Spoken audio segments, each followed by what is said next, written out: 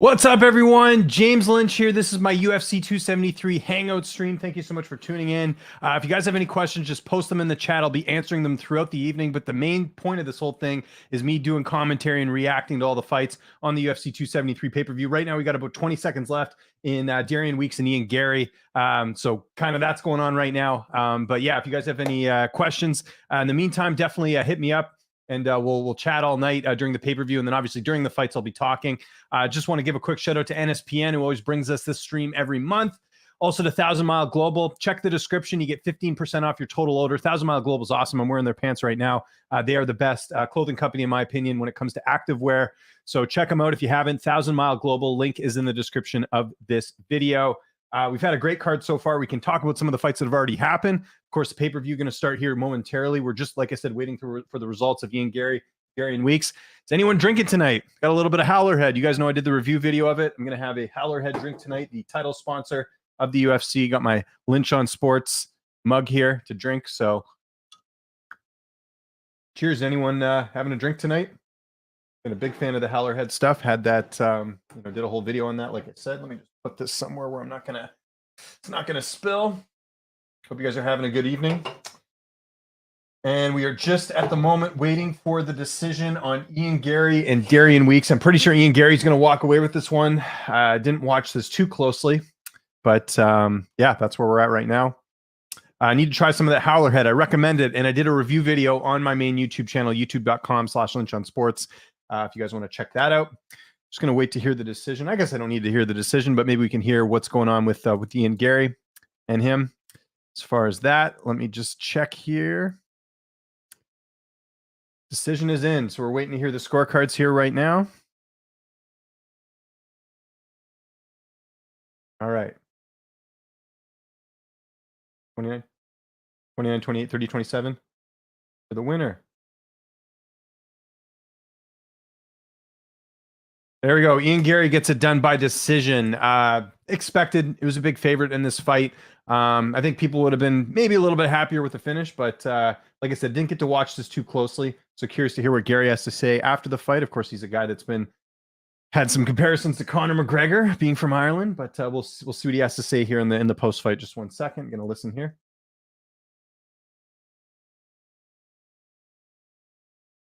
He's giving a shout out to Jacksonville right now. Let me hear you.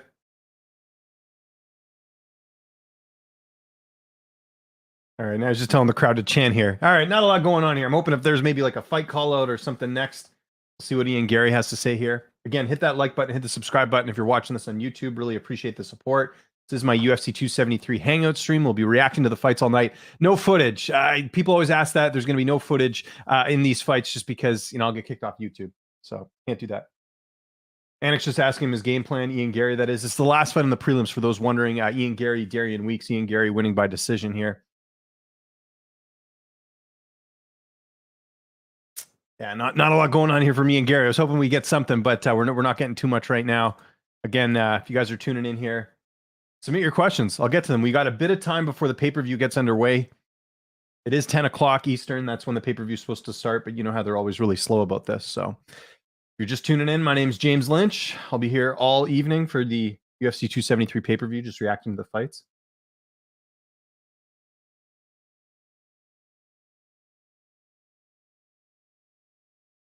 Yeah, nothing going on here from Gary. Okay, we'll exit that. I don't think there's going to be any call outs or anything. Let me just get the pay-per-view up and going.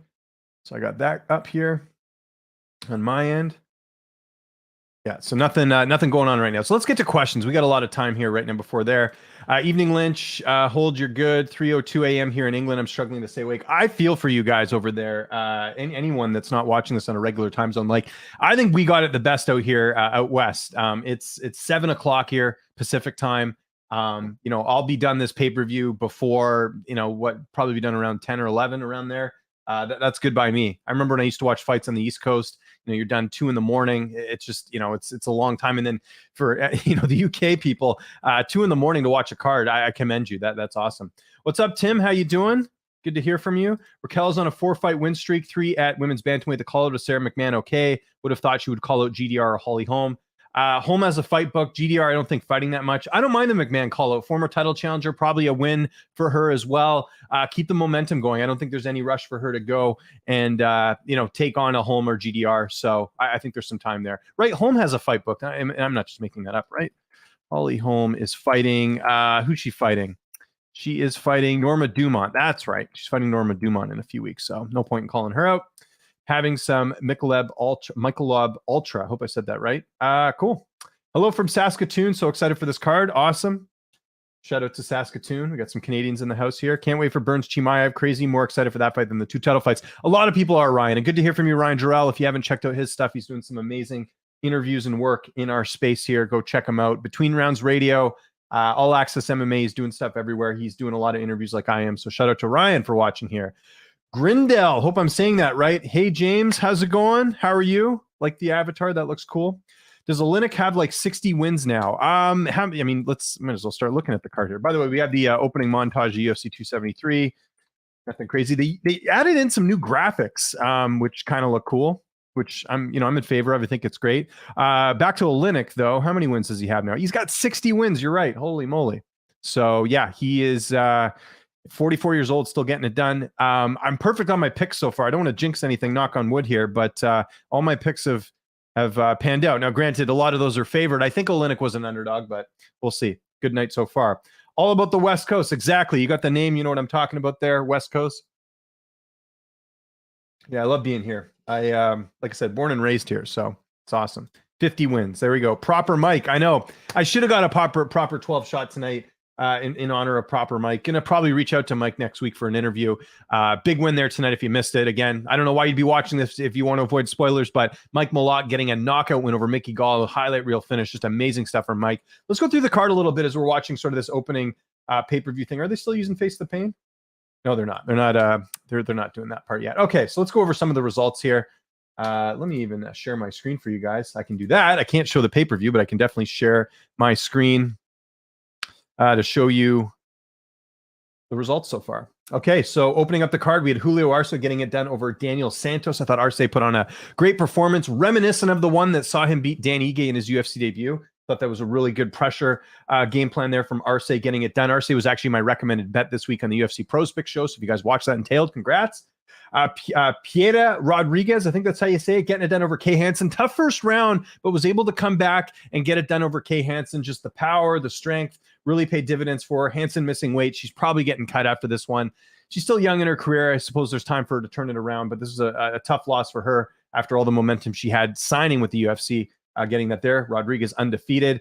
Alexei Oleinik getting it done over Jared Vanderaa. It looked like Vanderaa was going to have his way with him. I mean, when he was on top of Oleinik, wasn't able to capitalize, was landing some shots. Then he tries to go for a submission, which I get. I mean, he's a jiu-jitsu guy himself too, but you're fighting one of the best jiu-jitsu guys in all of MMA right now, Alexei Oleinik. And Oleinik, of course, comes out and gets it done with the neck crank, the scarf hold neck crank, I should say. Really impressive stuff for Oleinik. 44 years old. If I'm Oleinik, just retire now. Like, it's probably not going to get much better than this, getting another submission victory. I think most heavyweights in that division, if they crack Oleinik, they're probably going to beat him there. So, yeah, just that's my thoughts on Oleinik.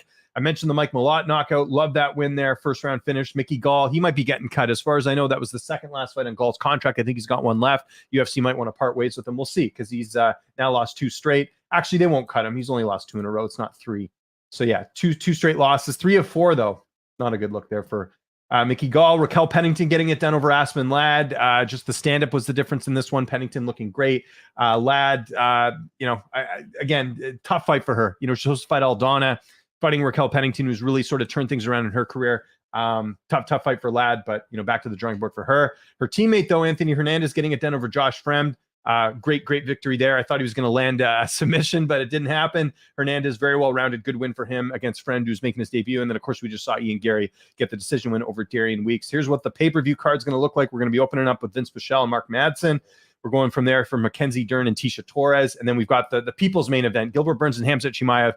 I can't wait for this fight. Like that's the most interesting fight to me on this card. There's don't get me wrong, the 2 title fights are great, but Chimaev Burns is where it's at. Okay, got to stop sharing my screen because I got to watch this pay-per-view here. We got Anik at the helm right now doing that. Let's see what we got. Did you like that guy? Do you like that a guy bet 50K in Aljo? I didn't see that. Did they really? Wow, they must be pretty confident. That's pretty crazy to bet that much money. Must be feeling confident. I kind of have a weird feeling Aljo might win tonight. I don't know what it is. I picked Jan. I think Jan's going to win a decision. I think Aljo's going to look better than people think. But can you just imagine if Aljo wins, like how people's heads are going to explode? It would be crazy. Aljamain Sterling, that is. Does Tisha put? Does a Tisha win put her in the title hunt at women's strawweight? That would be 4 wins, of course. I know there are talks of Zhang joining champion. I think that's actually confirmed now for UFC 275. I mean, Damon Martin's reporting it. I think it was Damon who reported. He's pretty legit when it comes to fight news, so likely is going to happen. But yeah, Tisha, yeah, of course she'd be in the title picture. 4 wins, especially where Dern's ranked, that absolutely would put her in that conversation. Where'd you get that mug you took a sip from 2 minutes ago? This one here, the Lynch on Sports mug, available on Teespring. If you look in the description of this video, you yourself can get a nice, I think it's a wine mug or whatever. But yeah, that's the Lynch on Sports mug. Really, and they're quality stuff, man. You're not getting that plastic. You're getting good quality, whatever it is, aluminum. I don't know what it is. New York Giants, nice performance on a week's notice for Josh as he's big as Izzy and Izzy's rival Alex P, which is cool. Yeah, he'll get another fight. You lose, big deal, short notice. Hernandez is legit. I think Hernandez is underrated. So it was a case of him fighting a guy who a lot of people weren't even giving that much credit to. Hanson to OnlyTans full-time right. A lot of people are giving her crap for that. Look, I don't care if a woman wants to do OnlyFans. A lot of guys here do watch that stuff. No, I think she'll go back to Invicta and then work her way up. I don't think she's done. She's so young. If she was 29, 30, then we might be having an issue, but she's 22? There's plenty of room for improvement. Maybe they'll cut him after 4 losses like they did with Woodley. Yeah, we'll see. What fight's going on right now? There is no fight. They're just showing the promo stuff in case people are wondering. Again, this is my UFC 273 Hangout stream. I'll be reacting to the fights, answering your questions the whole night. And yeah, we can talk about whatever, though. I mean, that's the beauty of doing this. What else? Other questions we have. Aljo, let's go. Like I said, I think it would be funny if Aljo won tonight.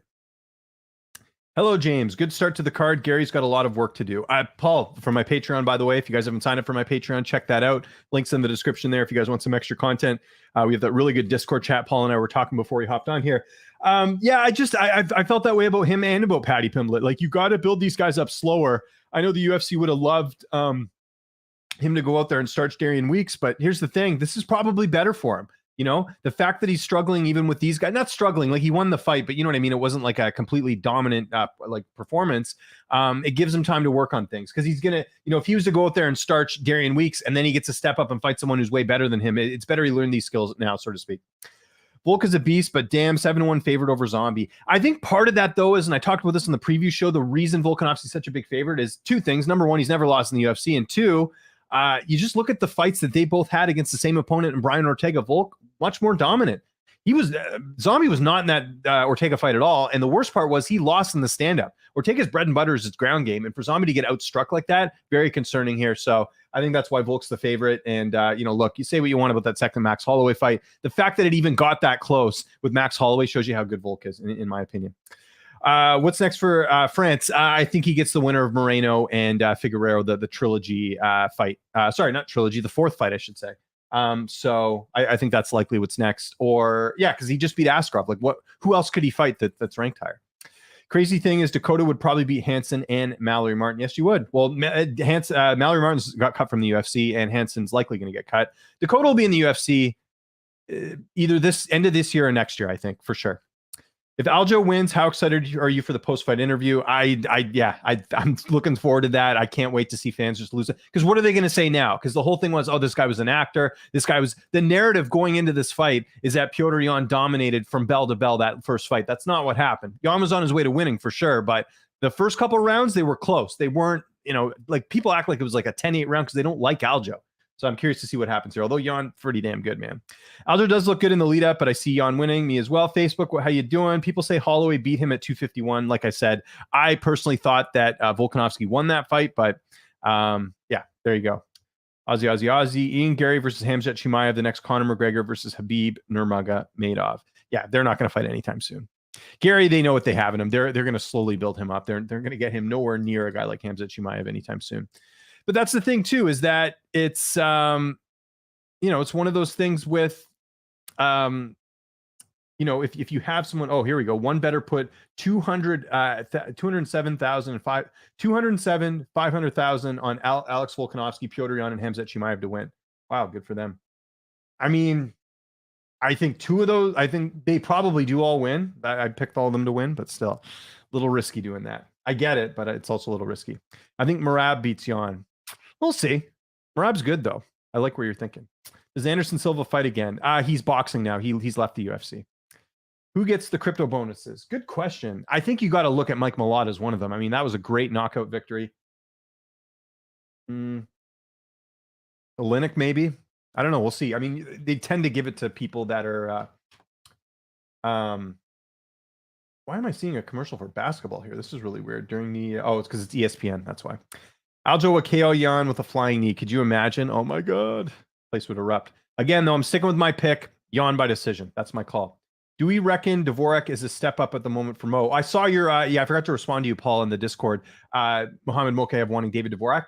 Honestly, I don't mind it. Look, even if Mokaev loses that fight, at least you'll know where he fits. It reminds me a bit here. I'm going way back here, but it reminds me a bit of when Rory McDonald started his UFC career, fought Mike Gaiman, and then he fought Carlos Condit. Remember that? I think it was second UFC fight. He's already fighting a killer, no pun intended, in Carlos Condit. He ended up losing that fight, but Rory showed glimpses of greatness in that fight. He actually controlled Condit for a good chunk of the fight, and then Condit ended up coming back and winning in the third round. But maybe the same thing's here. Like, I would rather have a fighter overcome adversity earlier in their career than later in their career, because some of them don't ever figure it out and they're trapped, so to speak.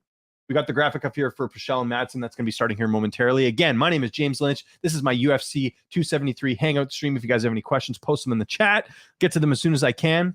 And also, what was the other thing? Yeah, just hit the like button, hit the subscribe button, and everything else. So there we go.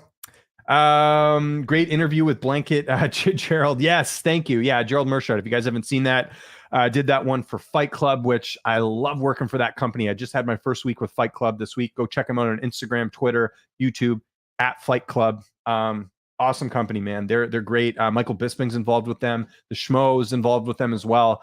Just a really cool company. Super impressed with what they've been doing. And again, I know it's only been a week, but they've been an awesome company to work for. So check them out if you haven't seen that interview. You heard it here first. Aljo winning by flying knee. Okay. When you're as good on the ground as Dern is, why would you not focus on wrestling and get it to the ground? Of course. Well, the only thing about that, though, is I got to point out, Tisha Torres never been submitted in her career. So if you're Dern, maybe, I mean, obviously you want to go for the submission. I know she's done that to girls before, but I think in general, maybe the game plan differs. And let's hope she hasn't fallen too much in love with her stand-up like Ronda Rousey did. Remember, she kind of abandoned her judo and just went straight for the striking because she was good at it. Let's hope the same thing doesn't happen here with Dern. But Dern's probably going to try and take this to the ground, for being honest. MMA Fighting said the fans should vote for the worst fighter to get the crypto bonus. Is that what they said? That's not very nice. Realistically, I see Yanni winning a decision. There we go. Thoughts on what went on with Covington and Masvidal? I don't think there's much to say. Masvidal, said it's on site. He proved his point and he sucker punched Covington. I already gave my thoughts on it. You shouldn't be hitting people in public. So that's my not there. How did you not laugh when Jocko said dick sniffer? And he had some good one-liners, great interview with him. I appreciate it.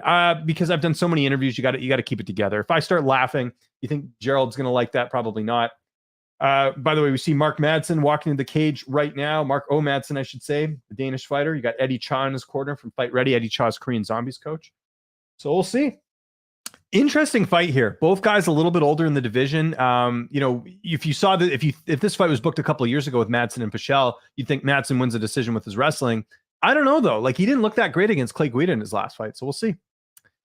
I think Jan by KO. We'll see. Who is on the top of your interview wish list? Great question. It's mainly people I haven't interviewed. The top of my interview wish list would be fighters that I have not interviewed before, like one-on-one. Like, I've done like certain media scrum situations or whatever. GSP, sit down with him would be great. Joe Rogan, sit down with him would be great. Nick Diaz, just for the hell of it, like the challenge of trying to do a Nick Diaz interview. Ronda Rousey, I've never talked to either. That would be fun. And then probably like Habib, any of the fighters I don't have access to with that particular management group, that would be cool too. Islam, Habib, all those guys would be cool. Those are all there. Lackluster card so far. I hope we get some finishes. Oh, what card are you watching? We had the Mike Malott finish. We had the Olynyk finish. I know the last fight went the distance, maybe not the greatest, but we've had a couple finishes here. You can't be too upset there, man. You think the winner of Dern Torres gets Jan? Probably, yeah. Are you taking Gerald's drinking challenge? I'm not. No, I'd be pretty drunk by the end of the night because they're going to show a lot of those highlights. If you didn't see it, Gerald said, take a shot every time you see the knockout of Hamzek knocking him out. Is Johnny Hendricks retired? Yes, he is. What's next for Dan Hooker? I think he should fight Makwan Amirkhani. Low risk fight at featherweight for him, I think. Good evening, James. Canucks just scored. I'm not watching the game right now. So, Dwayne, you might have to update me here if you're watching throughout the evening. They're playing the St. Louis, they're playing the Sharks, so that's good. I didn't bet the Canucks tonight. I should have thought about it, but we'll see. Do you know who Erin Blanchfield is booked against on her Insta? She has a fight booked. I do not, but I'll definitely get an interview with her soon. If that's the case. Also, if you're in the Discord chat, you know I booked a pretty good interview for next week on Monday. He's going to be headlining a UFC card coming up here soon, so excited about that one. Make sure you check that out. Does Nick Diaz fight again? Does Nate fight again? Nate, yes. Nick, no. Since Jared lost to a senior citizen, will he be cut? Yes, he will. Dickinson in on a beauty. Good. Dickinson hasn't done anything this season for the Canucks. Why is Rose only a -170 favorite? Good question. I like her at that price too. Probably because Carla beat her. I know it was years ago, but Carla's got good wrestling. It's a different matchup for Rose than she's faced, right? A lot of her last couple fights have been against strikers, right? Zhang Weili, Jessica Andrade. Carla's a very good wrestler, and she actually manhandled Yan Xiaonan when they fought. So I'm assuming that's why the lines are closer. But -170 for Rose, I'll take that all day. I think Rose is the best strawweight in the world. There's no question. Go Sharks. We should do a friendly wager here, West Coast, if the Sharks win or not. Vince Michelle just about making his way to the cage. So just I'll give you guys an update once they're actually fighting. Dana says if Chimaev wins, he gets Colby. Who do you favor in that fight? It depends on how Chimaev looks tonight. It really does. Like if Chimaev goes out there and barely beats Gilbert Burns, then I might consider Colby potentially winning that. But if Chimaev does what he's been doing in all of his fights, which is get a quick finish or gets an impressive dominant win, I would have to favor Chimaev. Gerald Meerschaert versus Ian Gary. Gerald Meerschaert's fighting Jocko. So there's no point in doing that. Plus, they're different weight classes. Gerald's 185, Ian Gary's 170. Goosebumps. I'll probably get goosebumps for the Chimaev fight. This guy is something special. I love watching him fight. Will Mickey Gall get cut? I think it's possible. He told me that it's the second last fight on his contract. He's only lost 2 in a row, though. I could see if he lost 3. Maybe that would be more of an indication, but they could cut him for sure. Chimaev Burns already fought. No, they haven't fought yet. The pay-per-view is just open now. We just see Vince Michelle walking to the cage right now. So this is the first fight of the pay-per-view just starting. Do you like Ioane and Jacek all day against Weili? I don't know, man, because she's had such a long layoff since the last fight. I'd probably fear Zhang. Why are MMA fans so sensitive over predictions? Because a lot of MMA fans think they know better. Think they know more than people like me or other people who are doing fight picks, and they're very tribal, right? Like you like a fighter, it's like very much like serious. That's what I think. Just sparked a fatty. I'm jealous. I'd be sparking a fatty too, but I only get the one drink tonight. My Howler Head. Where did I put the bottle here? Grab it so you can see. There you go. Got the UFC's official whiskey tonight. Howler Head. Drinking that. Only gonna have one drink though, guys. Can't get sloppy on the stream. Okay, we got the tail of the tape for Vince Pichel and Mark Madsen. Vince Pichel, 39 years old. Mark Madsen, 37. 5'10" for Pichel, 5'8" for Madsen, and 72-inch reach apiece. So pretty even. Pichel's just a little bit older, a little bit taller, same reach advantage. Here we go. Bruce Buffer with the green blazer. Love it. Looking great. So we'll answer just a few more questions here, and then we'll get to it. UFC will cut Gall after his past performances or give him one more fight. I think they might give him one more. He was looking for a fight guy. Thought Ian Gary was a middleweight. No, he's not. What will you predict will be fight of the night? Could be Sterling and Yan, if I had to guess. In my opinion, JJ won the first fight. It was close to call, though still one of the best fights I've ever seen. I agree. It's just the layoff. She hasn't fought since then. How would you feel confident picking her? This opening fight is a pretty good matchup. I agree. Let's go. Is the main card special or what? I agree. I got some Howler Head too. That's love to hear it. What weight class is Vince Pichel? 155. Who does Connor fight in his return? Nate Diaz, I would think. That makes a lot of sense as far as what I'm thinking. All right. So they're just announcing. I'll take like 2 more questions and then we'll really get into this here, because they're just announcing Marco Madsen and Vince Pichel. Again, I'm James Lynch. Thank you so much for watching. I got my Zangief t-shirt on tonight from Street Fighter. Look at that. Super Rare is the name of the company. They do this collab with Street Fighter. And they got all these cool Street Fighter shirts, which is like, if you guys know me, Street Fighter is my favorite video game. They don't sponsor me. I'd love them to sponsor me. Maybe I'll reach out to them this week, but they make the best shirts. Like, look how cool this is. If you guys like Street Fighter like I do, it's an awesome shirt. So I had to wear it tonight for the stream. Let's keep the questions coming, everyone. Like I said, we'll get 2 more questions. I know I did put the slow thing on for the chat. Why is my Twitter thing not showing up? What's going on here? Let me see what's going on. Oh, that's right. I couldn't do Twitter for this stream because of the NSPN thing. That makes sense. Okay. What's next for O'Malley? Pedro Munoz when he's healthy. I think that's the fight to do. Okay. I got to watch the fight now, guys. I will react to the fight and do some commentary, and then I'll answer questions after this fight's over. So right now we've got Vince Pichel and Mark Madsen going at it. All right. Let's rock and roll here.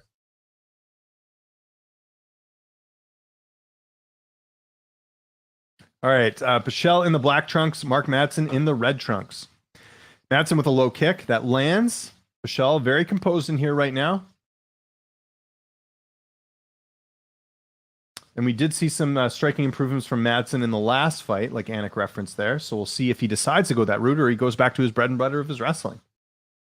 Nice jab there by Pichel. Does not land, though. Another leg kick from Madsen. We'll see if that's a strategy tonight here. Interesting set of camp battles here. Mark Madsen out of Fight Ready and Vince Pichel out of Factory X in Colorado, home of Anthony Smith and Josh Fremd, who fought earlier tonight.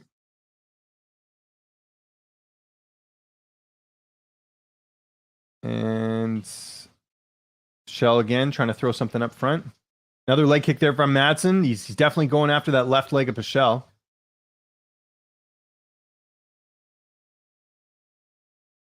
Madsen looking really calm in here, but it's Pichel who's being the aggressor. Madsen backing up a little bit.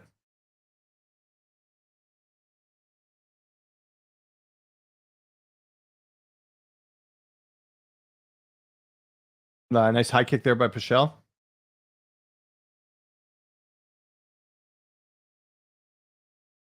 Nice leg kick then. Yeah, he's landing a lot of leg kicks there. These are starting to add up a little bit.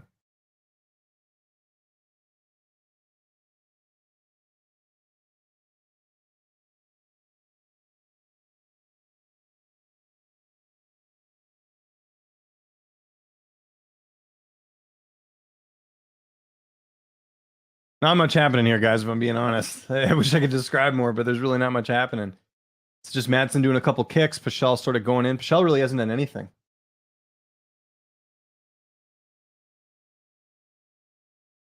Fans starting to boo right now. I'm not the only one. Come to think of it, why did they put this on the opener? We had Tybura and Rosenstruck was supposed to be on the card, and then they elevated this fight. I might have gone with Ian Gary instead, but whatever. What are you going to do? There, nice leg kick from Pichel. Answers back there. Another nice leg kick there from Pichel.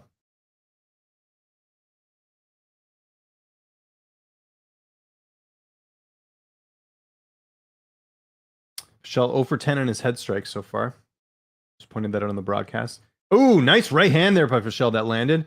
Madsen kind of shakes it off a little bit, but they both kind of smiled at each other there.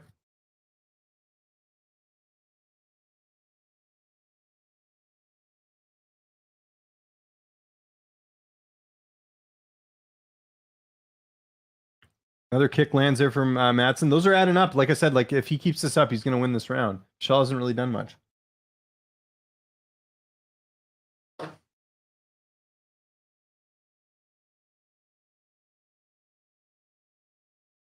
Nice knee to the body there. Oh, right hand from left hand from Madsen lands. Nice kick to the body there from Pichel. Now we're seeing some action here. These guys are starting to trade a little bit.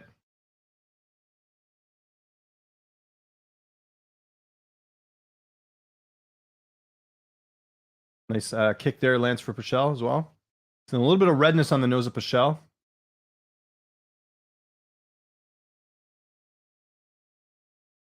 Kick to the body lands. And first takedown of the fight goes to Mark Madsen. He gets the takedown there.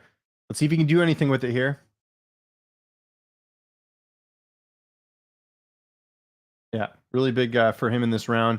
Like I said, I already had him winning anyways, but minute left, about a minute left. 3, 2, 1. 1 minute left in the round. Madsen's got him in a bit of a headlock there. Pichel trying to do something on the ground here. And nice reversal there by Pichel, who gets Madsen against the cage. Now I think he's going to try and go for the takedown instead. Knee down the body. Nice jab there from Pichel. That was big for Pichel. And in the eyes of the judges, too. Obviously, it's better not to be on your back at the end of the round. Nice kick to the leg there.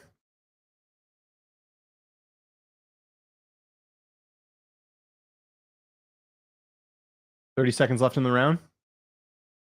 Again, things have really picked up after a kind of a slow start for both guys. Oh, nice right lands there from Madsen. Didn't face Pichel, though, at all. There we go. Kick to the body. Another left hand lands there for Pichel. Nice left lands there from Madsen.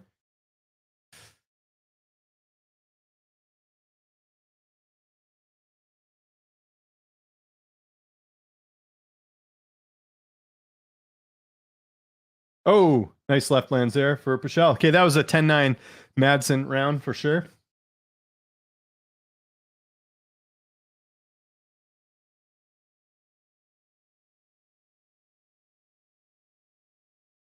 What do you guys think of that round? For those of you who are watching, if you're not, I think Mark Madsen won that round.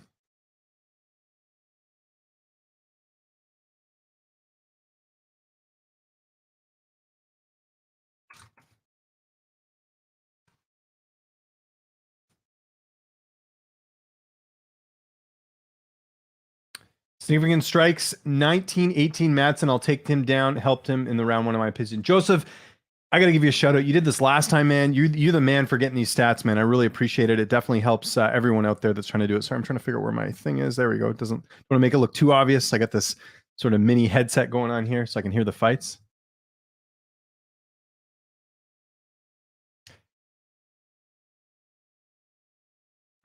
It was a slow start. I think the fans were booing because they were spoiled with a great prelim card. That's true. Tough for one to judge. Burgers or pizza? Ooh, great question. I'm going to go pizza.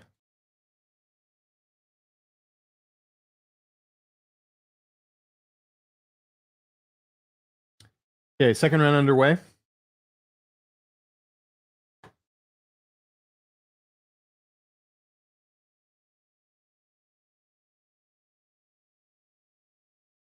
Yeah, they didn't apply ice to Pichel's calf, so I guess he must feel it's not too bad.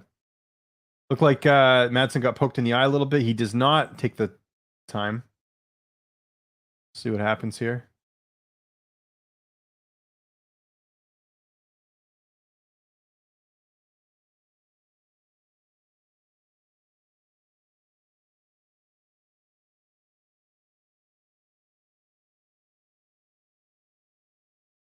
By the way, I don't like the new tweeting graphic they have because it doesn't show the picture of the person. It just shows like their tweet.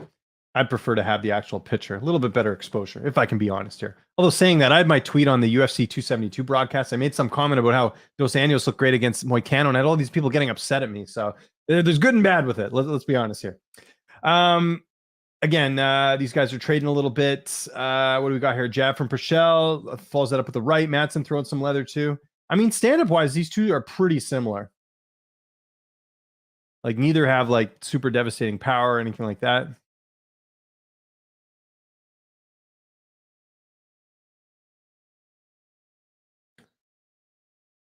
Oh, nice shot there from Pichel. And leg kick. He follows it up with a leg kick.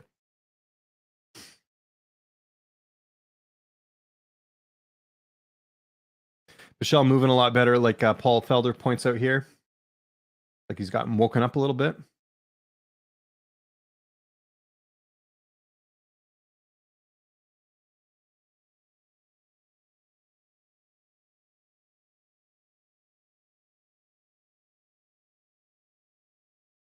Oh, nice shot there from Madsen.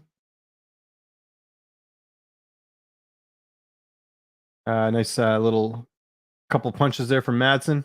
Going to add up here. This is a much closer round, this one.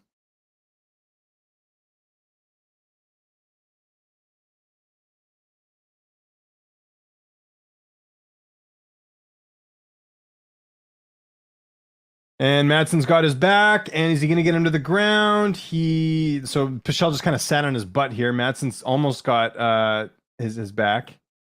See if he can do anything here. Madsen on top. Pichel in kind of a bad spot here. Pichel trying to hold on to that left arm of Madsen. So Madsen's on the back of Pichel. Pichel grabbing that left arm, trying to do something with it. We'll see what he can do. It'll be interesting. Now, normally I don't ask questions during a fight, but Aaron Weinbaum with a great question. How would Julian from Trailer Park Boys do in the UFC? I think he'd do quite well. He's got a good chin, solid guy. He'd be a good middleweight, I think. Maybe a light heavyweight. We'll see. Bilal, how's this fight on the main card? Good question. It's not the most exciting fight, but it's not terrible either. These guys are pressing the action here. Anyways, right now, Pichel trying to grab a leg of Madsen, that right leg of Madsen. Madsen trying to do something. Oh, Madsen like elbowed him in the head there. That looked like it hurt. So he's trying to triangle Madsen's leg here. He's doing something really weird here. I don't know. Advanced jiu-jitsu from my standpoint.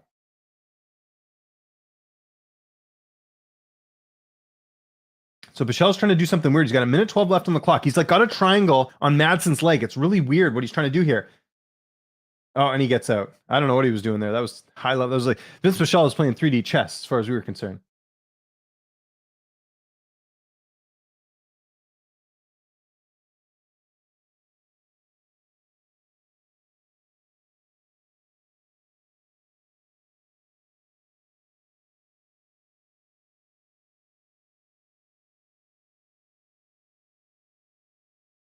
Nice shot there from Pichel.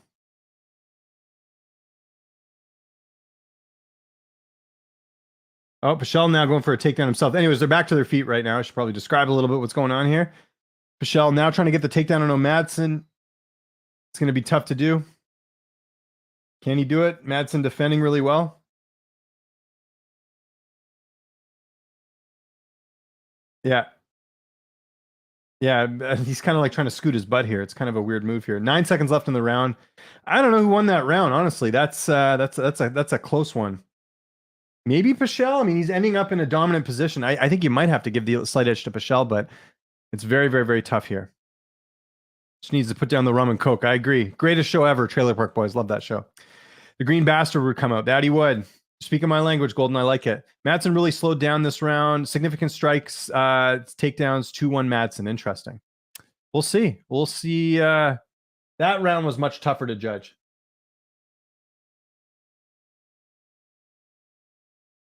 So Eddie Cha, Marco Madsen's coach, saying we gave up that round. So I think it is 1-1. He's saying that. Obviously, he's the coach.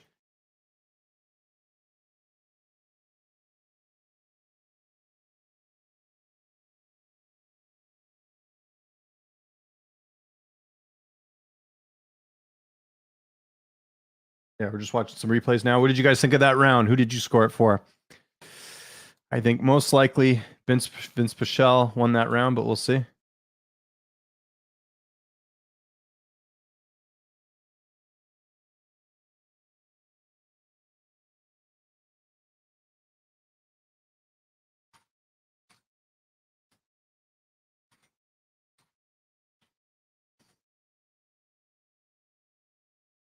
Oh, this is cool. My buddy Adam Martin, you guys know I do that podcast with him on my Patreon. We're actually going to be doing the next episode this week. Jake Paul retweeted him, so now Adam's getting all this engagement, which is cool. He's just DMing me right now. You guys know I can't multitask. I'm very bad at that, but I wanted to give a shout out to my buddy Adam.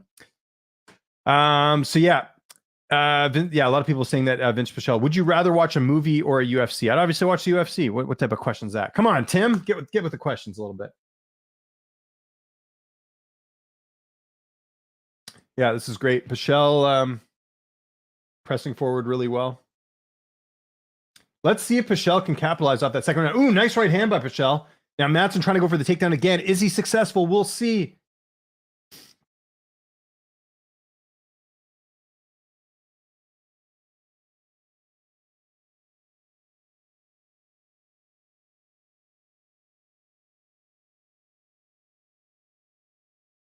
All right, Pichel now. It looks like Madsen's really slowed down a bit here. Deep breaths from the Dutchman right there. And he's trying for the takedown, and yeah, he gets it. He gets it there. So that'll help.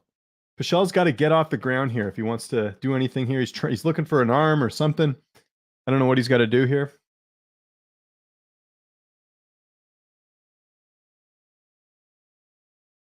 Yeah, as Rogan points out, this is a bad spot for Pichel because I mean, all Madsen has to do is just basically lay on him right now.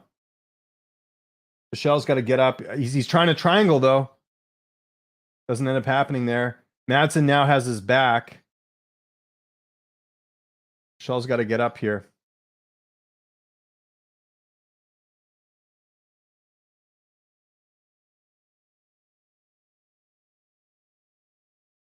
Yeah, Pichel looking really tired right now. Madsen's just basically blanketing him. He's on top right now. Apparently, the pay-per-view in the Netherlands is like 10 seconds behind. My bad, guys. I gotta say what I'm seeing though, unfortunately. So we might be a little bit ahead. I had the opposite problem when JHK and I used to do these. He was always 10 seconds ahead of me. So yeah, Pichel's got to get up here. Otherwise, Madsen's going to end up winning this round just by sitting on top of him. And fans are booing. They don't like this stuff at all.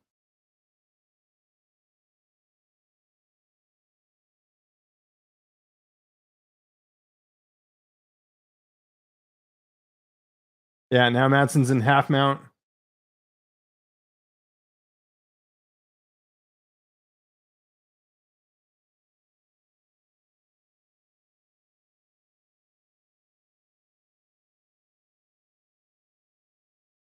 Yeah, Madsen's now got the arm triangle in. See if he can do anything. We've got a minute 54 left in the round. This has been an okay fight. I wouldn't say it's terrible. I know the fans are booing whatever they want action, but this isn't, this isn't the worst thing I've seen. Michelle's got to find a way to get up now.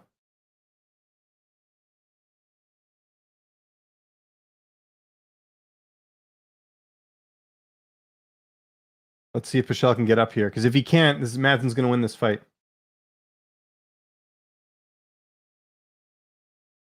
Oh, what do we got here?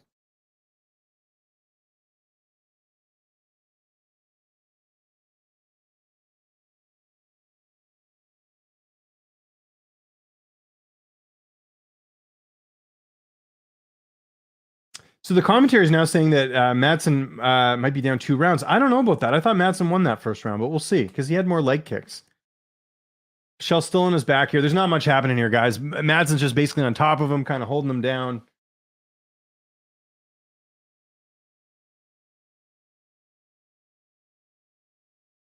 Fans booing now. They don't like this at all. Understandable.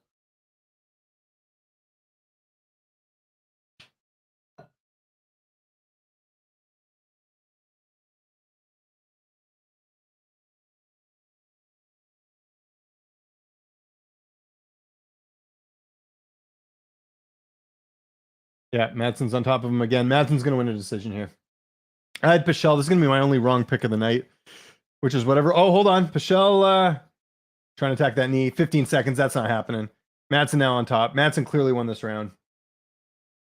Yeah, Vince Pichel's going to lose the decision. It would have been only his third loss in the UFC. He's lost to Rustam Khabilov. He's lost to Gregor Gillespie, and now he'll lose to Madsen here. Not bad, but what do you do with Pichel from here? Yeah, we'll see. We'll see. I'm pretty sure Mark Madsen won that fight by decision. Kind of knew that's the way this was heading. Yeah, we'll see. We'll see. I'm pretty sure he won 29-28, but we'll see.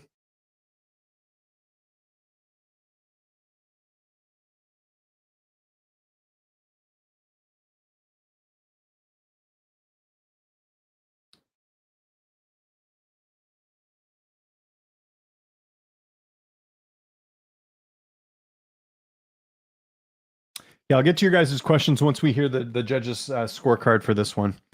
But hey, guess what? After this, what do we got? Oh no, we still have. I was gonna say after this we have Dern and Torres, I think, right? Yeah.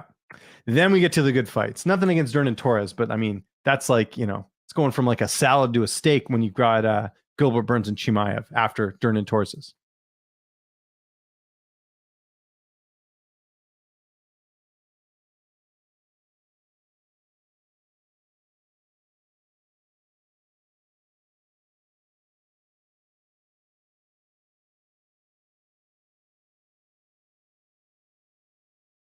Let's see here. Marco Madsen gets the win.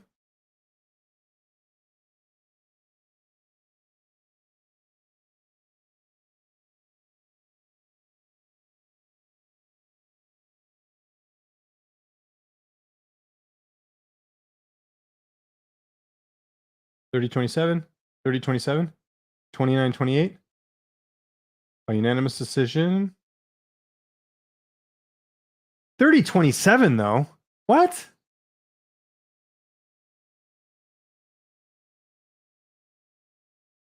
He won the first, he won the third. Second, I think Vince won that round. Interesting.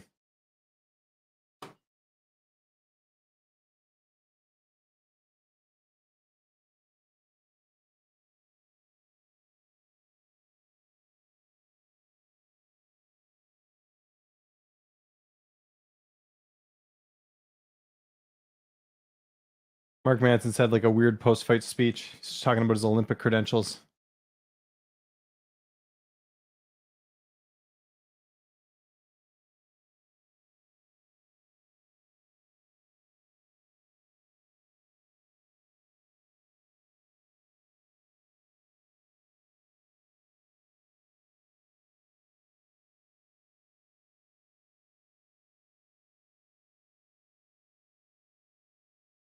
What's next for Madsen? That's what he's saying. Let's hear a good call out here. Come here.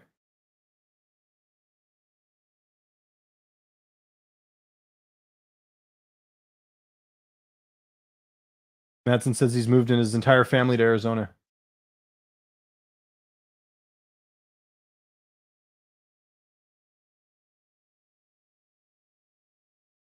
Thank you, Jacksonville. Doesn't name an opponent. Come on. Like, we got to hear some call outs here. Come on, people. Anyways, what do you guys think of that fight? Did you score it 30-27 for Madsen? I thought Pichel won that second round. We'll see. Let's see what we got. Fans gave him a lot, an envelope full of cash they collected to donate to his cancer nation. Oh, really? Interesting. These last fights have been underwhelming. I agree.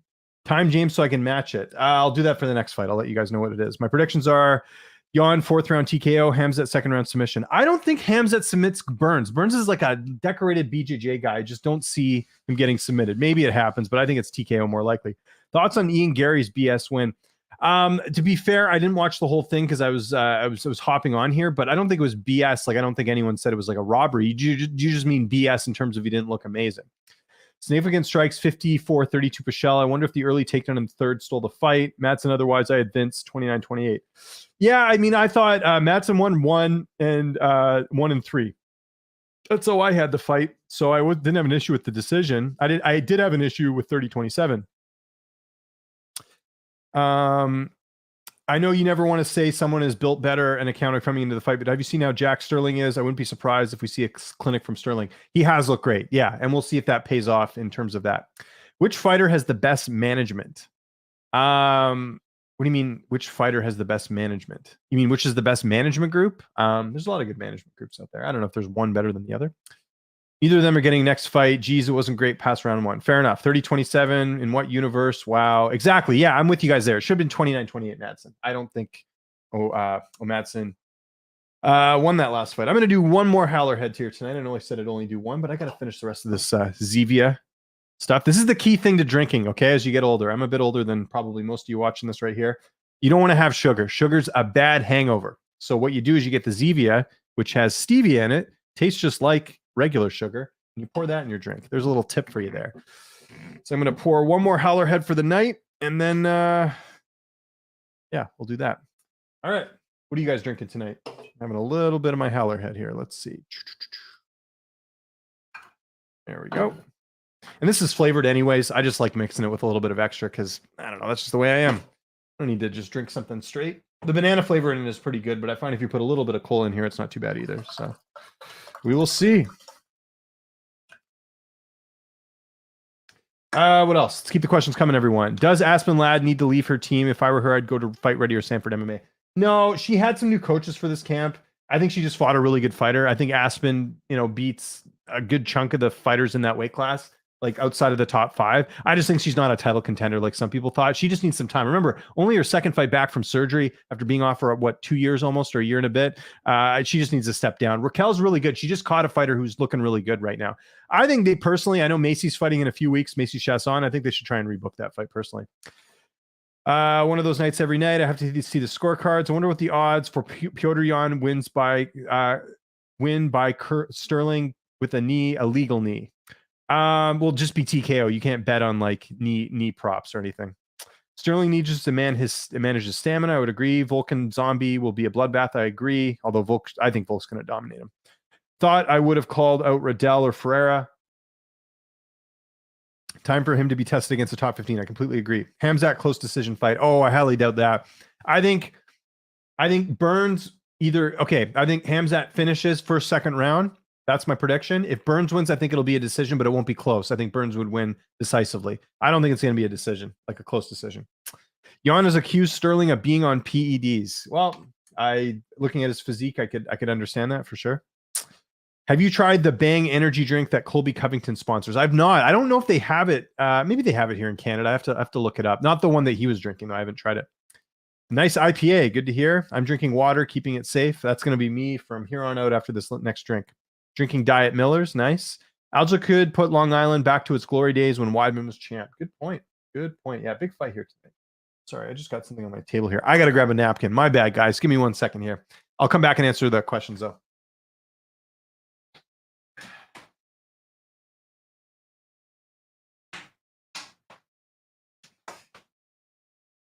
Sorry, I came unprepared. I didn't bring any napkins in case I spilled, which I just did. And then it would soak into my table, and then I'd have a stain there. That wouldn't be good. So got a napkin here. We're all good. Anyways, they're just showing us some stuff of Cub Swanson and Doohoo Choi. I'm guessing are they putting that fight in the Hall of Fame or something? I don't know what they're doing right now. It was at that fight. That was in Toronto. Good card. What's your favorite part of going to UFC event? For me, it's just being on. I haven't gone as a fan in forever. I've only gone as media. And the best part is just being on the front lines of like what's actually happening, being there live, like seeing something new like that. My favorite part of doing fight week is just to be like seeing something that you've never seen. Like, I was there at the UFC with McGregor and Habib where, they had that brawl in the cage and stuff. Like to be there for something like that was amazing. I was there when Nate Diaz submitted Conor McGregor at UFC 196. Like to hear the crowd, this huge Irish crowd that think Conor McGregor's unstoppable and to see Nate Diaz beat him is just incredible. So that's great. Did you think the Korean Superboy was very good? At a certain point, yeah, I think I did. And then I don't know what's happened. Biggest UFC story of the year so far. Biggest story. Probably this Nagano and UFC negotiations. I think that's got to be the biggest. What body armor flavors have you had so far? Body armor flavors. I don't know what you mean by body armor flavors. 30-27 is BS. I agree. Winner of Hamzat versus Burns has to fight Covington next. Well, that's what Dana White said yesterday. So, but I personally think if Hamzat Chimaev goes out there and let's say he starches Gilbert Burns, he gets like a first or second round finish, he's got to get the title shot. And I don't necessarily means he skips over Leon Edwards. At the very least, he gets the winner of that fight. But like the thing about him fighting Covington, like, of course, I'd like to see that fight. It would be interesting to see how the two would do. And they're two of the biggest fighters in the division in terms of name value. But the thing is, what if Covington wins that fight? Like, again, we're looking very far ahead here, but if Covington wins, that's what it was, is they put Swanson and Choi in the Hall of Fame. So I was right about that. That was a good fight, though. Interesting. I was there for that one. Yeah, if Covington wins against Chimaev, then you want him to fight Usman again, because I'm pretty sure Usman's going to beat Leon Edwards, right? So I don't know. It's crazy. Great choice of Hall of Fame for that fight. I agree. The curse is real. Usman, Colby, Israel, all rooting for Burns tonight. It's understandable. Did they all pick Usman pick Burns? Oh no, Usman trains. Yeah, but Usman trains with Burns. Israel, that's kind of an interesting one. Yeah, I don't know what they're. I'm going full hype train. Chimaev round 1 TKO. I'll bet 2 root beer ZVS. No, I'm picking Chimaev as well. So there's no bet here. I'm also picking him to win, but I'm going second round finish. Cheers, mate. Cheers to you as well. That was a great choice. I caught the ending of the video. Great video. Who's fighting right now? They are just about to have Mackenzie Dern and Tisha Torres walk out. They're just showing highlight stuff. Mozzarella sticks or mac and cheese bites? Mozzarella sticks. I've never had mac and cheese bites, to be honest, so I'd have to go mozzarella sticks. Tisha, Pennington, and Aljo got their 50 tet clean jacket. Oh, interesting. I didn't know that. Yeah, they're just showing highlights of Torres and Dern. This could be also a fight that might not be that exciting, if we're being honest here. Dern's and Torres. Unless Dern goes out there and just submits her in the first round, that would be awesome. But I don't think that's going to happen.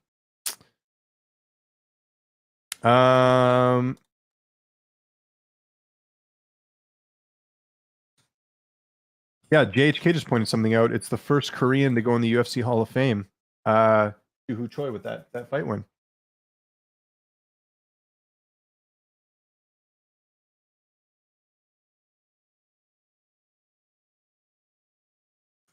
What else we got? Keep the questions coming, everyone. Sorry, I'm trying to multitask, as you can see here. Not great.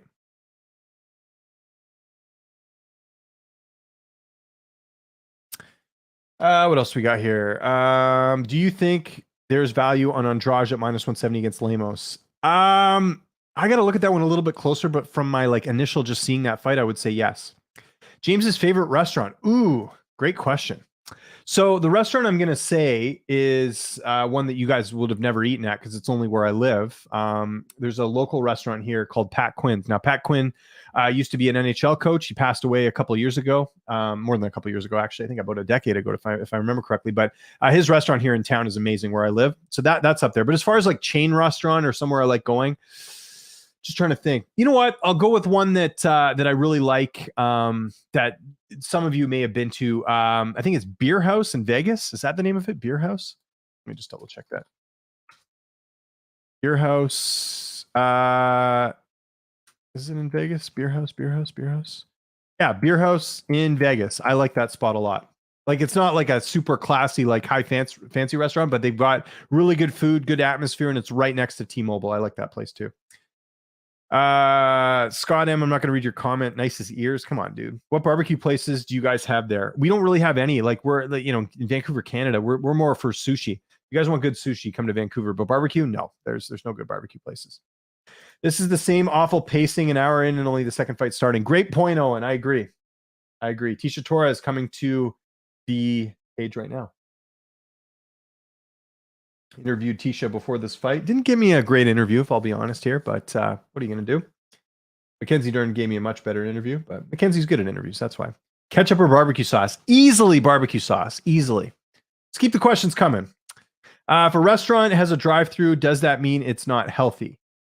Well, yeah. What healthy drive-through would there be? If you can name me a healthy drive-through, then I would disagree with you.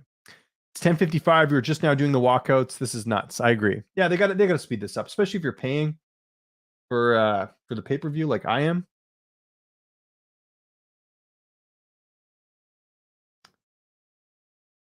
Yeah, I just realized Pennington fought tonight, and Torres is also on this card. That's pretty crazy. Have they fought in the same card before? I'm trying to remember. I'm not sure. On a burger, mayo or ketchup? Ooh, probably ketchup. I do like mayo on it there, though, too, but probably ketchup. Vinegar on ketchup or ketchup on fries? Vinegar, 100%. Canucks finally put it together a decent first period. Now 1-1 after one. Yeah, and they'll probably blow it because that's how they do it. Vinegar. There we go. I don't mind these food questions. You guys can keep them coming. I'm open to whatever here. So let's keep the questions coming, everyone. We got some time here. There's plenty to talk about. There's not much to analyze here with Pennington and Torres, other than Torres. It's the only time. Oh, I think my buddy's in the chat here. Hold on, let me try and get him on here.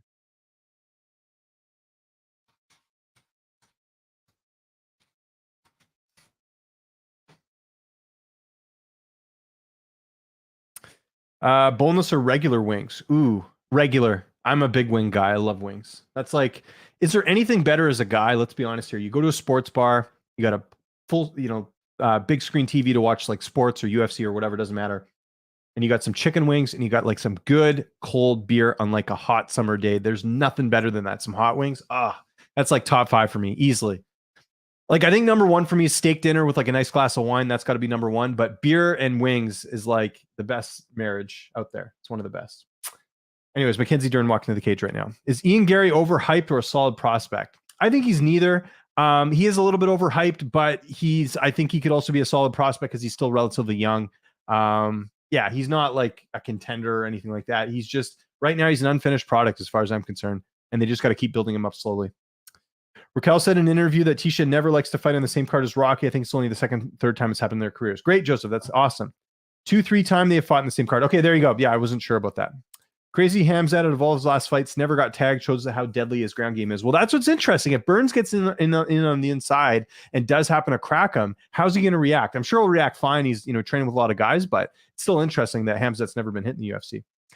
What's your favorite brand of rum, Captain or Bacardi or something else? I had both a lot in university and college. Probably Bacardi. Yeah, Bacardi was my go-to. I don't drink that much at all in general. Like the other stuff, if you know what I'm saying. But yeah, if I do drink rum, probably would be Bacardi. Yeah, I prefer Bacardi. I'm not gonna lie, I like boneless because I hate the mess. But that's the fun part of it. Is you pile up the wings, you put it in a separate bowl, etc., etc. Rip to Steelers backup Haskins. Yeah, that was super sad today. Reminded me a bit of Jordan Parsons. You guys remember Jordan Parsons who fought in Bellator, lightweight fighter, similar situation, was hit by a drunk driver in Florida. Yeah, condolences go to his family. There's nothing else to say there. That's really bad news. Favorite steak, filet or ribeye? Ribeye for sure. New York steak, medium rare, a little bit of pepper from the keg here in Canada. That's great. What's it like in America and Canada? Never been. They're both awesome. No complaints either way. All right, we got their tail of the tape here. We have Mackenzie Dern, Tisha Torres. Mackenzie Dern. Oh, they actually have like video things for both fighters. Mackenzie Dern, 29. Tisha Torres, 32. 5'4" for Dern. 5'1" for Torres. 63-inch reach for Dern. 60.5 for Torres. Torres, the underdog at plus 100. The favorite, Mackenzie Dern, minus 120. Leave it to Bruce Buffer to give the official introduction. But then you guys can't hear that. So let's answer a few more questions here because realistically, I already know everything about Mackenzie Dern and Tisha Torres. I love blue cheese sauce. Yeah, blue cheese is like sometimes I like it, sometimes I don't. It's not like my first thing to go to, you know. Let's talk about other good restaurant snacks. Nachos, love nachos. Um, you know, some good cheese, some beef. Um, you know, some salsa on there. That's a good dish. Spinach dip, like you get that like flatbread with the spinach dip. That's a good appetizer too. What else? There's a lot of good bar food. Blue's cheese is disgusting. It's hit or miss. I actually kind of prefer ranch if I'm being honest here than blue cheese. Um, what else do we have here as far as bar food? And then yeah, bar drinks. I mean, you know, I like all types of beer. I can't drink a ton of beer if I'm being honest here. At my age, I don't know. I get it gets a little too much. I prefer like I'll have like maybe 1 or 2 beers like out of a pitcher, and then I'll switch over to liquor. And for liquor, it's tequila. I love tequila. That's my drink of choice. Would add some tequila tonight, but I felt you know what? First time I haven't had Howlerhead on a live stream like this. Figured I'd go that route as well. Again, if you're watching out there, hit that like button, hit the subscribe button. This is my UFC 273 Hangout stream. If you guys want to donate in the chat, you can do that too. But I think it's better value for you to actually sign up for the Patreon. It's the same price, and you know you get a whole month's worth of content. All right, Dern and Torres underway here. I will shut up here for a little bit.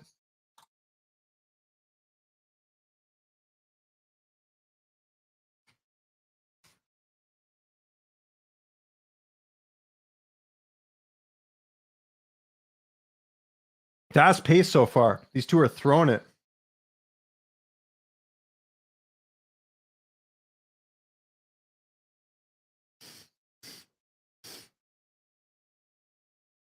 Dern with some good striking so far.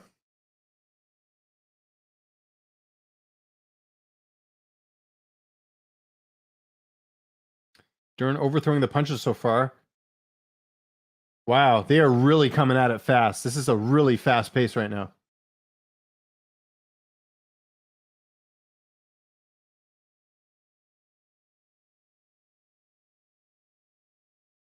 Oh, Dern grabbing the arm. Can't do anything with it.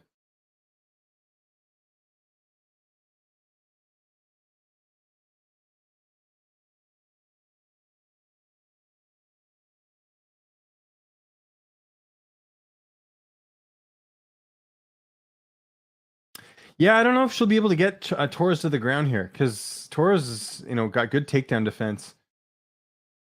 So if it stays standing, that's where the fight gets kind of even here. Because I mean, as much as Dern has made improvements in her striking, Torres has got good striking too. She just doesn't have the power, but she has like the technical striking. Oh, nice shot over the top there for Torres. Lands on Dern. Dern coming in on the inside. Dern now gets a hold of her. She's got her against the fence. This is going to be interesting here. Can Dern do anything? But it's actually Torres who's now got her in kind of a bit of a body lock here. We'll see if she can do anything with it. Can she take her to the ground? We'll see.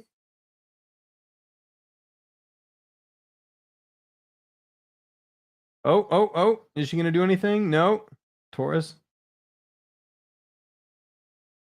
She's got an underhook in on Torres.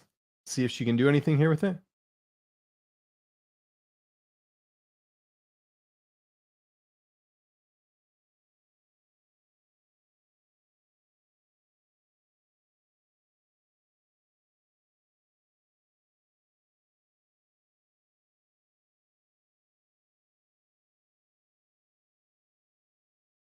Dern wasn't able to get her down, so that's interesting.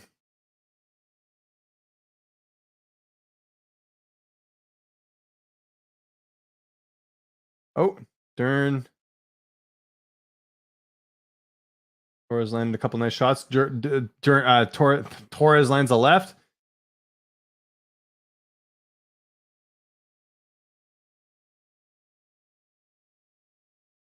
Nice leg kick there lands for Torres.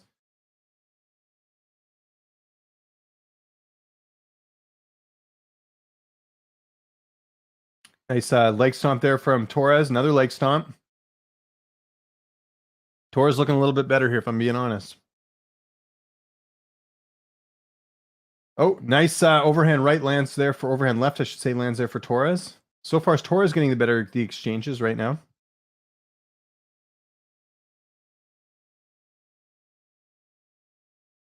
Oh, shot misses. Torres has already landed 50% of her strikes. Dern has landed more, or sorry, has struck more, but not landed more. Inside leg kick lands there for Torres.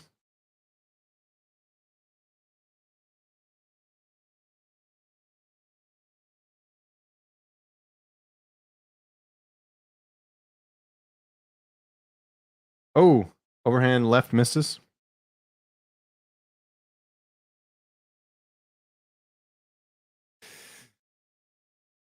Nice shot to the body there by Torres. Dern now cracks her with the left. That's good. 58 seconds left in the round. I think this is Torres' round so far.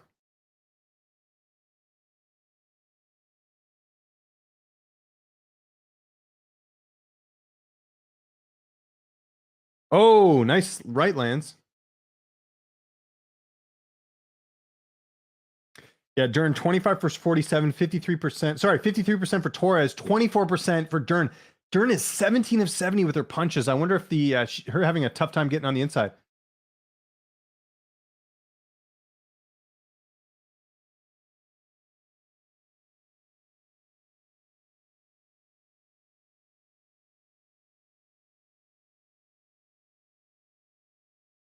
$12 seconds left.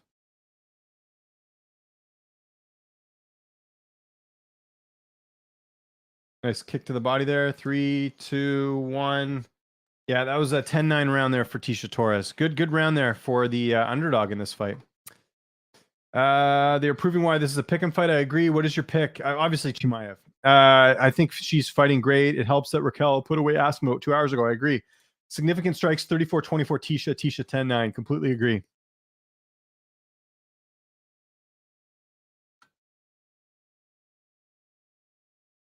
Jason Perillo, though, giving some great advice in between rounds. I love that guy. That guy's such a good coach. Worked with Bisping, worked with BJ Penn. One of the best in the game.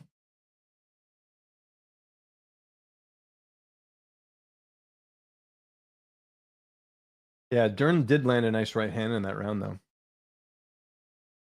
Hope you guys are having a great evening. This is my UFC 273 hangout. Oh, look who we got here. Holy shit. Rodney, what's up, buddy? Mr. Lynch, how are you doing? I'm doing well. Ladies and gentlemen, I've got my man, Rodney James Edgar here.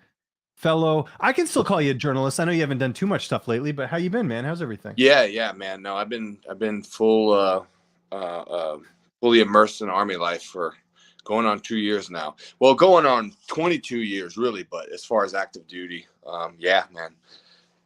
That's good. You're watching the pay-per-view like I am, right? So you want to react to it as well, or what do you do? Make sure we're calibrated here because I keep. I'm at 444 right now.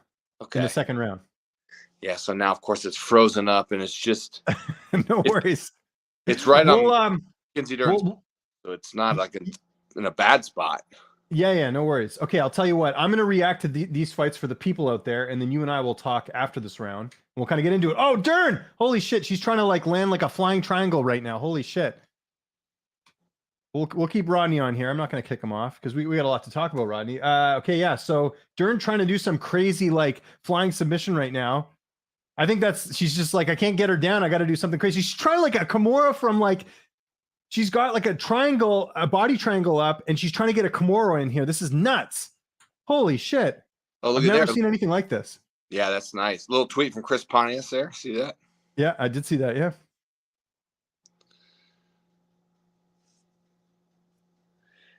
Yeah, my broadcast has been just fine all night, and then now all of a sudden it's just decided to get choppy. Just crapping out. Yeah. You actually have to buy the pay-per-view through Fight Pass here in Canada. We don't have the ESPN Plus. So yeah, then they keep hiking up the price on me. 75. I know. Yeah, ours is only 65, but it's still cheaper, I think, with the conversion. So look, so Dern's trying to do a flying Kimura. This is insane right now. I can't even describe it. Holy shit. Pull it off, she can. Look. She might get it here. Holy shit. Holy shit. Oh, Torres has fallen to the ground.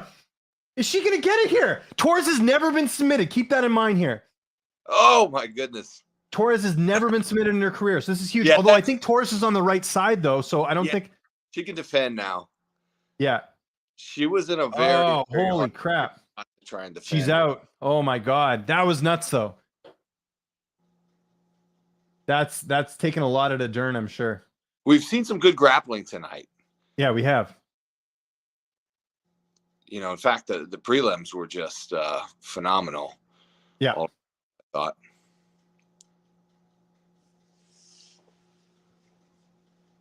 Okay, so now she's trying to attack from her back. Dern's trying to sink something in here. You know, and I think this is a good time to punch the Brazilian Jiu-Jitsu black belt in the face. You know, when you get right here, Yeah. But Dern's dangerous. Mm. You know, she's got a hold of that arm, so you don't want to get too careless. But you know, throw in a couple shots there, smash that pretty face up a little bit. It'll make her loosen her grip, or she'll submit you in 2 seconds. But Dern's still got the lock on though. We got, you know, are we synced up? Or are you at 209? No, I'm at 157. But don't worry, we'll do our best here. It's okay. Yeah, that's nasty, man. Yeah, we'll see. And just so you guys know, Rodney's fought in RFA. Like he's fought as well. He's a journalist. He's one of these journalists that's actually fought. So Rodney, when it comes to the technical stuff, is the guy to ask for sure.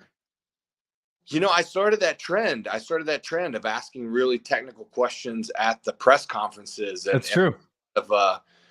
Yeah, I got a lot of praise from our colleagues. And when I deployed to Africa last year, you know, I was gone. I came back and I was like, now everybody's asking those questions. But I understand. I wasn't there, so somebody had to carry the torch. They gotta pick up where you left off. Anyways, in case people are wondering, Dern is still in like this weird submission hold, but Torres gets out. But I mean, here's the thing: like there hasn't been much action this round. You would have to think that so far, unless Torres can do something here with a minute left, that Dern is pretty much won this round because she's done the most. Like Dern has not done, or sorry, Torres has not done. Oh, now she's got the leg. Let's see if she can get the leg here. This is crazy. Yeah, she still has plenty of time to work here. Like this is one of the best. Now Torres is trying to get out. Holy shit! She's got her leg right now. Can she do something with it?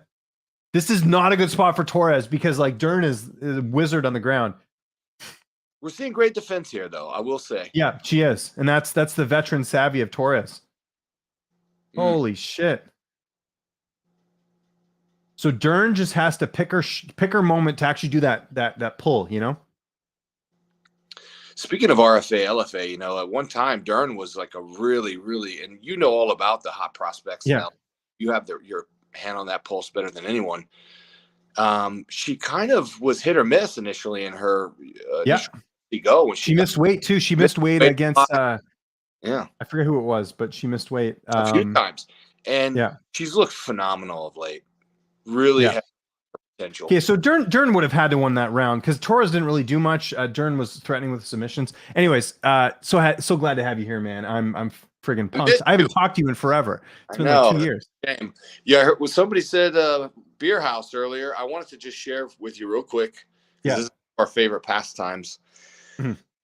Me being Irish American, you being a Canadian, we can put them down. This is one of my favorites here.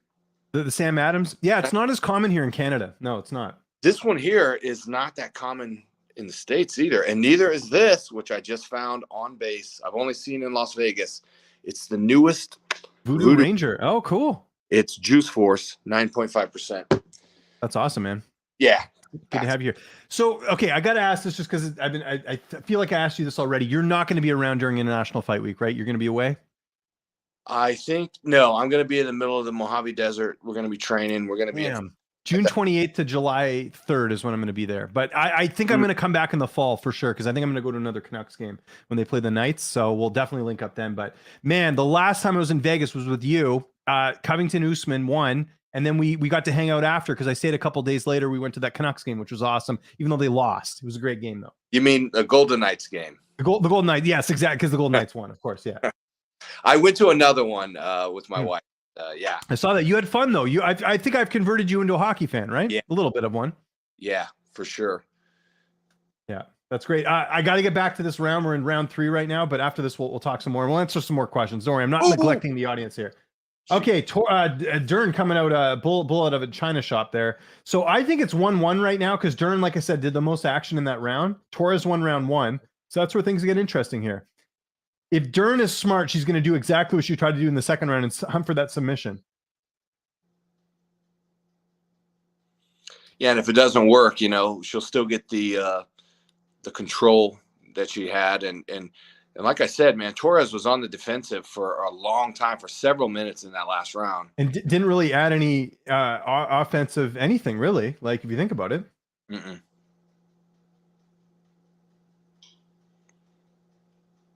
Yeah, Mackenzie is throwing the harder punches right now. It's interesting. Well, she looks to have more gas in the tank, too. I mean, Tisha's breathing heavy. She continues to be... Which you'd think it would be the opposite, with Dern trying to be the one who's trying to land that submission last round, right? Right, and you can't do that. You can't go into the third round knowing that you either need a round or a finish to win the fight. Mm-hmm.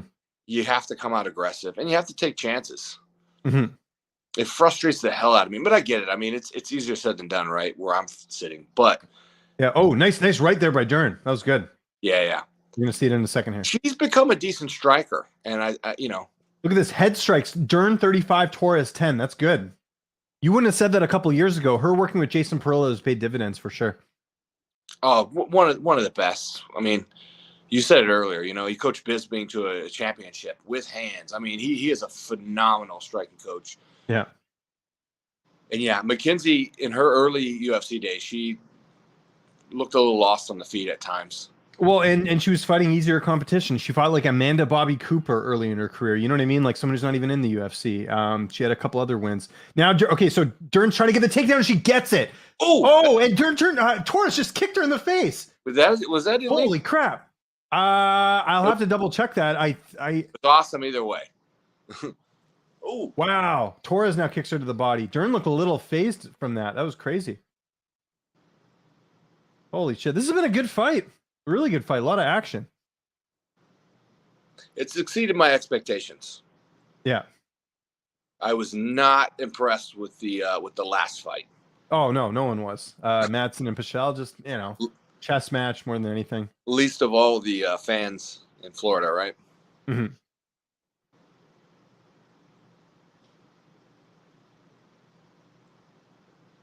Okay, we've got a minute 45 left in the fight, and we'll get to your questions, and Rodney and I will banter a little bit more. Take it I'm getting you from the man cave tonight? So I'm stationed in California now, so I actually live... gotcha. Okay, so you're not at home. Oh, yeah, okay, interesting. Right. I'm stationed in what used to be a laundry room, which is now my office. So, well, it's a pretty good-looking office, if I do say. Well, I appreciate that. Oh, Dern on her butt. She's back up. I don't know who's winning this round. This is pretty even so far. I was just getting ready to ask you. I mean, I was thinking Mackenzie Dern had the edge. Looked like she got dropped cleanly there. I mean, it could have been a slip, but it wasn't for lack of trying on Tisha's part. No, if Dern can get one more takedown here, I think she can secure it.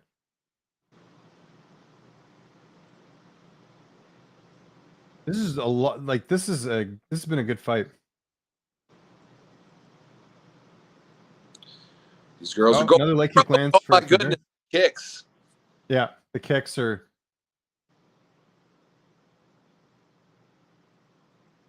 Oh, another shot there. I think Torres is ahead here, if I'm being honest. She's just landing a little bit more. Dern is the one who's getting a little tentative here. Like she looks confident still, but you know. 20 seconds left. She's got to do something here. Yeah, Torres 27-12 significant strikes. So. Oh, nice shot to the body there. Can Dern do something? Dern with the hammer fist.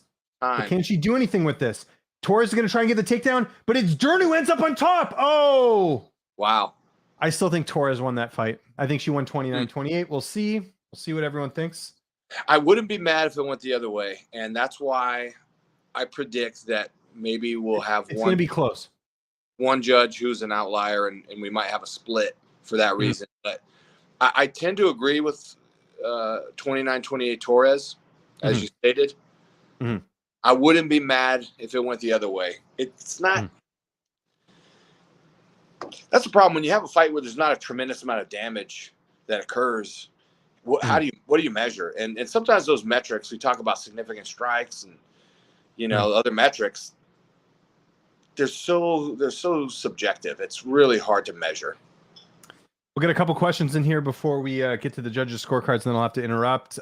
We got here What do we got here? James, will you do a backflip when Hamzek gets tapped out? I won't do a backflip, but I think I think that I don't think Burns finishes him, honestly. We'll see what happens in the next fight. This activity from McKenzie may steal the round. This was crazy. My heart is pounding. At least Dern is having control time. Yeah, you have to give McKenzie the second round. Torres took the hands down. Tisha outstruck McKenzie 67-40 according to Fight Center. 29-28 Tisha. That's what I think too. We'll see. Good fight. Torres. Okay. We're good.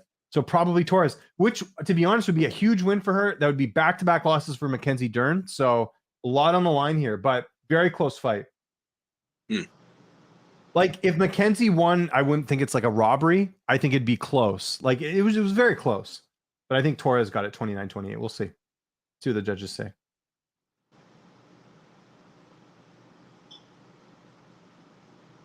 Should be interesting because if Doris loses, Mackenzie Dern loses this, that's 2 straight losses since she switched management.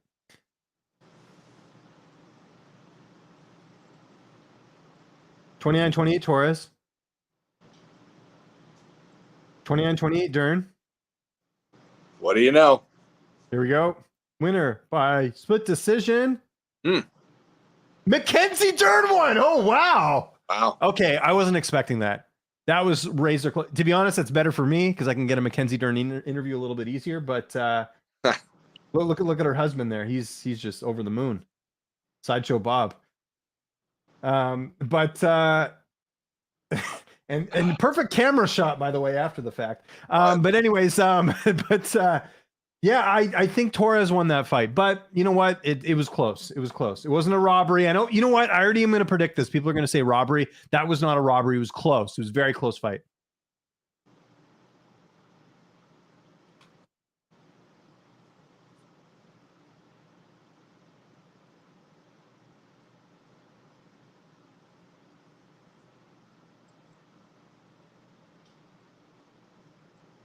Do you have headphones in, or do you have? Yeah, No, I got the old headphone in. I'm slapped. So no, don't worry about it. Do whatever you got to do. I think Torres won that fight, but I don't think that's a robbery. When you have it, here's the problem with MMA fans. Like, if someone did not win any single round and then they won the fight, that's a robbery. If it's a close fight, it's a close fight. This was a close fight. Like, I personally thought Torres won, but giving it to Dern, it's not the worst thing in the world. Like, I thought Torres won that last round, but again, it's not. I don't think it's a robbery. Let's get your take as someone who's fought, someone who's a journalist as well. I know part-time journalists will call you that. Yeah, I've been busy. Yeah, I do still have my credentials. Actually, I covered a fight at the Apex not too long ago. Yeah, I saw that. Yeah. What card was that? Sean Strickland and Jack Herman. Oh, right. Yeah. Good times. But I totally agree. You can't call it a robbery. I mean, when there's not, like I said, the only thing you really have to go on is the metrics, and that's really subjective. Everything else really just comes to the perception of the judges. Like, what do they value more? I know that Anik always says prior to that they go striking, grappling, octagon control in that order. I don't know why he says that though. That's not true. Like, if you look in the rule book, it's listed in that order, but that doesn't necessarily mean that that's how it's weighted. But for this, like, yeah, it was. I mean, there's just a lot of back and forth. Nothing really significantly stood out from either side.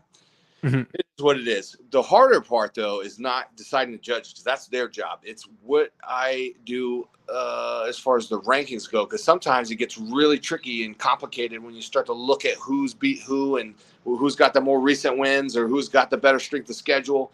So that's going to be all due. I have to turn in before Monday, and I always get yelled at because I wait to the last minute. We got Chimaev and Birds coming up next. Let's get to your questions. We got a lot going on. I can't wait for this fight, and I'm so glad you're going to get to watch this with me. This is great. Is that Kevin Kroom on the screen next to you? No, this guy would kill Kevin Kroom. Rodney used to fight. You fought. What weight class did you fight in? 170. Yeah, but you're more close. Like, if you had to fight now, it'd be like middleweight 205, right? Oh, I couldn't do it, man. Yeah, I weigh like 20 now. Yeah.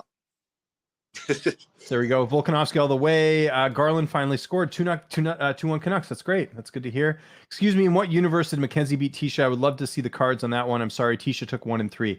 Close fight though, Joseph. That's the thing. Like, I get your outrage, like, and I don't disagree with it. I think it was just a close fight. That's all. Like, Did Torres like definitively win that round? I don't know. It's tough. It's tough. That's the only thing I'll say.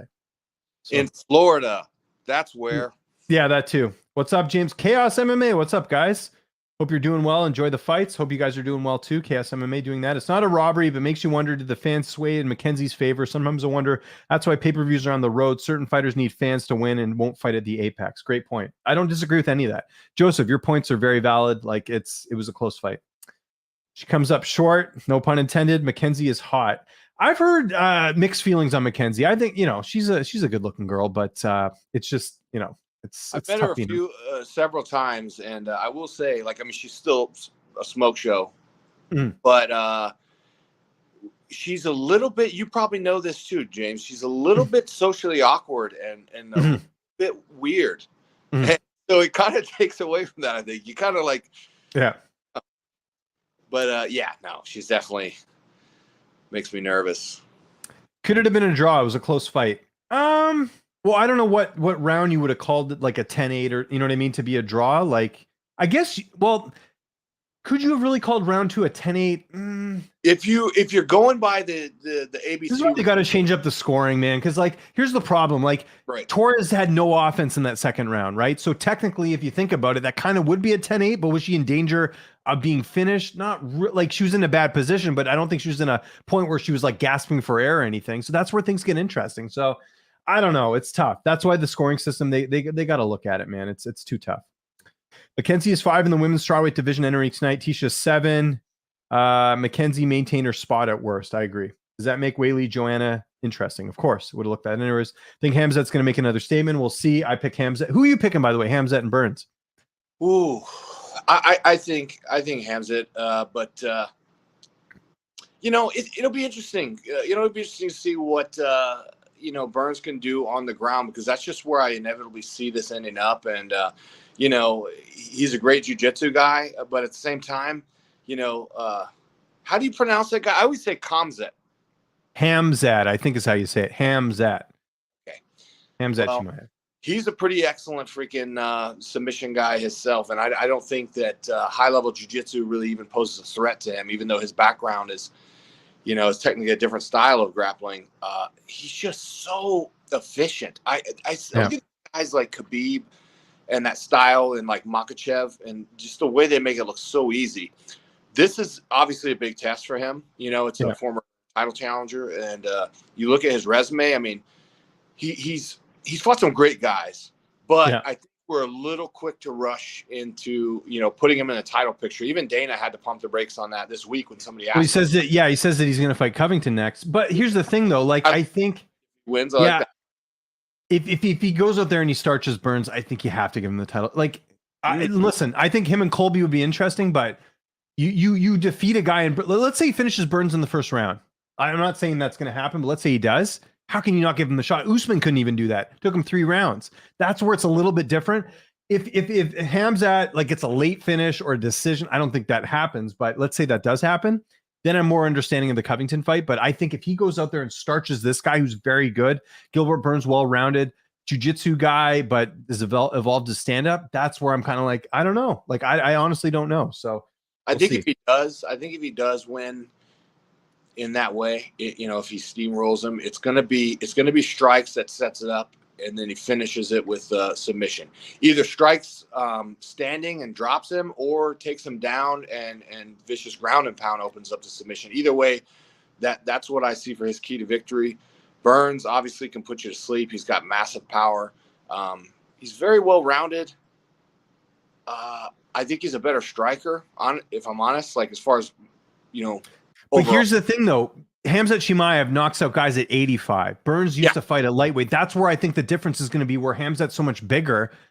They're not physically that much bigger, but I think the strength, Hamzat being able to fight at 85, Burns would not do well at 85. Burns fought at 55. So that's where I think Hamzat's going to have so much size and strength that it's going to be too much for Burns. I think Hamzat gets a TKO, ground and pound, as opposed to submission, because Burns is really good on the ground. This guy was a BJJ black belt. He's got all types of credentials in the jiu-jitsu world. I just don't see him. He could submit him, but I think it would be out of exhaustion for Burns. Couldn't even move his limbs type thing. So get rocked, when we Rock, that changes a lot. And then does that. Yeah, that's true. Really, either way, I have Hamzat. Yeah, I think Hamzat wins in the second round by stopping.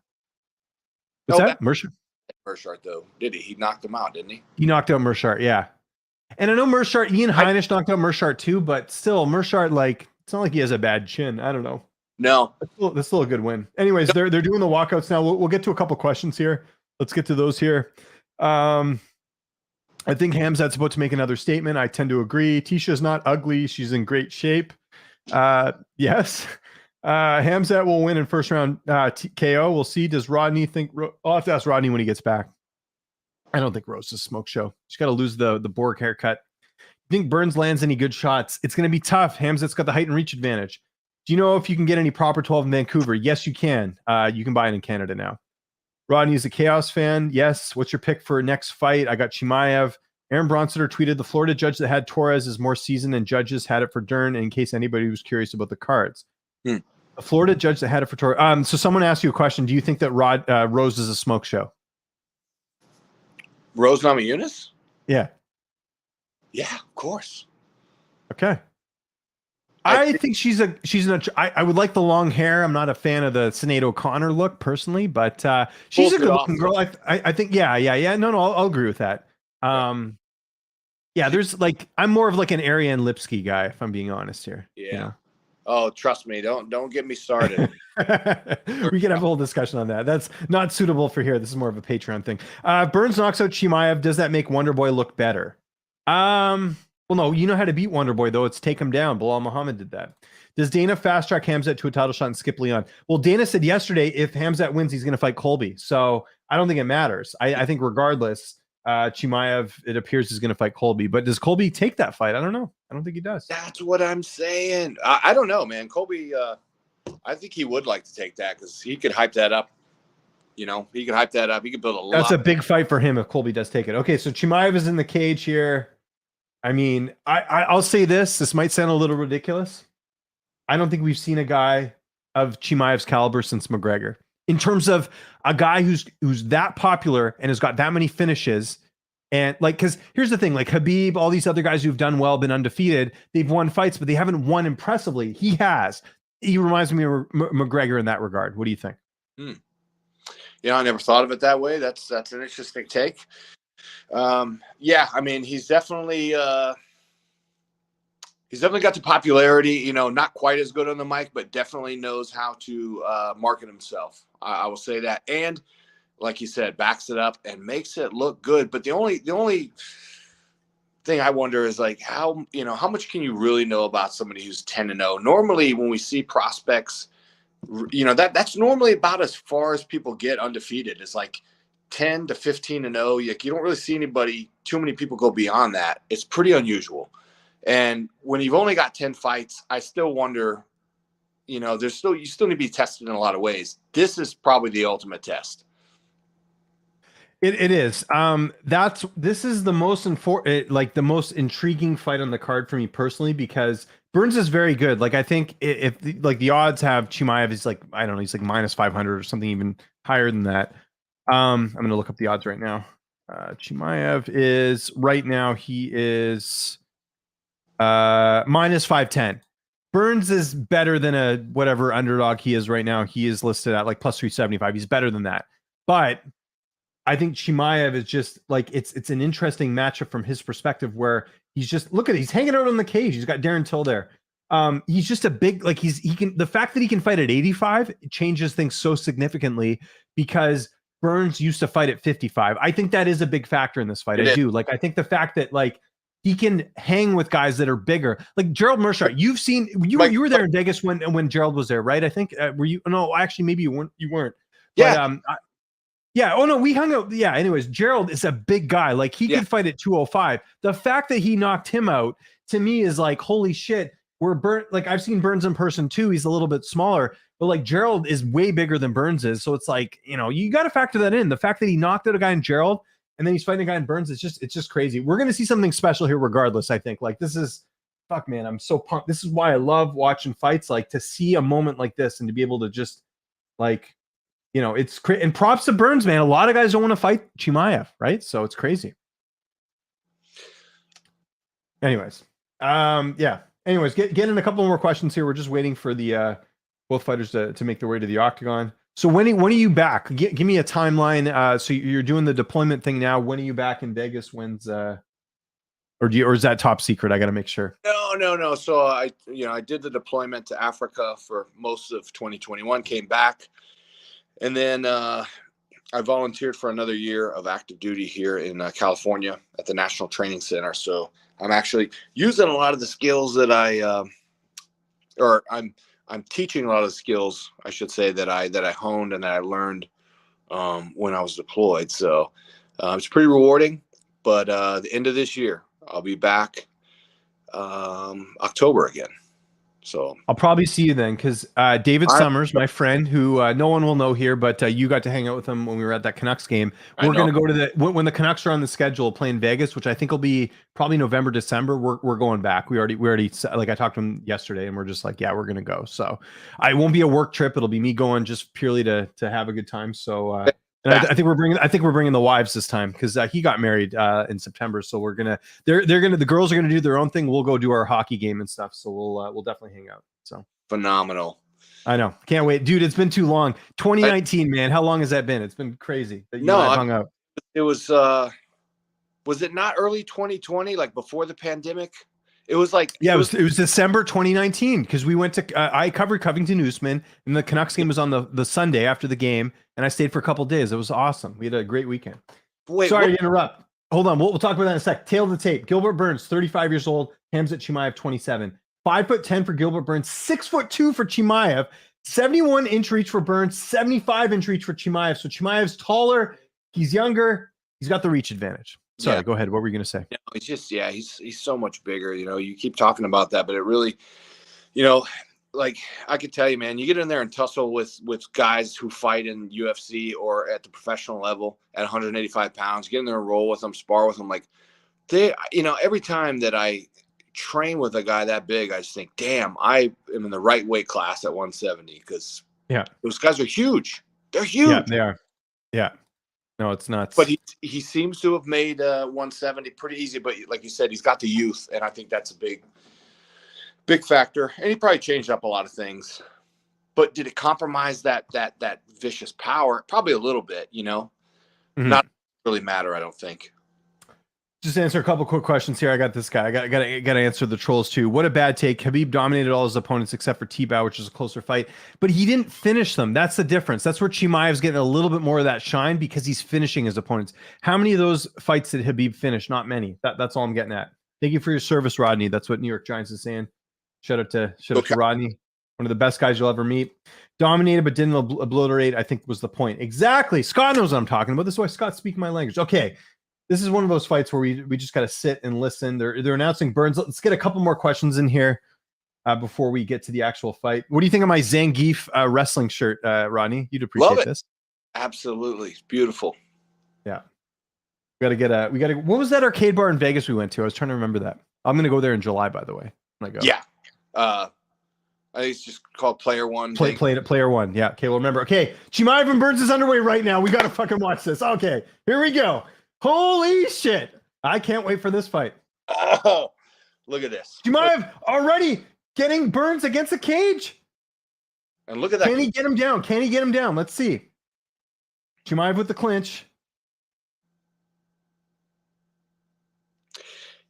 Yeah, and for those of you who have not spent an extensive amount of time doing this kind of cage wrestling right here, it is incredibly exhausting. Not the way I would want to start a fight, but then again, I'm not this guy. Chimaev's going for the takedown right now. Can he get it? He's picking up. He's trying to grab Burns right now. Oh, he's almost got it.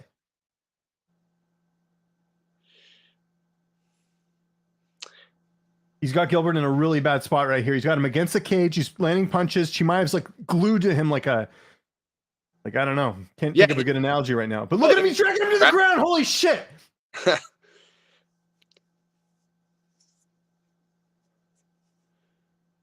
Yeah, he's just all over him. Burns trying to get back. Now he's got his back. He just has no answer, and Burns rolls. Burns rolls to his back. Now Burns is great on the ground here, but let's see what he can do. Chimaev going for the ground and pound. Yeah, Chimaev standing up, landing leg kicks. He's kicking Burns' legs. He's like, whatever. Now they're going to stand it up. Okay, here we go. We're back on the feet here. Let's see who can do what.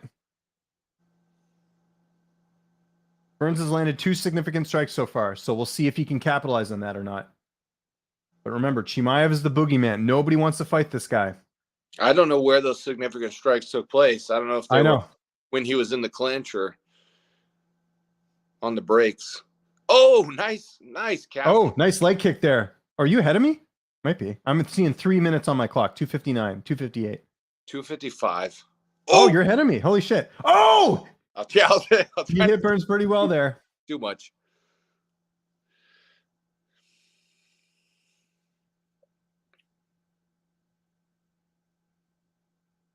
Is this the kind of fight that gives you butterflies? Oh, Burns with a nice shot. Nice right there.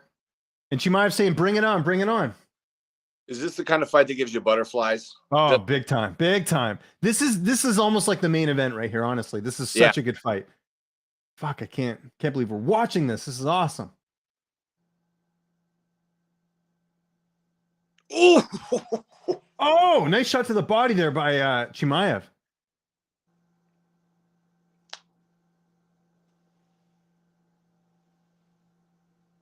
Oh, nice left hand landed for Burns. Burns is doing well, man. Yeah, but great defense by Chimaev. Yeah. Great defense. Yeah. Mm-hmm.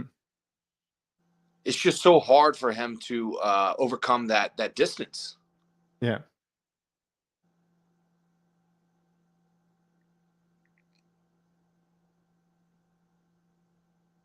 Nice left hook there by Burns. Oh, nice 1-2 there by Chimaev.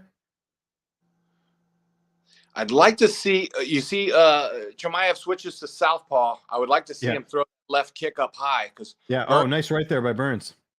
Oh, Chimaev slipped. I think. I don't think he got clipped there. I think he slipped. You see that right hand of Burns? It's real. Yeah. If he switches back to southpaw, I'd like to see him fire off that left high kick. Mm-hmm. There he goes back to southpaw.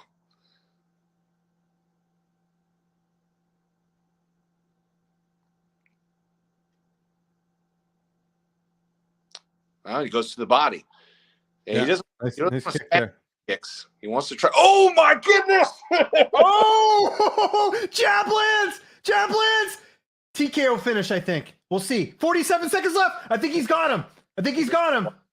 Hammer fist from Chimaev. Burns is on his back. Oh, Chimaev just needs to back out of there. He's only got 30 seconds to work. I know. And Mike the Mustache stands him back up.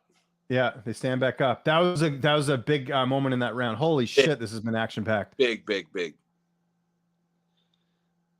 Now back to conventional for Chimaev. Yeah, Burns is split open, though. You can see the blood trickling down his face. He's 95% on Doom. I got nice leg kick there. You got the reference. I knew you would. All right, 10-9 Chimaev. Oh, 10-9 Chimaev. Good round.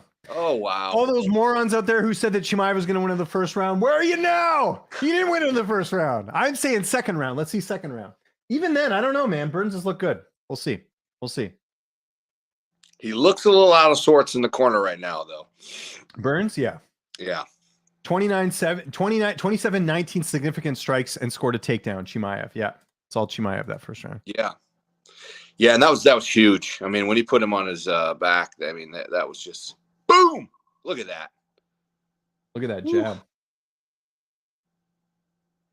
And again, that was from the southpaw stance. He threw a right hand jab, and look, that was pure power. That was not a slip. That was clean as it gets. Oh, look at that. Oh my goodness. That's how it's done. Holy shit. I love a good ground and pound. Yep, same here. That came out wrong. I love watching. I know what you meant. Ground and pound. It's an art. It really is. Not everybody can do it well.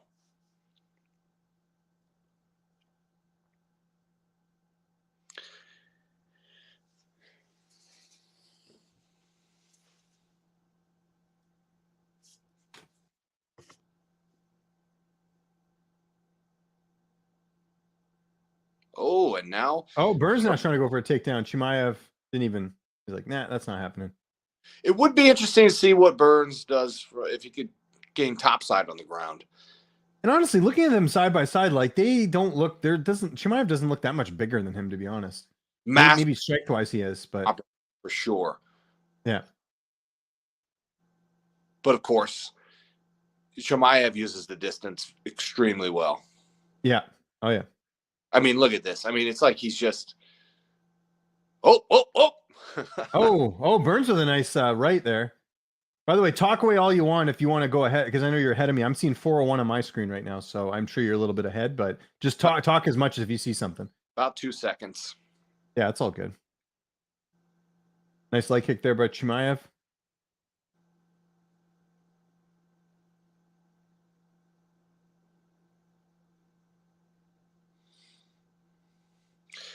Nice leg kick there, Lance, for Chimaev.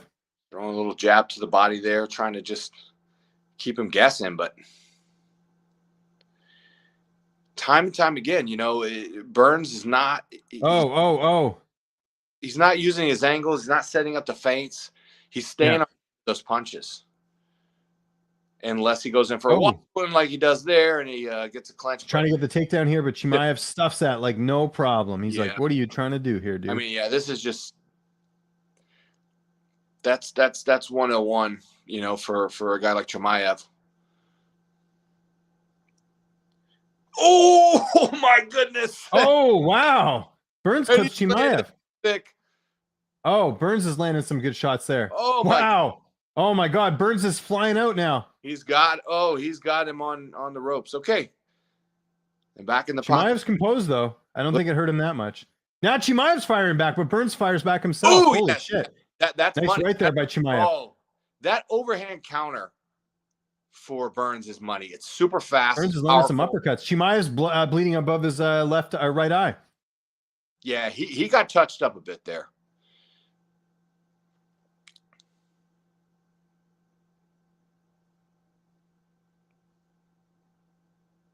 Nice leg kick there by Chimaev. This is a great competitive fight. Answers a lot about Chimaev. Yeah. He could take a punch. We know this. Yeah. Oh, yeah. And I agree with you, by the way, about the tweets. Although, fuck those tweets, because I've never, ever, ever put one in my... I've only gone in there like a few times. But yeah, Burns got rocked. Chimaev's slowing down a little bit, though, if I'm being honest here. Dude, the internet will explode if Chimaev loses. Oh, Chimaev stuffs the takedown, though. Oh, here he goes. Can he get... But now Burns is trying something on the ground here. Let's see. He got a couple... Chimaev's on top. That was nasty. Oh, he just kicked him. That's hilarious. I love it. Gosh. Yeah, Burns is smiling. I love this. This is so cool. I think Chimaev was too. Yeah, I know. They just didn't show the camera angle. Yeah. And there he goes. He switches up that stance. He can strike well from either stance. I like that. Yeah. So Burns is outstriking him here, 39-23 in the second round.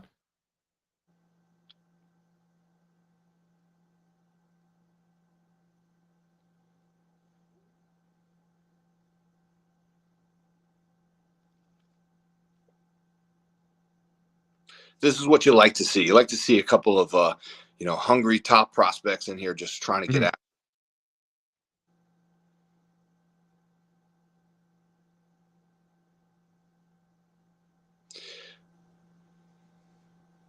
Ooh.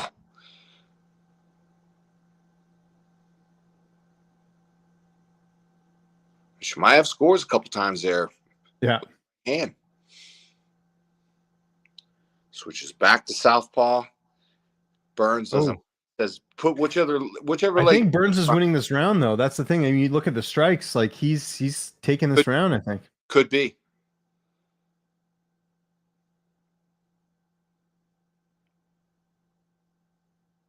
Oh my goodness. Oh, nice uppercut there. Oh, look like holy crap! He almost had an illegal shot there. Yeah. But Chimaev takes him down. What a round. Burns won that round, though. What is he doing? I don't know. You hit him after the bell. You can't do that. After the bell, or what just happened there? I don't know, but I can't believe we're going to third round with Chimaev. It's crazy. Why is the cut man yelling at Gilbert Burns? He's not giving him advice. Yeah, it was Henry Hoof's upset. No, the UFC cut man was. Oh, yeah. His coach is yelling at him.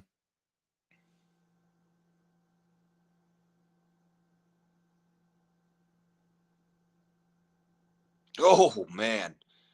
Yeah, they're showing the replay got a little sloppy there a few times, and he paid for it with those counters. I think Burns is a tough customer, and he figured out how to overcome that distance problem. Look at that.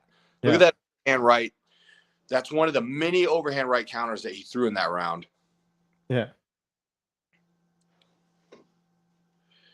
And because Burns pushed him at the end. I see. Yeah. Holy shit. Well, there was a lot of weird shit that happened in that round. We saw Burns kick Chimaev in the stomach as they were scrambling back up. We saw Burns almost kick him in the head. Might have actually hit. Either way, I might lose this fight. How crazy would that be? I wish Burns was plus 550. Burns is not looking like plus 550. Yeah, I mean, I rarely trust those lines in Las Vegas. I mean, oh, sorry. Oh, no worries. I'm trying to run the perimeter right now. See if I can mute him. There you go. So we don't have to hear it. Holy shit.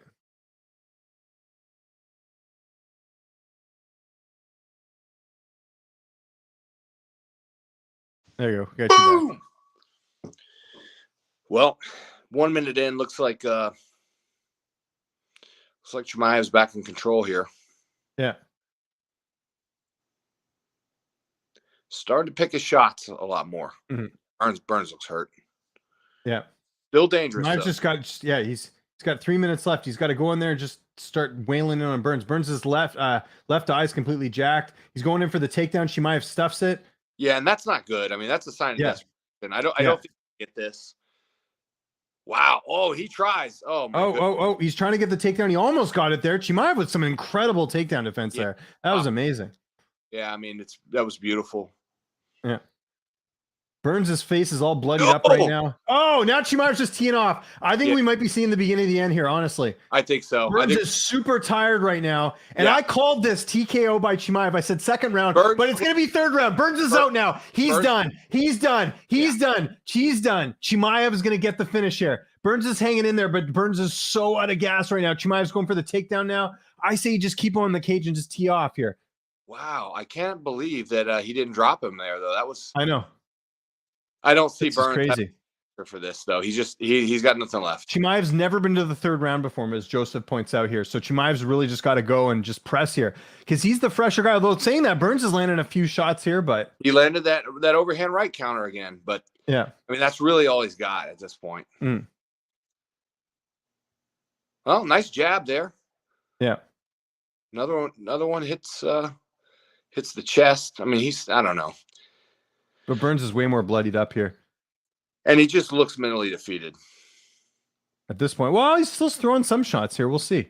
A couple nice jabs from Chimaev. We'll see if he can do something here, though. But right now, he's just kind of peppering shots. But Burns is still landing shots himself. He's got to go in there and really make something significant. Like, he's got 2 minutes left. He can finish this fight, I think.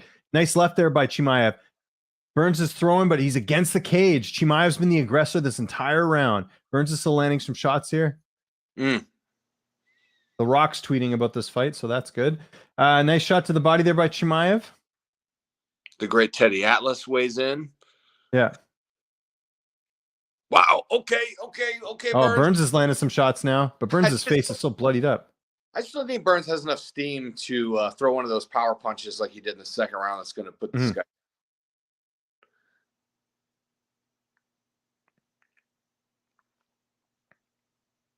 And I think any questions about Chimaev's cardio has got to be answered too here because he's coming forward. But Burns has landed a few shots here. We'll see. Significant strikes, 31-20 at Chimaev over Burns.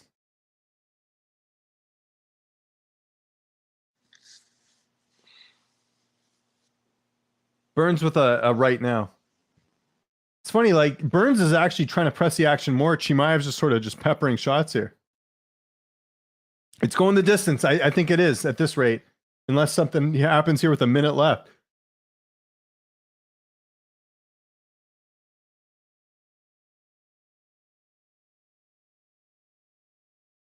Chimaev still marching forward here. I think we lost Rodney for a second here. I'll just take him off until he comes back in here. Burns now landing some shots here.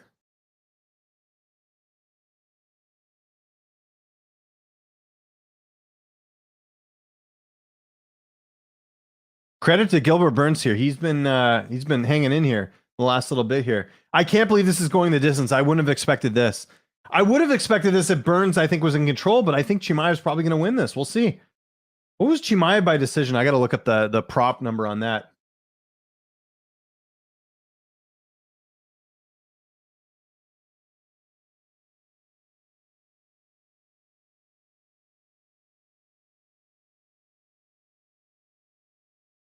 Wow, so it goes the distance. What was Chimaev by decision? I got to look that up right now. That's going to get fight of the night for sure. What was Chimaev by decision? It's got to be some crazy odds here. Let me just check. Fight goes the distance was plus 225. Chimaev wins by decision was plus 380. Holy crap.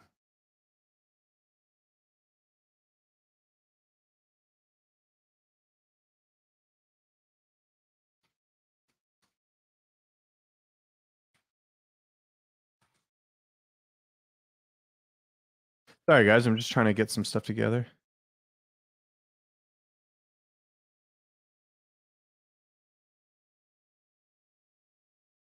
I thought Gilbert was done at the start of that round, but credit to Burns for hanging in there.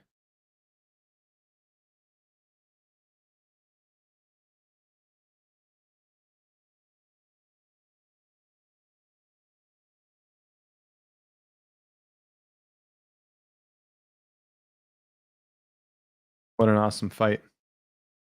Burns wins. I don't know. I think Chimaev edged it, but we'll see. Chimaev needed to go to the judges to learn what it's like. Burns outstruck him 112-101. Okay, we'll see. I kind of lean towards Chimaev, but we'll see.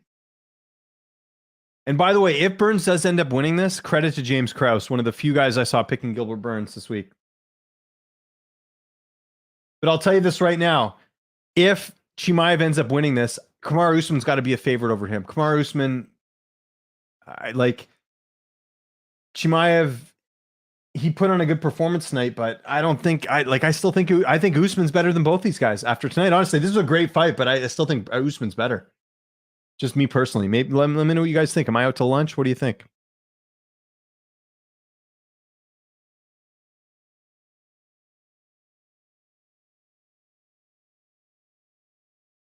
That's why they should have done this 5 rounds, honestly. Especially if there's title implications here. We'll see.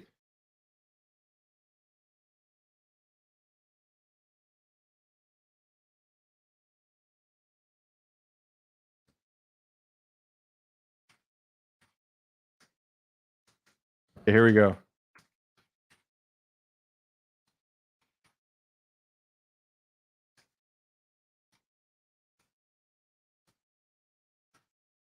And still undefeated. So crazy.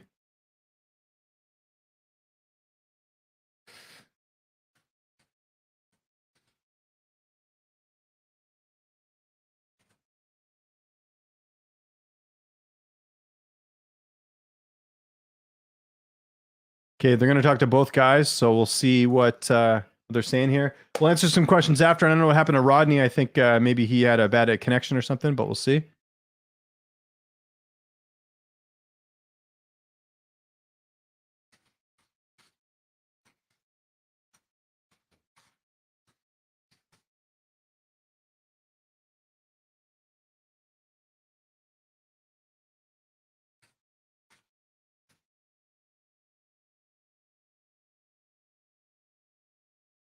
Hamzek saying he's a effing tough guy. All respect. Even Dana White's impressed he's talking to Burns. Yeah, totally. Burns' stock went up tonight big time. He looked great.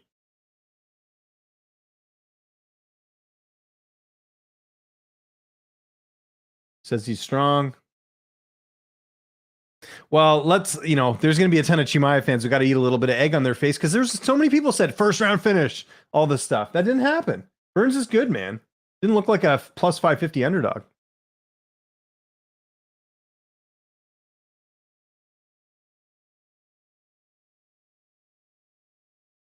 What's next? Let's hear what's next. Call out Covington. Come on.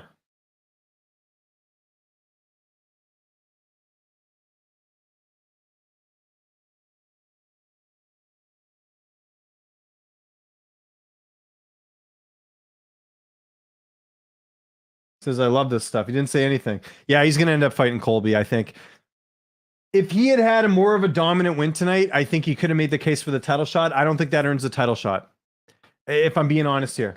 Let's hear what you guys think. But I kind of agree with Dana now. If you want to do him and Colby, that I think that makes a lot of sense.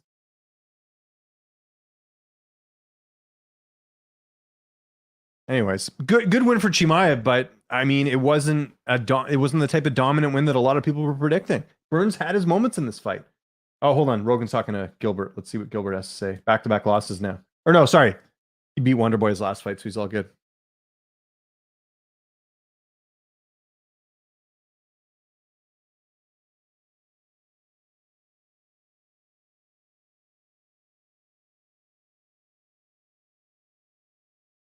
This is Sup, Florida.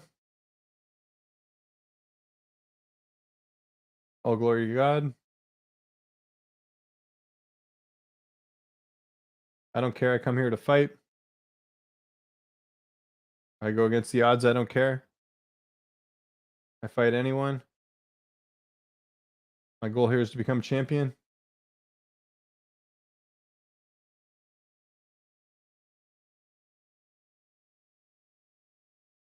I have a huge heart. The odds are against you, but I got a huge heart.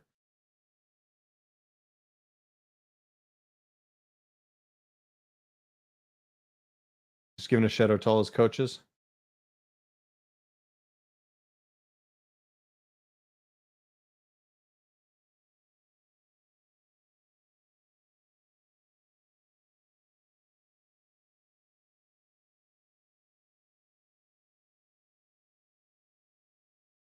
Yeah, Burns, you know, he put on a no one underestimate Gilbert Burns again. He looked great tonight.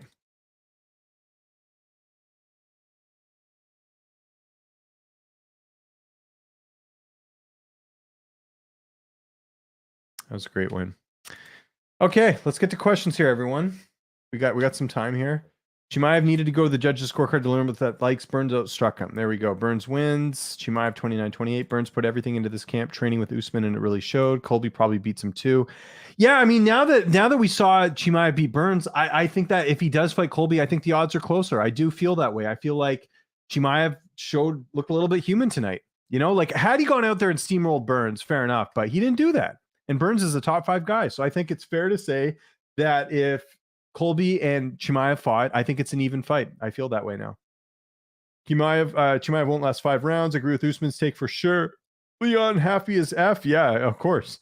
Covington may be better than both also. I agree. Colby and Chimaev would be great. Leon Camaro, yep. Chimaev was throwing too hard. Hamzat was not invincible. I agree. The fans turned on Hamzat. Still, a win is a win. It is, but it wasn't dominant. It was close. Like if you were to give that fight to Gilbert Burns, like it was very close. Almost finished him in the first. Colby would put him away in 3 rounds. I think now I'm more on board with the Colby fight than I ever was, because I think seeing that performance, like I think it was very close. Wake up call for Hamzat. Great show. Who do you think wins Colby Hamzat after that fight? I mean, if we're being honest here, I don't know, because I don't know how Colby would do against Burns, right? That's the big question. I don't know. I think it's very even, though. This is a wake-up call to Dana and Hamzat. Hamzat isn't the flavor of the month. This is a reality check. I agree. Usman's pound for pound. I thought Burns won. How did Hamzat wins that fight, though? It was close. I mean, I don't have an issue with him winning. I thought Burns won. Colby would beat him in 5. CEO, VPO, TJ in the building. That was a great fight. Chimaev won, but Burns gained so much from this fight. Dwayne is speaking my language, which doesn't surprise me being a Canucks fan. He's speaking my language. Anyways, we got Sterling and Jan up next. Let's keep the questions coming. I don't know what happened to Rodney, but yeah, that was crazy. What a fight. What a fight. Great to see Hamzat tested. I agree. Does Hamzat come back better after a taste of humility? Could be. I mean, he still got the win, but you're right. It wasn't as dominant as people expected, but that just goes to show you how tough it is to do that in the UFC. Forgot there are 2 more great fights. I agree. I know. I'm like, my energy is like all into that fight. So we'll see. I was surprised Chimaev didn't try to take more takedowns. Me as well. Yeah, I'm with you there. What did you think of the fight? Who'd you score it for? I don't have an issue with Chimaev winning. I thought he did win, but We'll see. Burns, he looked good. He looked very good. Let's keep it going, everyone. Hit that like button.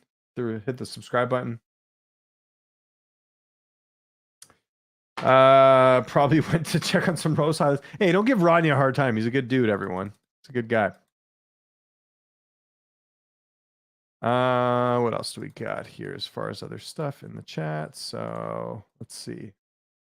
Rather see the winner of Luke Bilal face the winner of Usman Edwards and Hamzat. Now he needs more experience.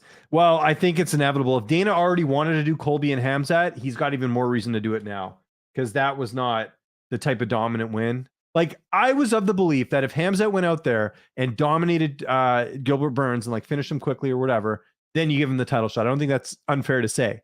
But because it's tonight, he wins a close decision. I think he needs one more. I'm not opposed to that, and I think Colby does make sense. Question is, does Colby take that fight? Let's see. We'll see. We'll see what happens. So it's going to be interesting. Let's see here. Yeah, and actually, I got to give credit to Gerald Mershard. He called this fight to a T. I talked to him the other day. He says Chimaev's going to win the decision, so he called it. Nervous about the co-main event. I'm worried if Aljo retains a riot, it will break out. Jan has people thinking for 13 months that Sterling is a coward. Good point. You talked about Rose and he burnt off real quick. No, I think he's in the military. He might have some military stuff to do if we're being fair here. Who's Dustin going to fight next? Best options for him. I think Nate Diaz would have made sense, but it doesn't look like that's happening now. So who is Dustin going to fight? And is it going to be at 155 or 170? I don't know. We will see. I thought Hamzat would be too much for Islam if Islam ever moved up, but after this, I think Islam beats him. Okay, let's not get that silly. Come on. Islam's a 155er. Chimaev fights at 85. Chimaev would beat Islam. Come on. Is Leon better than Gilbert or Colby or Hamzat? I don't think so. Yeah, it's tough. I don't know what Leon Edwards we're going to get, to be honest. I just want him to see him fight Usman just because I think he deserves it. Izzy would make easy work of Hamzat. He is very reckless striking. Fair enough. Thug Lynch. I'm not a thug. I'm just a regular guy, you know? Anyways, we still got highlights of Chimaev, you got highlights of Burns and, Burns. What am I talking about? Sterling and Jan. That's what we're looking at right now. Let's keep the questions coming, everyone. We got lots of time. Hit that like button, hit the subscribe button. So yeah, we will see. We will see what we've got here. Dustin versus Hamzat. No, they're not going to give him Dustin. Chimaev's close to a title shot at this point. Why would he fight a guy that has no clout in that division? Doesn't make sense. That's all I'm saying. Feels like that was the main event, but we got 2 title fights now. I feel the same way. Chaos. Well said. Let's keep the questions coming. Don't have to be MMA related. We were talking about food earlier. We can certainly do that. I had some really good pizza tonight, by the way. Local place here in town, mom and pop place. Had what was it? Mushrooms, salami, I think some ground beef. Really good. Good pizza tonight. I'm gonna be having some of that after I do this stream, and then after the recap stream, I got to do that too.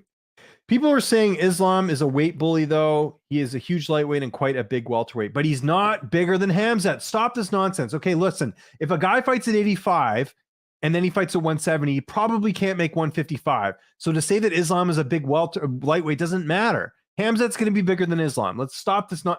It's like I saw people leading into this fight saying that Hamzat could fight at 205 and beat a lot of guys there. He's not that big. He's not. Even next to Burns tonight, he didn't look that much bigger. Hamzat would have a hard time at 85, I think.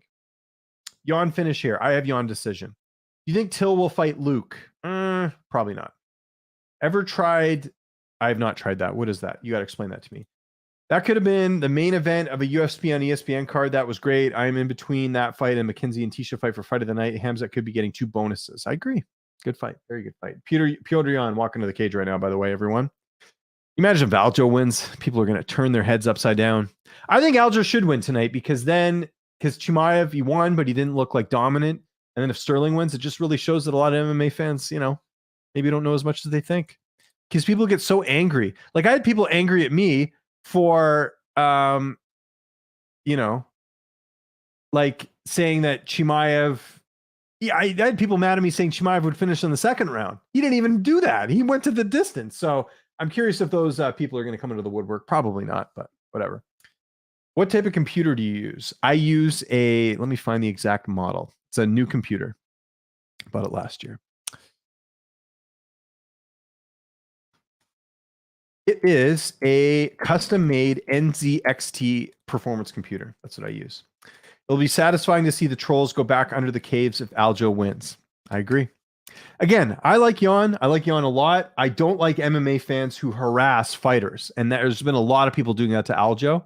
And look, you don't have to agree with how he won the title or how he acted after the fact, but he doesn't deserve as much hate as he's getting. Let's get real here. Like, you know, every post this guy makes, you're an actor. Like, dude, you have the problem if you're still obsessed with that. That fight was over a year ago, and you guys are still talking about it. It's like, I don't get it. Like, people are way too hard on this guy. Like, Aljo gets more hate than Colby Covington does, and I think Colby has way more reason to hate than Aljo does. It's crazy. Mac or PC? PC. Do you wear Canada Goose? I do not. No, I have a different winter jacket, but not Canada Goose. Aljo's path to victory has to be sub or maybe decision. Maybe he edges out a decision. We'll see. I don't know. I'm not sure. Anyways, hit that like button, hit the subscribe button if you're watching this. That would be awesome. What else? Let's see here. What else we got on the question?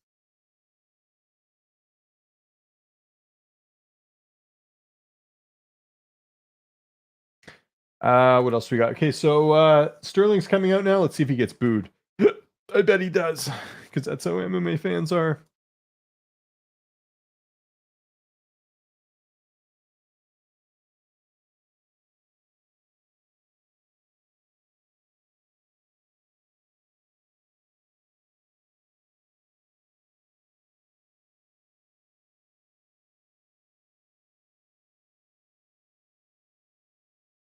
Sterling coming up to some Jamaican music.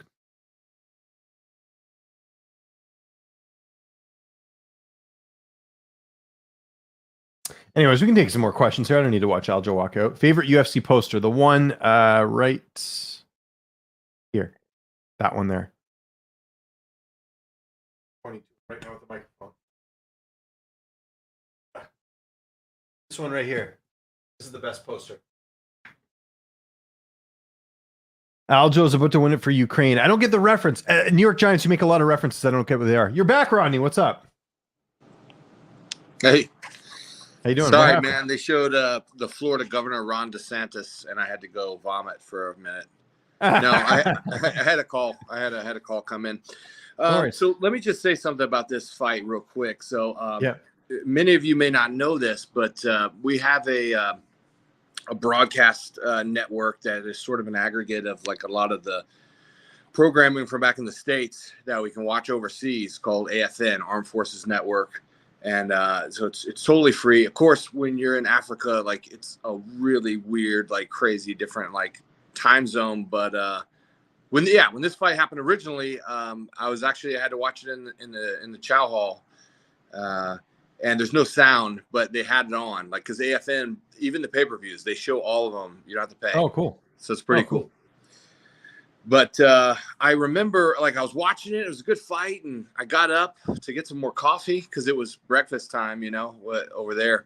And when I came back, and the fight was over. I was like, what the hell just happened? And they showed the replay, and I said, damn, that knee was ugly. But, yeah, man, I mean, you just never – I don't think I can remember a time we've ever seen the title change hands like that. Can you? Yeah, no, I mean, I've seen times when it's come close. Anthony Smith and John Jones. Anthony yeah, Smith, we were at that and I think fight, we were both actually there. Yeah, we were. That fight as yeah, well. we were. Yeah, it was the first time I met Anthony Smith in person. But it is what it is. If you can't continue, you can't continue. I'm not going to fault somebody for that. It is kind of a silly rule, though. But I don't know. It's like they could have avoided all of this if they just would have made the title vacant. That's the issue. Like Sterling didn't win. Jan made a mistake. Vacate the title. Then there's no issue. Then he's not getting half as much hate as he's getting. But it's because they awarded it to him because of that rule. I guess that they go once the fight goes past a certain point, then you can award a winner or loser. I don't know. That's where I think that they made the mistake. But we'll see here. Speaking of the hate, you were also talking about people hanging on to that, even though it was over a year ago. It's the same thing with like I had to block Ben Askren not because I don't like Ben Askren, but because every time he tweets, all I see are people reminding them that he got knocked out by George Masvidal. It's like, quickly, tail of the tape here. Sterling, 32. Jan, 29. I think people forget that. Sterling's older. 5'7" to 5.7.5. 134.5 to 134. 71-inch reach for Sterling. 67-inch reach for Jan. So Sterling a little bit older, has a bit of a reach advantage. So it'll be interesting here. I like Bruce Buffer's blazer, by the way. So there we go. Joseph, by the way, early thoughts on next week's UFC. I'm going to be previewing that entire card on Monday, just FYI. So anyways, we can take a few more questions, but Rodney, keep going with the commentary. It's all good. So, no, I was just going to say, I don't really want to make a formal prediction here, but based on, I have Jan decision.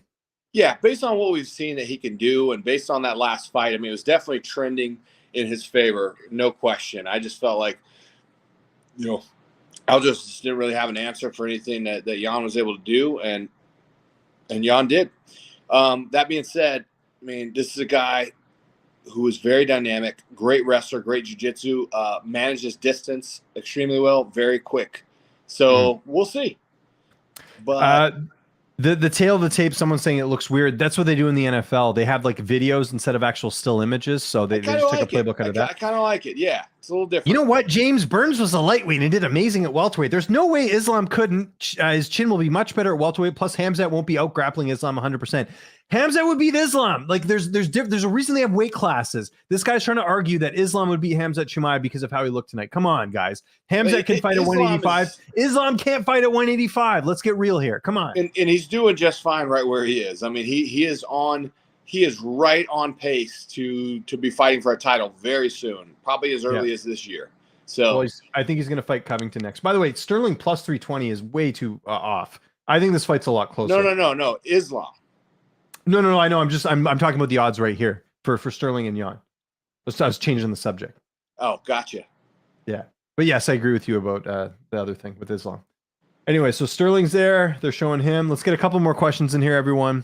Don't mean to come after you, Michael. I'm a firm believer in weight classes. It's like Izzy moving up to fight Jan Blachowicz. He didn't win because Jan's a lot bigger. People don't look at that stuff, Max Holloway, Dustin Poirier. Exactly. You know their skills are razor close. Mm-hmm. You got the voodoo drink. This co-main event is brought to you by Voodoo Ranger Juice Force. I got to try some of that. I'm going to go look for that I still can go to the States. I go to Point Roberts in Washington every now and then, so I always look for new alcohol. You're allowed to go now, right? They opened it back up. Oh, here we go. Oh, here we go. All right, fight's underway. I got to be quiet here. Sterling with a kick misses. Sterling with the championship shorts. He looks different. I mean, yeah. Well, first title defense technically. I know people don't want to hear that, but that's the truth.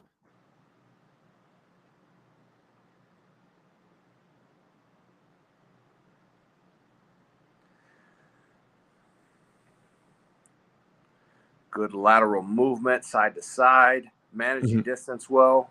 And remember, Jan's typically been a slow starter. So if you're Sterling, you want to take advantage in these early rounds. Yeah, and Joe Rogan mentioned that several times tonight. Oh, and he goes for the takedown. Jan stuffs it.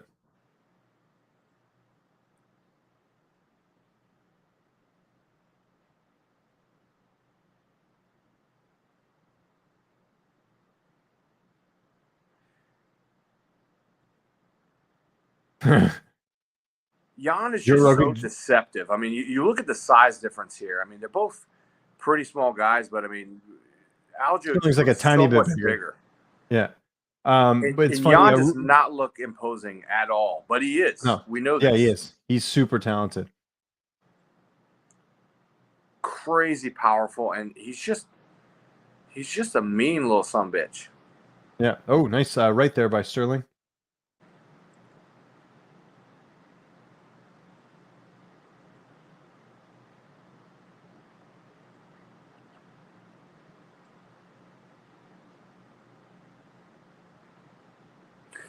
Not really sure what Aljo's game plan is here overall. Me neither. Is he going to try and outstrike him? I don't know.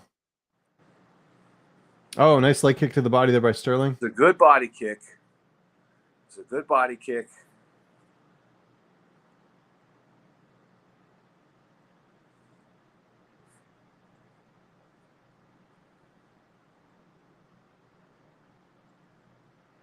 Rogan talking about the DQ and how you shouldn't win a title, which is what I just said earlier. Also, people chanting yawn, which doesn't happen typically when an American's fighting a Russian. So good. Oh, nice kick to the body there by yawn. Speaking of which. Especially Florida. You would expect to hear the USA chants by now. Yeah, well, they had that earlier in the night. I forget what fight it was, but yeah, people chanting USA. Just whatever.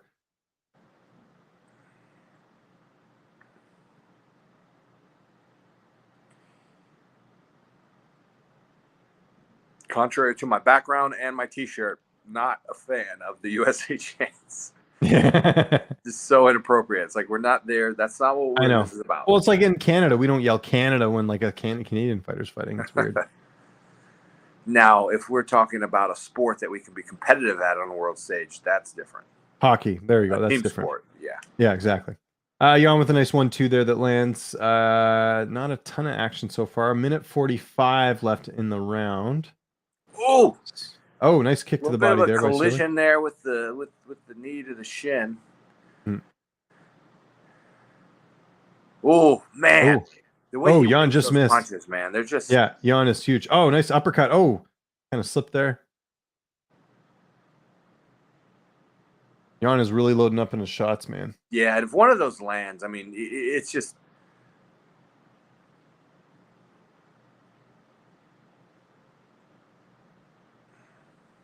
It could end your night. It could throw you way off.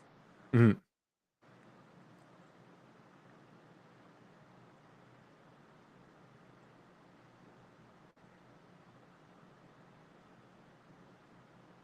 Cage wrestling is exhausting, but then so is this galloping side to side. It's extremely tiring, and he's got a long way to go. But Aljo's in great shape here.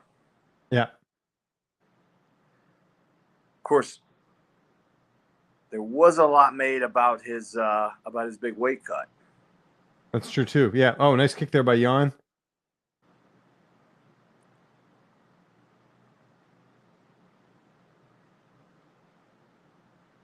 Pretty even round so far. 20 seconds left in the round.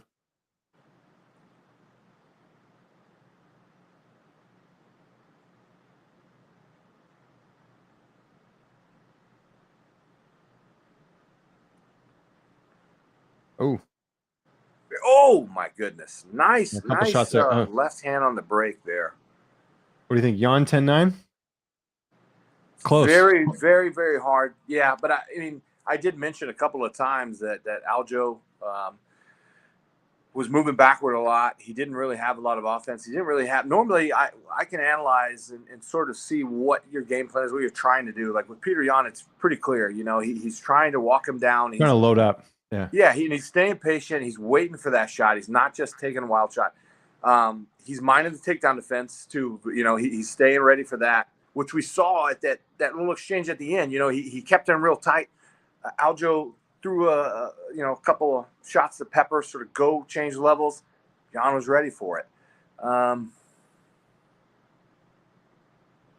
Sterling took that round 10-9. He outstruck Jan 11-8. Interesting. Yeah, it was close. So I mean, like, if you want to tell me Sterling won, it was a very close round. I don't think anyone really did anything outstanding in that round. There's nothing significant in that round. Right, and going back to our sort of what our idea for the criteria should be in those close rounds and close fights, like we talked about in the Dern versus Torres. I mean, same thing here. I really didn't see a whole lot from either guy.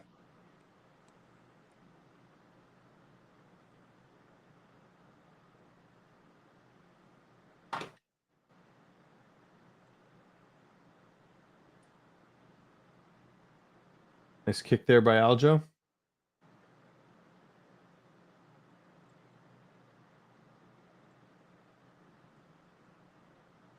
Nice kick to the body again by Aljo.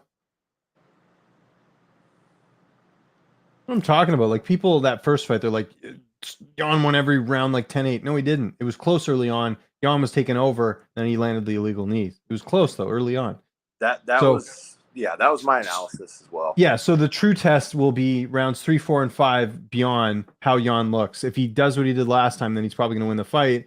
But we'll see. I mean, Aljo, again, he looks in great shape. He looks composed. We'll see. Again, Jan's a big favorite. That's one thing you guys got to realize here is that, okay, so now they got a hold of each other. Jan breaks free. Yeah, and again, then there he goes. He's Sterling gets him down. Nice. Holy crap. Mount. Sterling's got it. He's in full mount. Holy crap. Beautiful. Now he's fully on the back here. And Sterling is good with his submissions. Triangle. Remember, he submitted Cody Stamen a couple of fights. That was an awesome fight. And Stamen's never been finished up until that point. So that was a big win for him. And now he's got the body triangle on Jan. This is bad for Piotr Jan early on here. Okay, keep tabs on this. Can he do anything here? And I'm trying to think if we've seen Jan on the ground like this before. So Sterling's got him upright. He's looking for that choke. We'll see if he can do anything with it here. Yeah, and the thing about the body triangle, when you have a guy who has really long legs like that, and he's got really Sterling's trying to get the head underneath. It's so hard to get out of it. You can't defend that the same way you can with somebody that has hooks in. Your instinct is try to turn and face them. That's what you want to do right here, but it's so difficult to do. And you got 2 minutes and 55 seconds left in the round. There's plenty of time here, which is crazy. By the way, side note, I told you Mike Landon, I told you he's in jiu-jitsu, right? He's been going like 3 days a week. He's got his second stripe. He's on his way to getting his third stripe. Yeah, it's cool, man. Because I know your kids are in it too. So I don't know if you've talked since then, but yes, and the only reason I bring this up is because you reminded me. I don't want to steal their thunder. No, go for it. Yeah. My kids just did their first tournament, though. Cool. Awesome. Girl, they both got first place in their division. Oh, congrats, man. That's awesome. Love hearing that, man. Yeah, it's good. There's days when he doesn't like going, but I find when he gets through it, it's like very rewarding for him. It's so good for him. And I've seen him it help other areas like his schooling and stuff. He's what? He's 4 or 5? He's gonna be 5 in September. Okay. This goes to show you how quickly time's traveling by, man. It's crazy. All right, so Sterling's still in a good position. Sorry, full body control here for a minute. Yeah, like if Sterling keeps this up, he's going to win this round, and he might even get something in here. I mean, if Sterling wants to win this fight, he's got a great opportunity here right now. Well, I mean, he's got that right hand. Oh, he had it up under the armpit. I mean, he could have tried to cinch in the arm triangle. He's smacking Jan's head right now from the side. Look at this. Oh, he's got him belly down. Holy shit. He's got the choke. He's got the choke.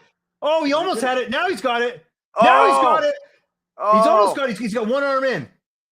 I don't think he has it. Oh, wow. He's ground and pounding him, though. Minute 22 left. He might ground and pound him out here. Holy shit. Whoa. He's all over him. He's totally all over him here. You got to give Aljo respect, man. That's the thing. Oh. All right. Well, there's only a minute left, so I know, and I don't know if he's going to get it, to be honest, because he's not in a great position here. But still, this is impressive from Sterling. Like, he's definitely won this round, unless Jan does something crazy in the next 50 seconds. But that's a huge round for Sterling to get that. Let's see if he can do something here. Great defense by Jan there. And remember, Jan's never been finished in his career, so if Sterling can do this, that would be a huge feather in his cap. I mean, that choke was. I mean, there was no reason why Jan should have been able to get out of that position, and he did. So I don't know how he did. I'd have to listen to Joe Rogan's breakdown, but it was impressive. I think Jan's going to survive here. There's 28 seconds left. I'm just hanging on his back. Sterling's still got that body triangle, and that's got to drain energy out of Jan, though, a little bit. It makes it so hard to breathe. Yeah.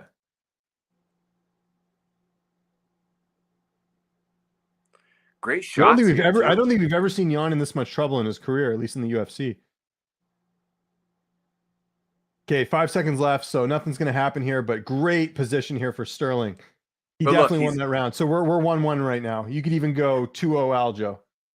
Look, and that could have been a 10-8, maybe. I mean, I don't think he was close to finishing him, but still, he had him in a good spot. Sterling's got 2 rounds. It really depends on how you, how you score that 10-8. But yeah, that's true. I agree with you. Maybe if there was some blood, it would be more dramatic. Mm-hmm.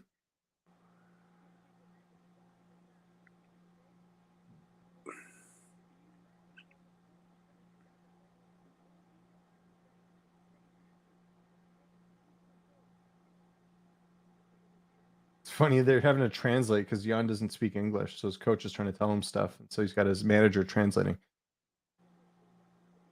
Yeah, Sterling clearly won that second round. There's no debate there. You can hate Aljo as much as you want. You can be the biggest Aljo hater. There's no way that Jan won that round. There's no way. You're on your back and you're doing no offense. I think this is awesome. I mean, I picked Jan to win by decision, but if Aljo pulls this off, I think it's hilarious. It just goes to show you, like, you know, you can't just, not anything can happen in fights, man.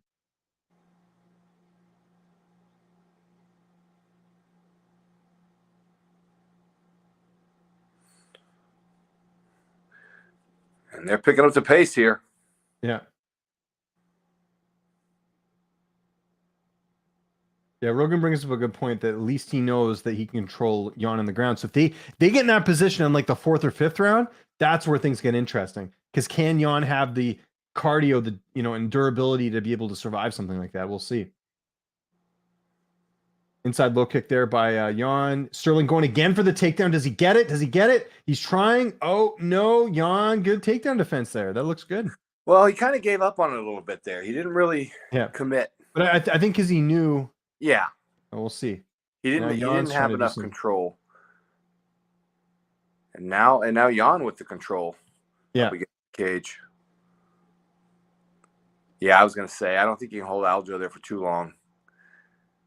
Oh, nice. Oh, nice left. Jan's just covering up there. That might have hurt him.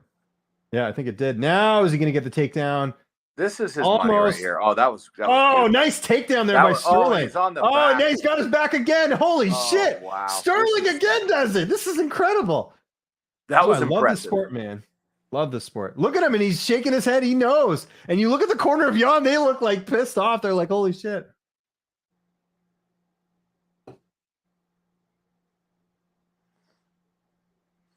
Yeah, very, very difficult for Jan to defend or get out of this because his arms are tied up. I mean, he's trying to use one to defend, but the other one he has no control over. Mm-hmm. There he gets it out, but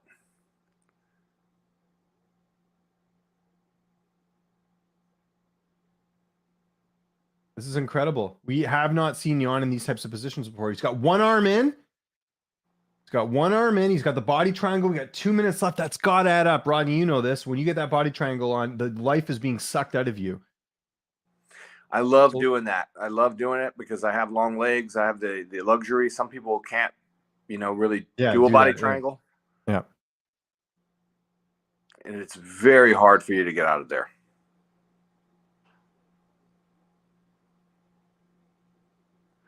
I like Aljo staying patient here. He could try to transition to full mount, but he doesn't want to risk giving up that position.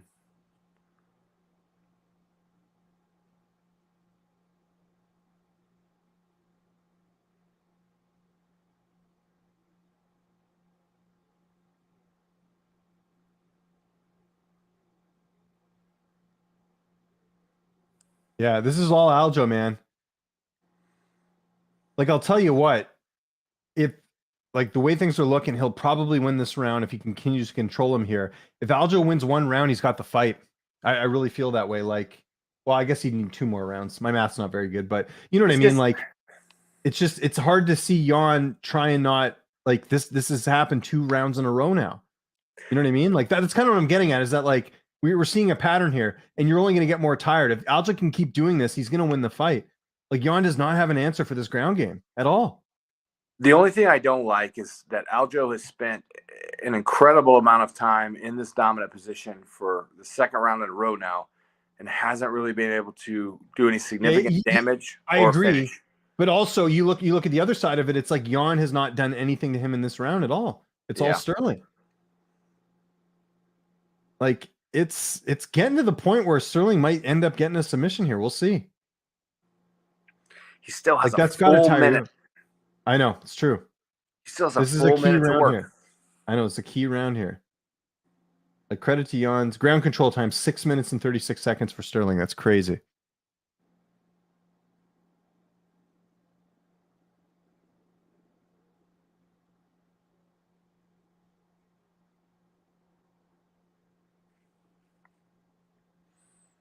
Yeah, Jan's so tired here. I mean,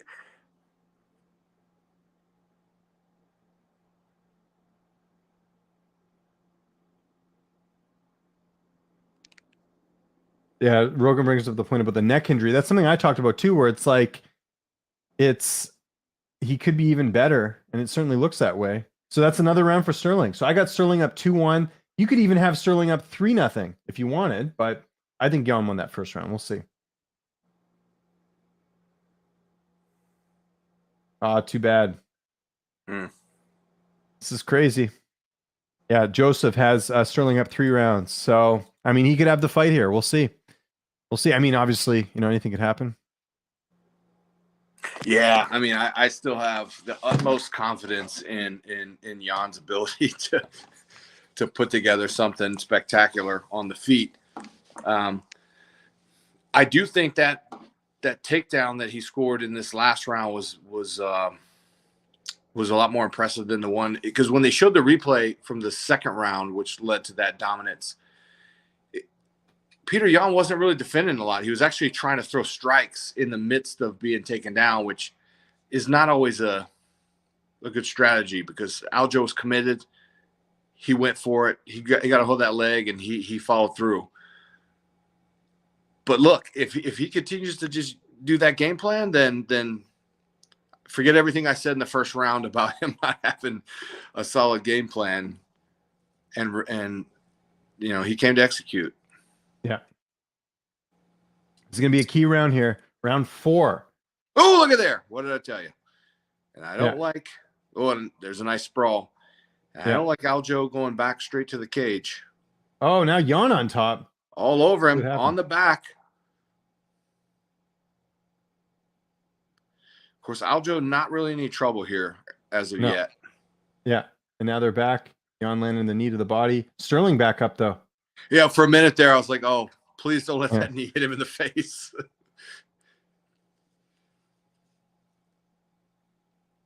Did you see that knee to the body while Aljo was grounded?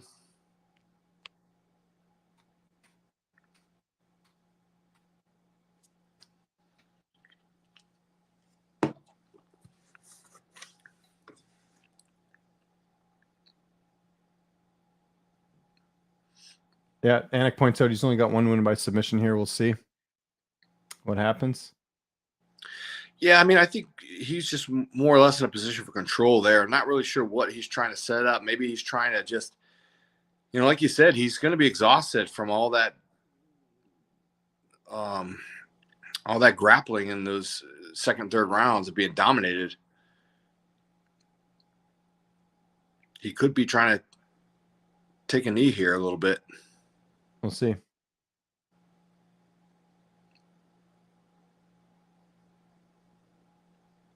Oh, nice knee to the face there from Jan. Legal, not illegal. Right. He's kicked to the body there. Yeah, this is really where Jan does his work, is the later rounds, but we'll see if he's able to capitalize. Like, this round's been pretty even so far. Sterling's trying to nice knee to the body there. Apparently hit him in the nuts. And what happens if this is a close fight and Sterling wins or Jan wins? Like, look at this. Oh, again. Is he going to get him to the ground again? Oh, he's slipping off. He's slipping off. He's slipping off. We'll see. We'll see. Does he keep it? Does he keep it? He's got his back. Oh, and he slips out. So now Jan's on top, but now he's got him almost in a triangle here. He's trying to grab the arm.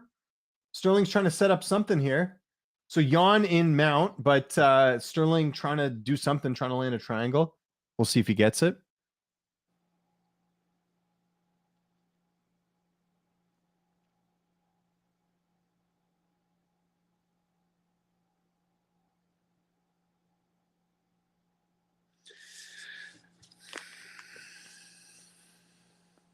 Yeah, Dean Thomas is pointing out that this is a mistake for Jan because he's in mount, but that's not really where he does a lot of his damage. It's more on the feet, so we'll see. But saying that, I mean, Jan could steal this round if he's in this position. We'll see. We will see.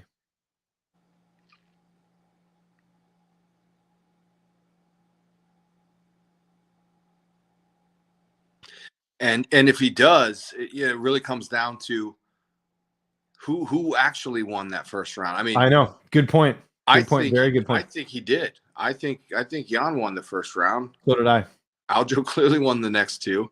If he wins this one, we're tied, and the 5th round's everything. Yeah. Yeah, we're talking about coming down to the wire here. So Jan's still on top. This is going to be Jan's round unless Sterling does something crazy. We got 1:28 left. Sterling's got to get out of this. If he doesn't, then Jan's going to be, because it never looks good in the eyes of the judges when you got one guy on top of another. Even though Jan's not really doing much damage, Sterling's doing nothing either. Right. But it's And always like the I guy said, who's on time. Yeah. He could be tired here, and I'm not mad at this because like this is in a fight, you know, this is a good place to be. If you're on top. Now Jan's got his back. See if he does anything here with it. Yeah, and look, he doesn't make any effort to break away and get the fight back in the open. He's just like, you know what? I'm going to go ahead and settle in this, ride out the round, go ahead and steal that round. You know, leave it all in the cage in the 5th round. Not a bad plan at this point. Can you believe we still have another title fight, James Lynch? I know. Oh my goodness.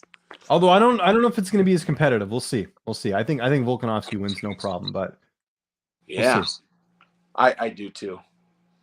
A lot of people want Korean Zombie for the upset, though. Yeah, I just don't see it unless Zombie's done something that we haven't seen before. But like Brian Ortega is the common opponent, and Volkanovski clearly won that fight, although he had that one submission threat in the 4th round. Zombie got completely outclassed against Ortega. I got to be honest, this fight is a lot more competitive than I thought it would be. I expected one or the other to dominate, and I really didn't know which one that would be. But, yeah, I think we're looking at a 5th round deciding this thing or a finish. But then again, did any of the judges see round 2 or 3 as a 10-8? I don't necessarily, but it's a possibility. Can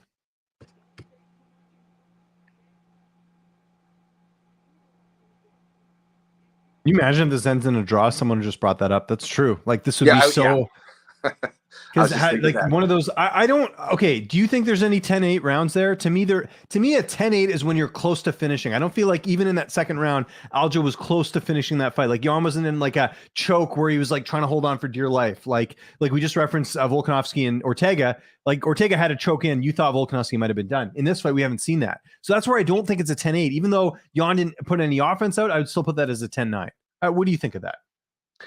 If you were to even lean towards that, I mean, it would only be round 2. But again, there are differing opinions. I mean, I tend to agree with you. I think you have to really dominate and cause either a lot of damage or come close to ending the fight. Sorry, 5th round underway. Sterling Here slips. Here we go. Now it's on their feet. This is going to be a key round here. Kick to the body from Sterling. This takes it for sure. And again, I called Jan by decision, so we'll see what happens. There we go. I was just about to say, Aljo needs to do what he did in the 2nd and 3rd round. He just needs to. He's trying to get that takedown. Explode into that takedown. And man, that is hard to stop. You know what I just thought of? How Sterling would it be if he wins a controversial decision here? Like, let's say Jan, you think he wins this round, and then they give it to Sterling the overall fight. It could happen. We'll see. Could. That would be very Sterling. But no, yeah, Jan's landing a lot right now. We'll see. I don't know. I'm mixed because I picked Jan. I obviously want my pick to come out, but I think it'd be hilarious to see fans' heads explode if Sterling wins. Just be funny.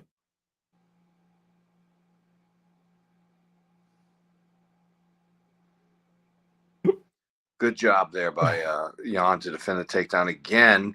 And that, look, that body lock, I mean, that's the money. Can he get it? Can he get it? Can he get it? Oh, he holds on. I think he will. I think he will finish this. Can he get it to the ground though? I don't know though. Jan's doing a great dude. The takedown defense on Jan is unreal. Oh, and he's playing the touch game where you can't get kneed. How about you just knee him in the face right here, Aljo? Boom. Yeah. But he doesn't want to do that because he's trying to suck that leg away. Oh, very nice. Oh, no, Jan gets it.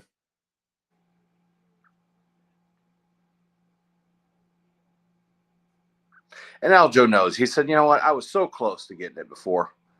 Yeah. I'm just going to keep going for it.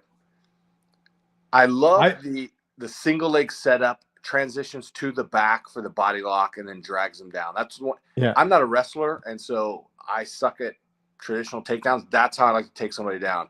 Because a lot of people don't expect that. They don't really train for that. They sprawl for takedown defense training.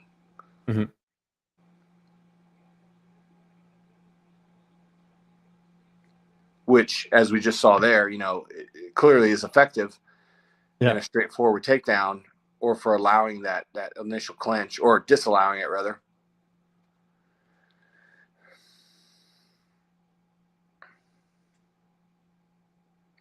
Two minutes here, man. This is. I don't know who's winning this round. round, honestly.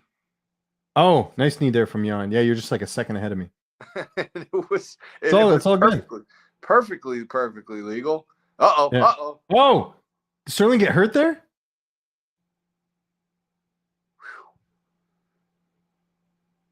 And this just might do it right here.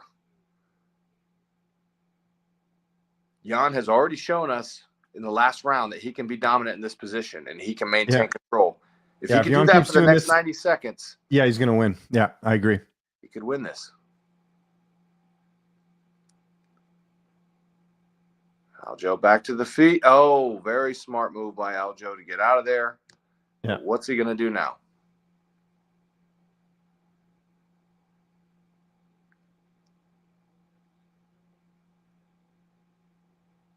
Minute 12 left. I still think Jan's winning this. We'll see. Yeah, I mean, you could see it now. Jan's smart, though. He's going to the back, so he doesn't, so he can try and keep landing strikes, but...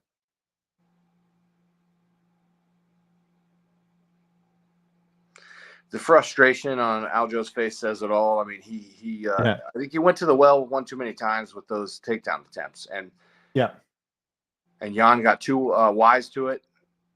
Didn't allow it to happen. Looks like he's going to end this fight in control, full control. Yeah, if he ends on top, you have to give it to Jan for sure. Yeah, this is a close round as it is, but it's mainly been Jan this round. I think so. So my prediction's gonna stand true. Hopefully, I said Jan decision. A lot of people are like, no, Jan's gonna finish him. I was like, Sterling's good. He's better than you think he is because you don't like him, so you're discrediting his skill set. He's a good fighter, and he's a good guy. A slow starter. Yeah, he is a good guy. Yeah, I don't know why people don't like him. Well, because of the way he won the title and how he acted after it. It's understandable. Okay, Jan's winning this fight, so I'm gonna tweet this out right now because there's nothing gonna happen here.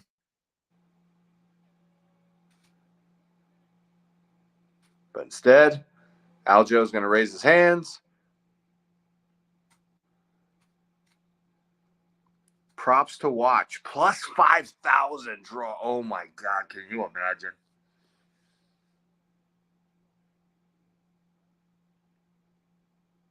Can you imagine? 5,000. Mm-hmm.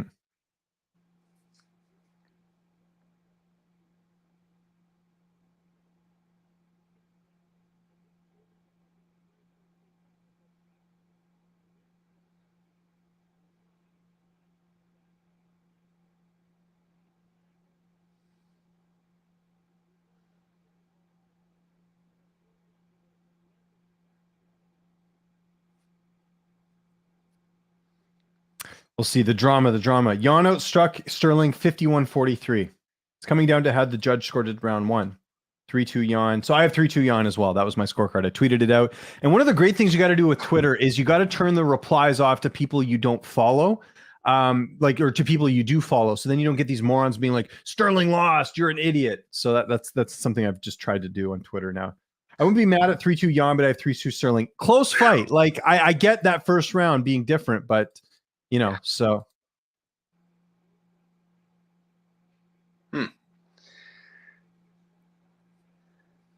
Well, let's see what you talk about the strikes, but then the ground control time. I mean, look at that. Takedown attempts 22. Takedowns landed 2. But did those 2 count. Yeah.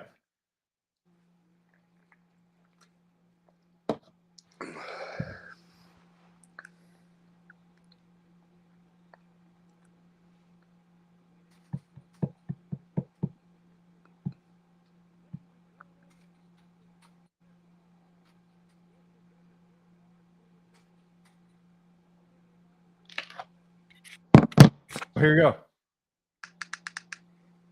48-47 Sterling. It's going to be a split. 48-47 Jan.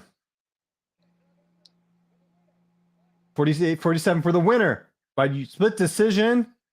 And now, undisputed UFC bantamweight champion of the world, Peter Yan.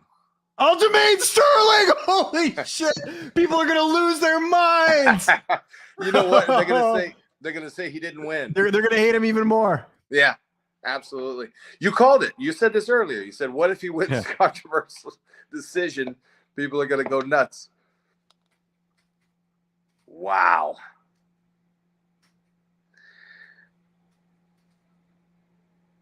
I don't know. I don't know. Again, we had this conversation earlier. If it's a split, can you really call it a robbery? But I don't think they got that right.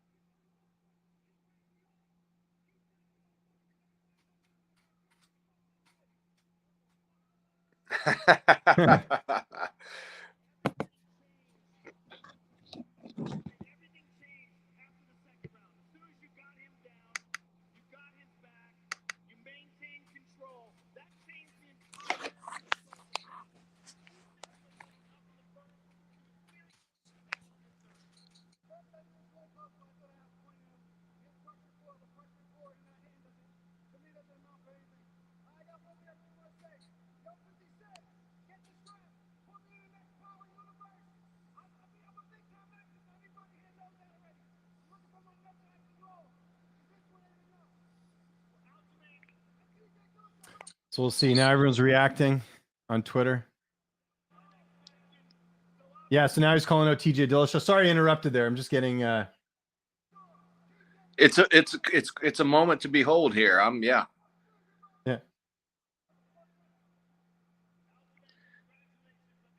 Aljo dropping a lot of F-bombs in front of his mother there.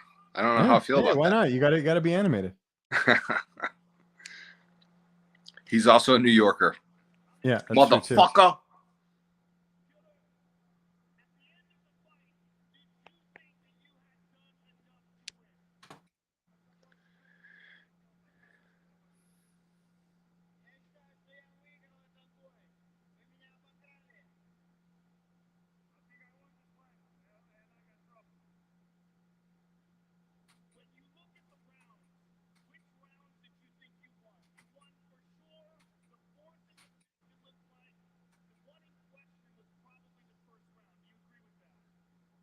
Well, yeah.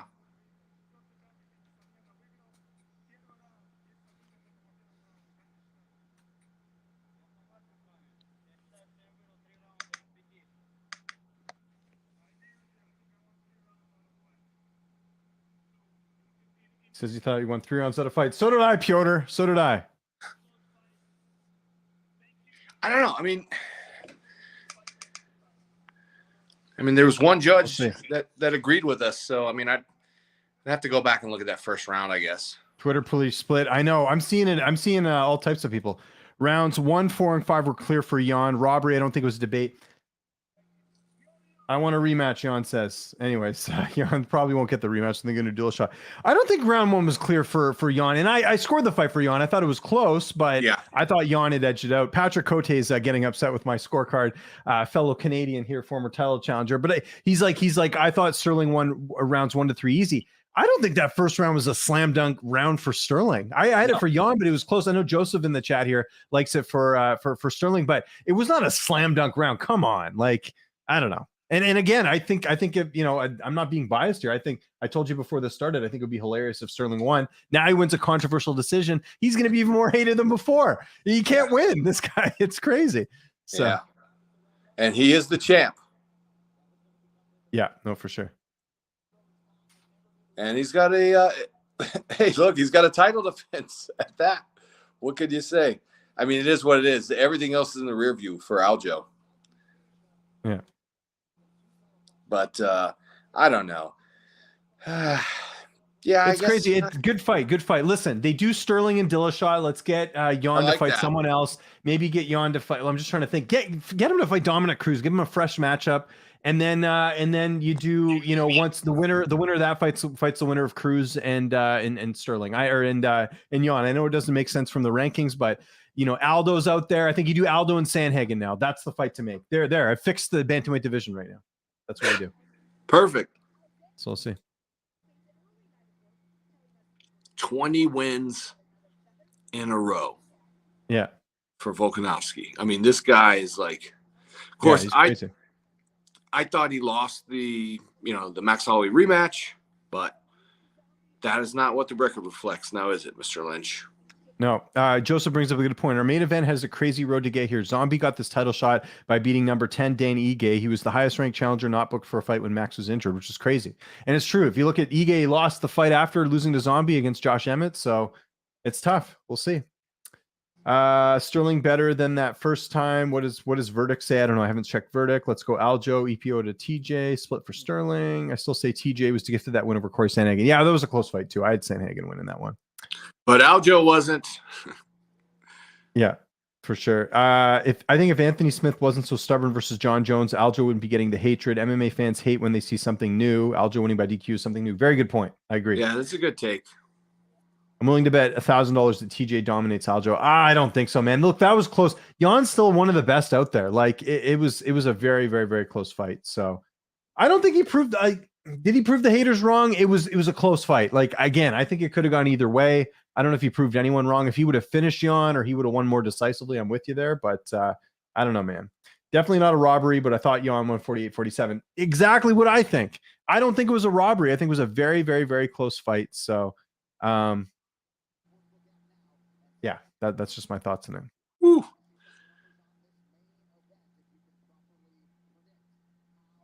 Korean Zombie plus 1,600 to win a decision. This is one of those fights I just love because Korean Zombie is the kind of guy who just goes for broke. You know what I mean? He doesn't fight safe. That's why we love him.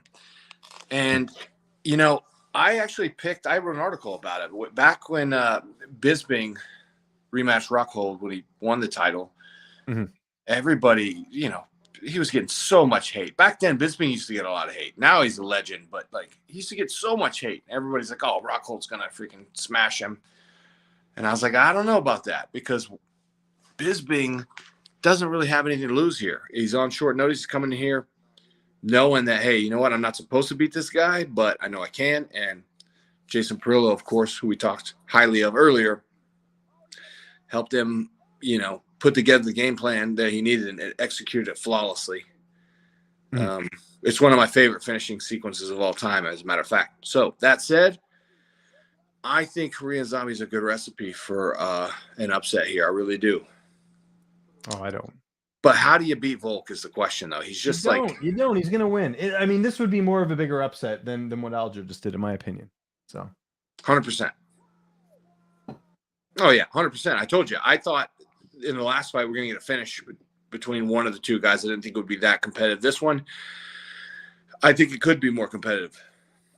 Yeah. I just think stylistically it matches up well. But, again. I had a parlay. I had a parlay that got busted because of that stupid Piotr Jan losing here. I had Jan, Volkanovski, Chimaev, and the over in Pettington and Ladd that would have cashed, but it didn't. It's all good. I think I'm out of bets for tonight. Maybe I can bet something on the main event here. We'll see. Maybe I take Volkan. Nah, I'm gonna leave it. I'm gonna leave it as is. I'm not gonna be chasing anything. So, yeah. Let's get some questions here from everyone. So.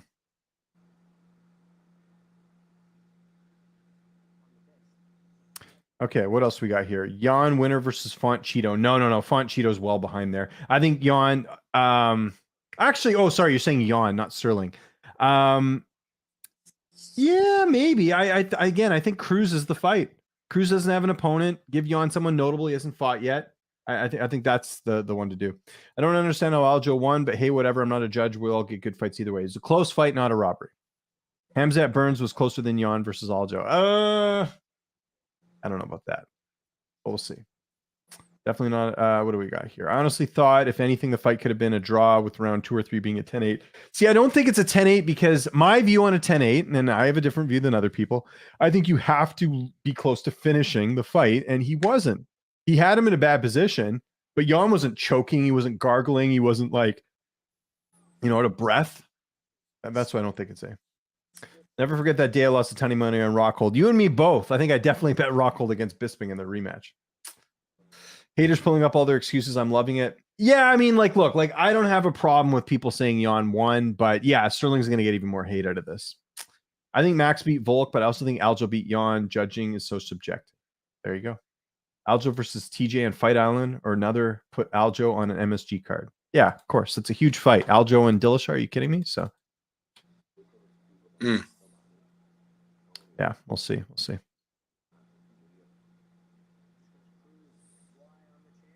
Let's keep the questions coming, everyone. We got some time because we're going to be showing some highlights and all that. So, I have a question. So, since you're so confident that Volkanovski is going to retain the title here, what do you see as his path to victory? Do you see him just winning? It's most likely decision because he doesn't finish a lot of his opponents, but I could see this being a fight where he gets the finish, because here's the thing with Zombie. He's older. He's taken a lot of damage. He's been fairly inactive if you look at the overall scheme of his schedule over the last, say, 5 years, and his 2 wins have not aged very well. Like his last, 3 wins are against Edgar, who's at bantamweight now, Moicano, who's at 155 now, and Dan Ige, who had to switch camps now because he's lost 2 in a row. It's like, I know I'm putting a lot of emphasis on MMA math, but I think you can learn a lot from the fact that he got outboxed by Ortega, and Volkanovski outboxed Ortega no problem. It was the ground that was the issue with Ortega.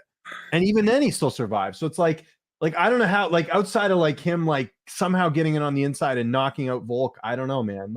But I mean, who knows? We've seen a lot of interesting things happen. And if you would have told me Hamzat Chimaev was going to win a decision, I probably would have been probably not. So. Is this his first?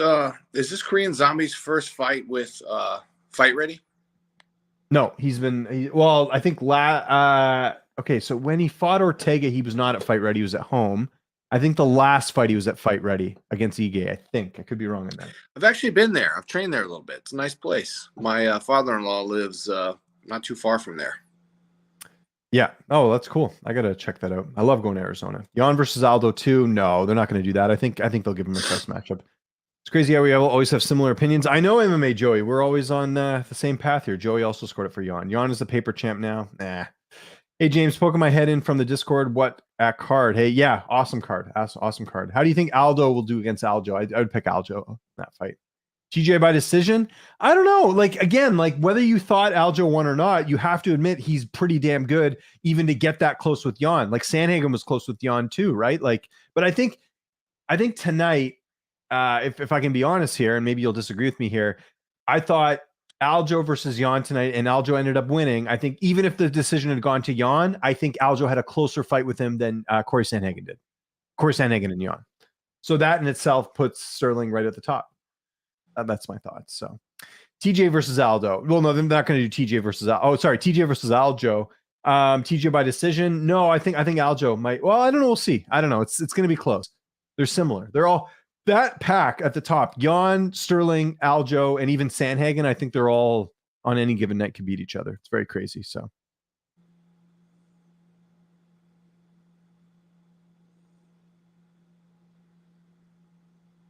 we'll see. Let's see what we got here. Let's see.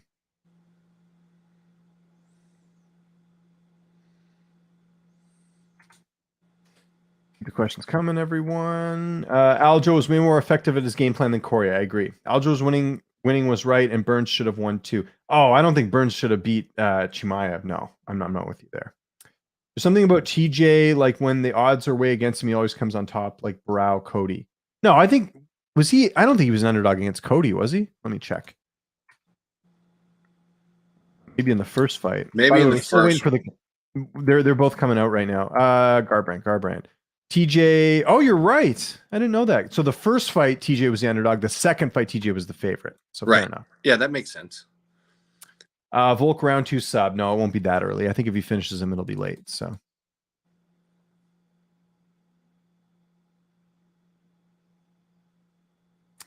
Let's see what else we got going on here. Do you want to see Aljo fight at MSG or on Fight Island? MSG. The guy, give the guy some credit here, man. He's been through a lot. Give him the MSG card.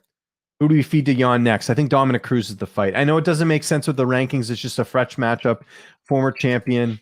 It'd be interesting, right? Because Cruz lost to Henry Cejudo. So where is Cruz? Cruz is number 7. Or how about this? How cool would this be? I'm going to throw this out here right now.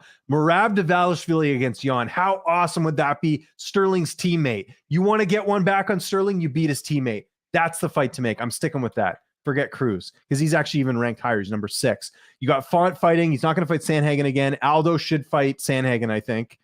Yeah, Merab's the fight. They got to do Merab. Anyone see the judges' scorecards yet? I don't know how Jan doesn't have 1, 4, and 5. 1 was close. 4 and 5 were definitely Jan. I think it was that first round that it was.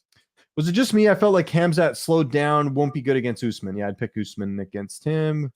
Who do you give Hamzat next? It's going to be Colby. Merab beats him. Maybe. We'll see. Anyways, Volkanovski coming to the cage right now.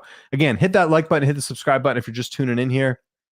This is the main event. And then just a reminder, after the main event, I will be doing a recap show.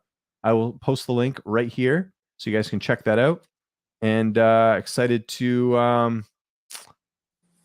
get that there. Some people saying, hell, let's go zombie. There you go. There's the link in there. If you guys want to watch the post-fight show, I will post that again once we're done. Again, we're joined by Rodney James Edker, journalist, military dude, and fighter extraordinaire. Although I guess you're like kind of retired, right? Fighting? From all of those things, damn near. Even the Army. Yeah, for sure. Who do you think won the Jan fight in your opinion? Sorry if I missed it. I thought Jan won 3-2. Sterling winning was not a robbery. I thought it was a very close fight. Is Ortega Rodriguez official? It's not official, but it looks like that's what they're aiming for. Ooh. We need that in our life. Mm-hmm.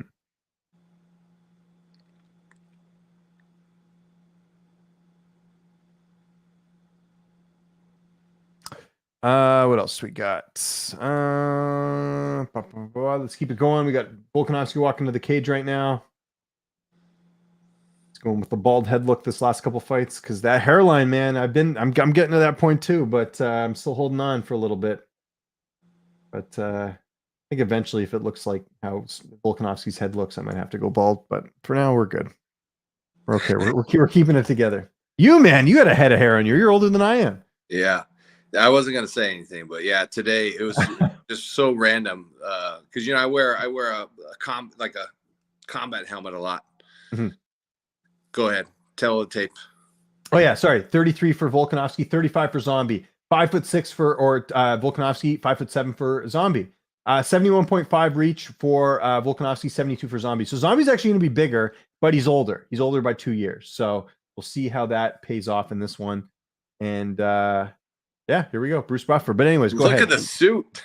I like that new tail of the tape. I like a lot of these new yeah, so do I. Yeah, filming techniques they're doing too with the announcers. Like Megan O'Leary is like on the side and then they pan the camera as the fighters come. I think that's really cool. Mm-hmm. No, I was saying earlier today, somebody was like, "Sir, how does your hair always perfect?" I keep a pocket brush. It's like there you go. I keep it on me at all times and a lot of pomade and genetics. Hamzet's pressure and striking wrestling combined with his chin will be too much for Colby. Agree? No, I think Colby and him is even as far as I'm concerned. I would have those odds even. I know some people will still favor Chimaev, but I mean, I don't know. I think Colby's right up there. Remember, Colby nearly beat Usman in his last fight. It was very close. So I had Usman winning, but again, I got crap for that too. People saying, "Oh, Colby won," or Whitaker. Whitaker was the one that people got mad at me for.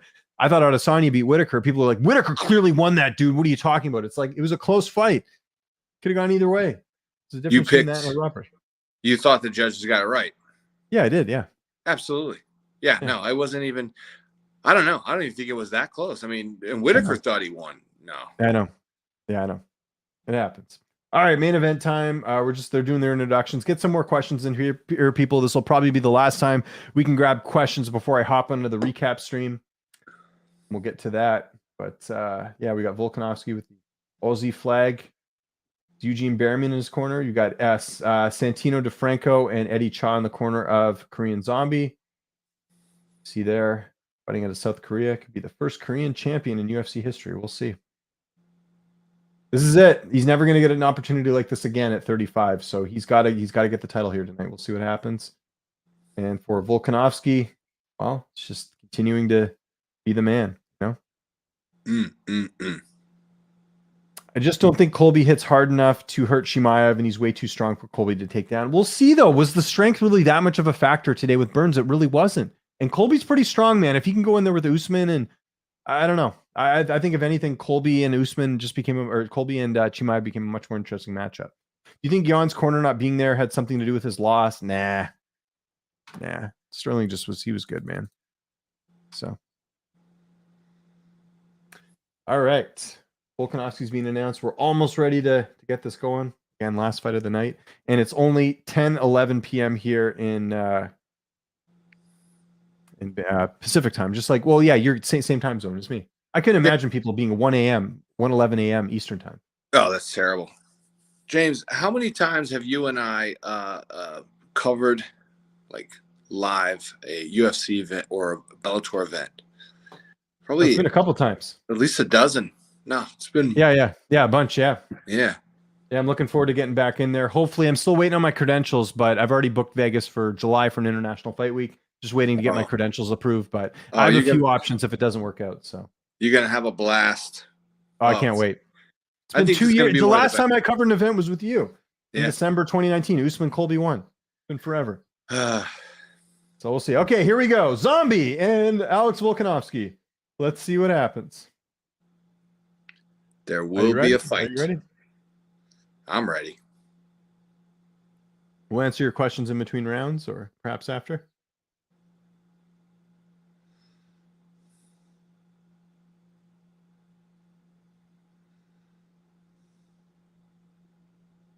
Zombie smiling. Volk a little tentative here. We'll see.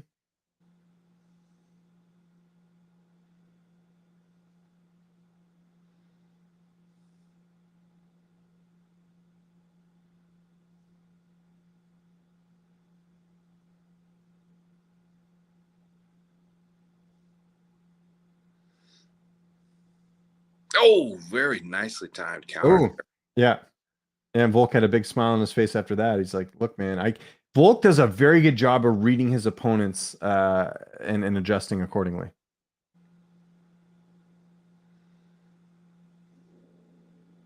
And he has a lot of good physical gifts too. Yes, the fight IQ is phenomenal.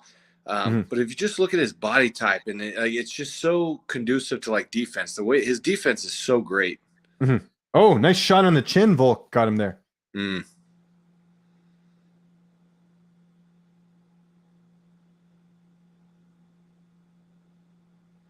mean, just look when he squares up there. Where do you see any kind of opening in his armor? Like it's just you don't, because he's seeing it. That's the thing. Like a lot of these guys that Zombie is like knocked out or look good against are guys that just don't have the technique, the speed, the read that Volk is. So it's the little things that Volk does that people don't appreciate, that you don't see, because he's not like a flashy finisher. He's a decision guy. But I mean, you look at the danger he's in with a guy like Zombie. Like Zombie has knockout power. Ask Mark Hominick, ask Moicano, ask Edgar. These are guys that he's knocked out. But Volk is just another animal. And even look at like a guy like Holloway who had dominated Calvin Kattar, and Volk beats him twice. And even the second fight, whether you thought Holloway won or not, it was close enough where it went to the judges' scorecards. That in itself is a win for Volk, so. And I did think Volk won that fight, but close fight. You did or did not? I thought he won the second fight. It was close. I know Holloway had his moments, but I thought Volk won. Now there's a little bit of a mark underneath the right eye of Zombie there. Volk. Oh, they're really going for it now. I know Volk, when I spoke to him ahead of this fight, he's like, look, I need to get a finish here. I need to prove to myself that I'm as dominant as I think I am. I thought that was interesting. He doesn't just want to And you got a little bit of blood underneath the nose of Zombie right now already.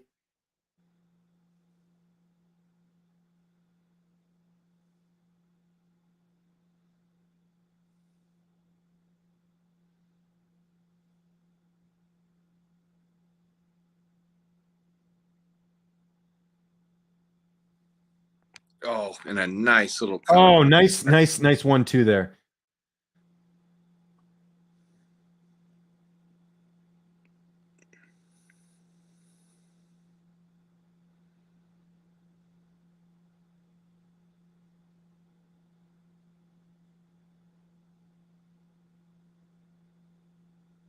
Yeah, they're pointing out the speed, and this was something I thought was going to be a factor in this fight. That like, and it's nothing against Zombie. It's just like father time, injuries, all that stuff. It adds up. You're slower. Volk is fresh. This guy barely takes any damage.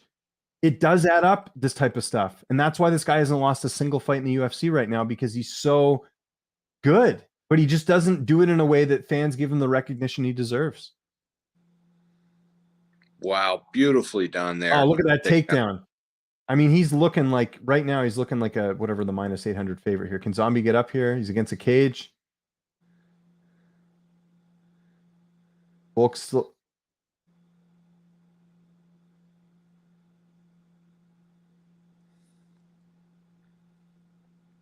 So they're against the cage right now. Volk's still landing some shots.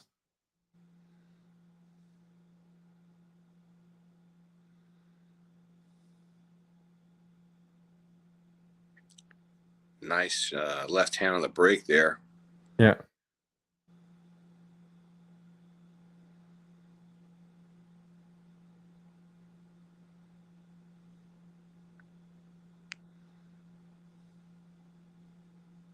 Oh my goodness. Oh, he knocks Zombie down, or he stunned him there. And he knocks him again. Something's wrong with that leg or something. With a kick, absolutely. Yeah. He's chopped okay, that that's a clear 10-9. That's a clear 10-9 for Volk in that round. Come on. Yeah, all Volk. Yeah.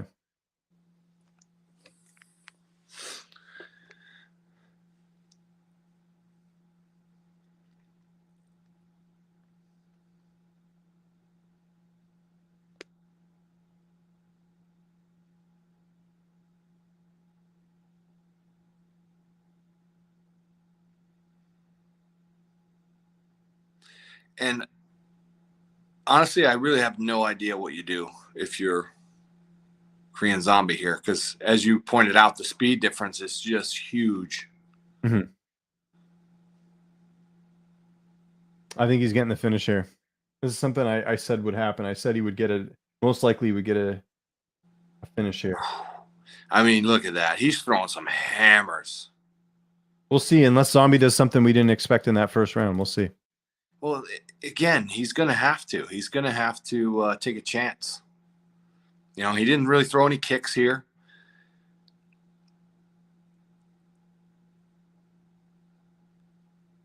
And he made no adjustments.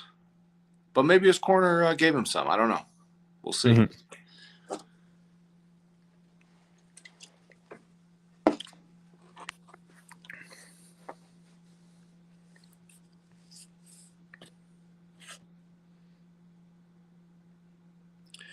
Korean Zombie with some leg kicks of his own here. Mm-hmm. Oh, my goodness. That left leg of Korean Zombie. I'm telling you, man. I thought he was injured going into this thing. Like, he's just banged up, man. And it's looking evident. Like, look, he's got the tape over the foot. Like, he's a battered guy, man. And it's just, that's what happens when you're fighting for a decade. That's what he's been doing. When did he fight Aldo? How long ago was that? That was, what, 2000 and... Oh, gosh, I don't even remember. I'm going to go look it up right now. He fought Jose Aldo in 2013. Like, think about that. That's almost 10 years ago. Like, it adds up.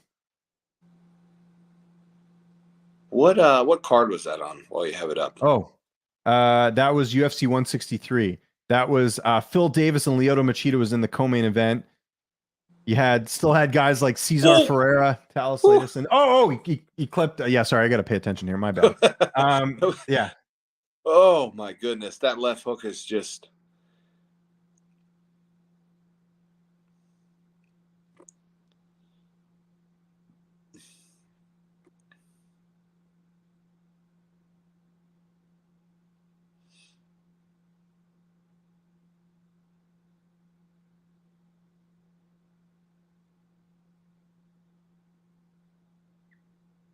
Yeah.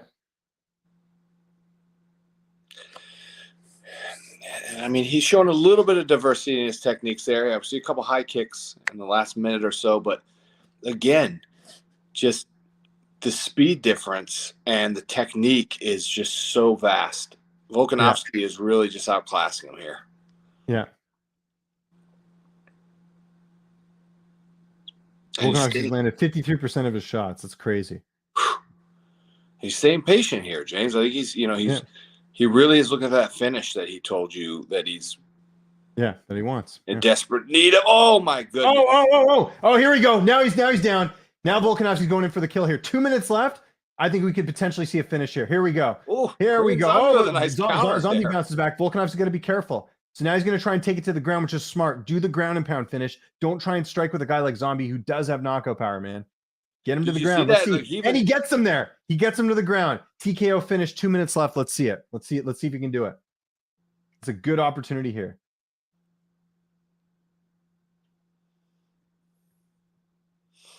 Volk's got to put that hand down. He's got to get full mount, and he's got to just go in there and just lay down hammers. There we go. That's what he's doing. Oh, and Zombie's trying to get up, but he's hard to get up. Is he grabbing the fence? He almost looked like I think he did a little bit there, but yeah, I mean, he's all over him. Zombie had multiple opportunities. If he was going to get up, he should have exploded to the fence. Oh, there he's getting up now.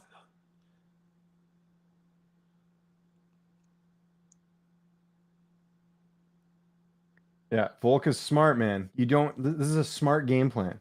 People are like, why don't you stand and trade with him? Why would you? Zombie, 19 for 62 on significant strikes. Volk, 50 for 90, 56%. Yeah. Kind of what we thought was going to happen in this fight. Let's be honest here. It's actually kind of hard to watch. He's taking a lot of punishment. I know. Let's hope he can get the finish so it's not too much damage.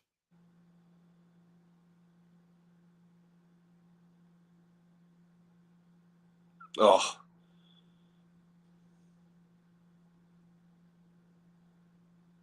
Wow. Oh, he just hit him with his elbow or his shoulder. Yeah, that was crazy. 48 seconds. Can he do something here? Zombie's done a great job of getting back up when he's been on his back. Can he do it again here? Volk again having trouble keeping him down here. But Volk's got to go do this. I think this is the game plan to win it, is to get him on his back, try and ground and pound. But it's easier said than done. And he just missed with an uppercut there. Jesus. Might have ended the fight there.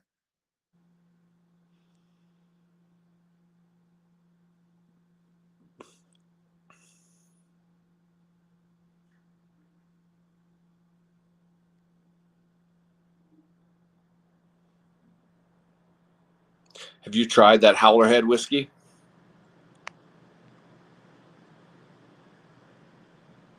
Oh, very nice. I've been drinking tonight. Not having any more, though. I had 2, and that's good enough for me. I'm on the Lynch on Sports Water instead.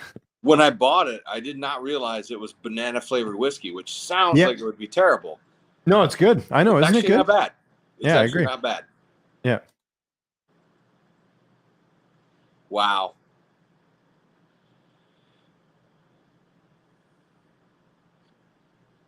Well, I stand corrected. There's absolutely nothing competitive about this fight. No, Zombie just doesn't look like he's up to the task. He's not in shape. There's levels, man. There's levels. And Volk's at the 1A level. Zombie's at like the B or C level, if we're being honest here. And Zombie's a great fighter. I'm not trying to disrespect him. I'm just being completely real here about the skill set. Volk is just a good damn fighter. Like, it would be no different if Zombie fought Holloway. Honestly, they're at that level. He's just not at that level.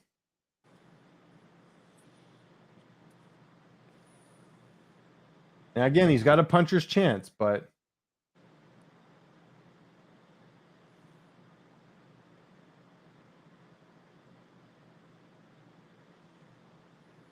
and thus far, we've seen him maybe get a couple decent strikes in there, but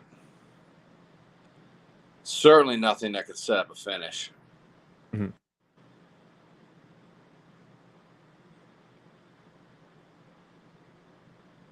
He's got to be careful, though, doing this, though, man. I'm telling you. The Zombie's still got the knockout power, right? I was going to say, I love how he's just willing to stand in there and brawl. Zombie, that is. Even when he's getting hit, he's still dangerous. Volk's got to shoot for the takedown just like he did before and try and do that ground and pound, because eventually Zombie's not going to be able to get up like he used to because he's going to be tired. Round 3, I think this is a good time to maybe go for that takedown, but this is dumb, honestly. And there's that left leg again. Yeah. Taking damage. Now they're chanting Zombie.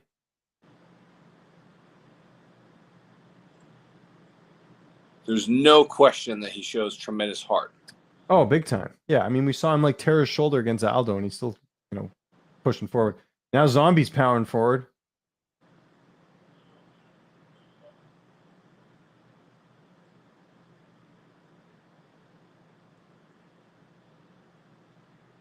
Oh, nice jab.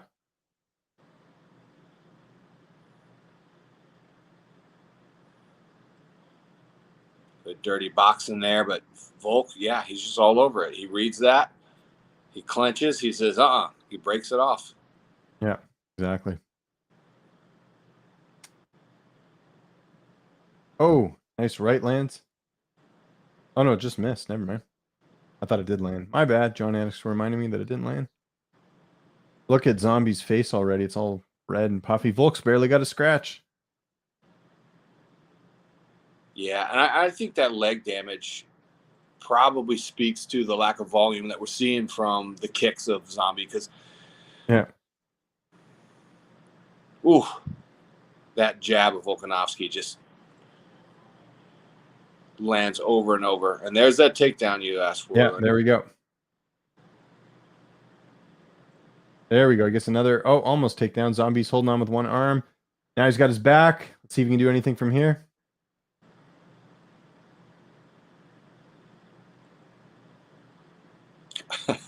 I just realized they actually have Zombie as his name on the broadcast. Oh, of course, yeah. That's wonderful. Yeah, I think everything I put content-wise leading up to this fight was Zombie, just because it's, say Jung, who do people know who Jung is, Right. It's like the old Pride days. Like a lot of people don't know what Mirko Krokop's actual last name even is. Yeah, it's Filipovic. Yeah. Right. Yeah. Volkanovski, 86 for 149. His significant strikes have improved over the fight. It's at 58%. Unreal. Mm-hmm.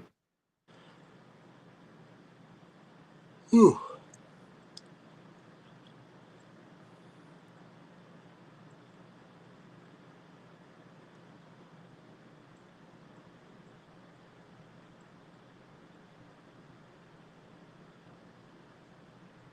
Oh, wow. Yeah. It's sorry, we're in the third round right now. Sorry, I got to describe this a little bit better. But Volk doing a good job. Nice hook there by Zombie. Zombie's still throwing, but Volk's just a step ahead, man. Nice leg kick. That leg's going to be hurting tomorrow for Zombie. And his face, you can already see how bruised it is. It's super bruised right now. And he's pushing the pace. He's not waiting. Volkanovski is keeping Korean Zombie on his toes, and he's landing so accurately. Yeah. Oh, a nice body shot there by the Korean Zombie. Yeah.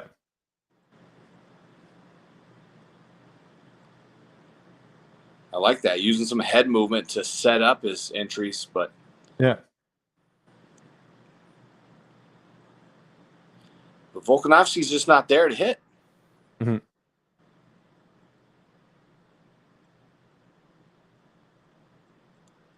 Oh, goodness. I cringe when I see these shots. Look at this significant strikes. 35-17. Okay, now he's down. Can he finish him here? 17 seconds left. This could be it. Come on.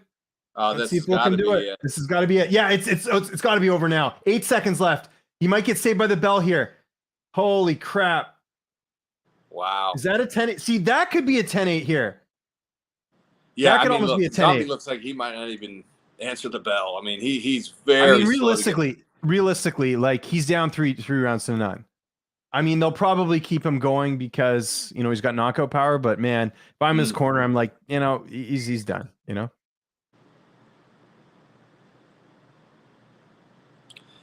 Yeah, he's not even sitting on the stool. He's actually just sitting up against the cage, and he had a tremendous amount of help getting up to his feet. Mm-hmm. He's out of it, man.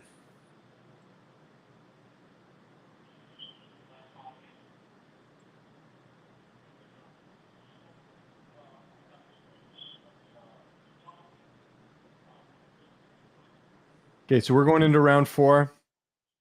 Everyone, in case you're wondering, we have Volkanovski up 3-0. Like, it hasn't been close at all. Volkanovski really hasn't been in any danger. Can Zombie be a gatekeeper if he loses? I mean, I don't know if Zombie even wants to fight after this. Like, what are you fighting? Like, the chance of getting another shot at 35 and how deep that division is, I don't know. We'll see. There's a lot on the line here in this fight. Zombie's face already. I mean, we're in round 4. His face is battered up, man. He's on like 25% on the old Doom game. You know what I'm saying? Yeah, I mean, one more big shot. Mm. Mm.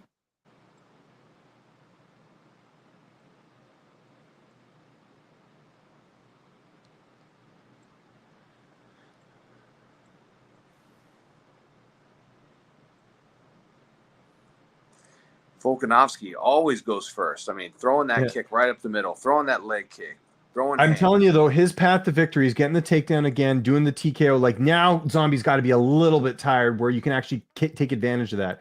And he's battering up that leg. Maybe that's the strategy. Just keep hitting the leg until he has to. Oh, and he knocks him out on the feet. Oh, it's over. They called it. He won. Volkanovski got the finish. 4th round TKO. Congrats. That is awesome. Hopefully this guy gets his due now, man. That was a good win. Yeah, that was smart. That was totally smart.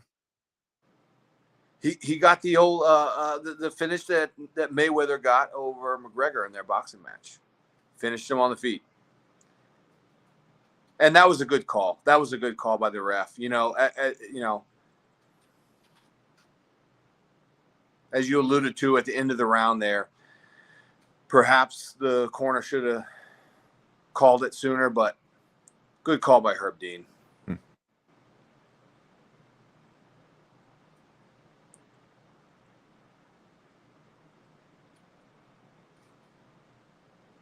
Just gonna check some odds here. What was Volkanovski inside the distance, or Volkanovski by knockout? I feel like I didn't end up playing it. I should have. What about Volkanovski wins in round? Wow, Volkanovski wins in round 4. Prop was plus 1400.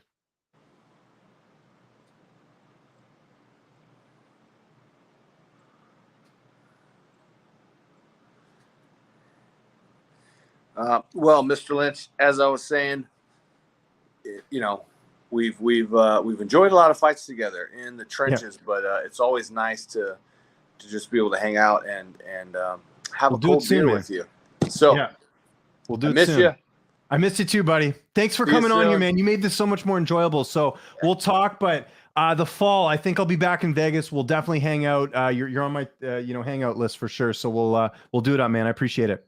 All right, brother. Well, hey, just remind people where they can find you on social media before we get out of here. Rogue Jedi 138. Although I'm pretty political these days. I like it though. Political. All good. All right, my friend. Take care, buddy. Take care. Okay, we're just gonna wait for the decision here. There we go. That's my buddy Rodney James Edgar, one of the best guys that you're gonna find here in the industry.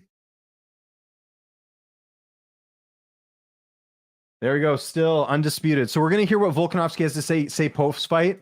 In the meantime, guys, I'll post that link to the recap show.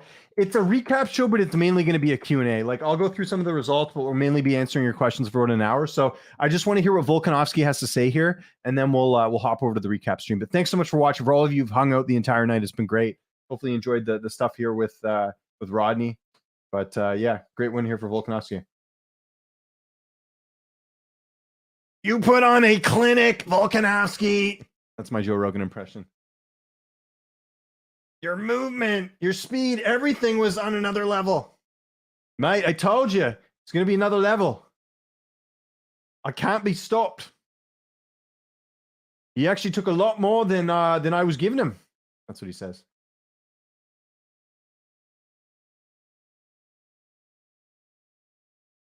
Oh, he's talking about some people that passed away this week.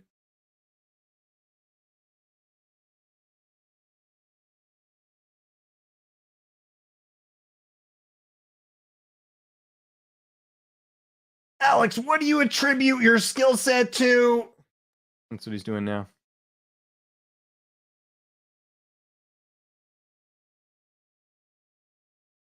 You can be better. You can get that drive anywhere. It's that easy. I'm not the most athletically gifted guy, but go out there and take care of it. It's my really bad Rogan and Volkanovski impression, but what are you gonna do? That's why you got to subscribe to Patreon. I do a lot more impressions over there.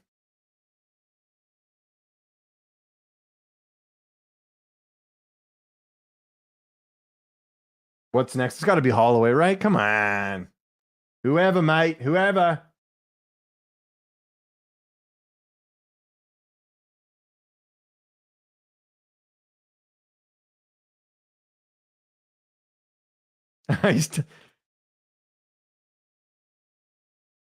Get your shit together. That's what he says about the division. So he's saying like no one's been really impressive. Hey, fair enough. I don't disagree with it there. So yeah, it was a good referee stoppage. Are they going to talk to Zombie? Let's see. Or are they just like, nah. Courageous performance. He did give it,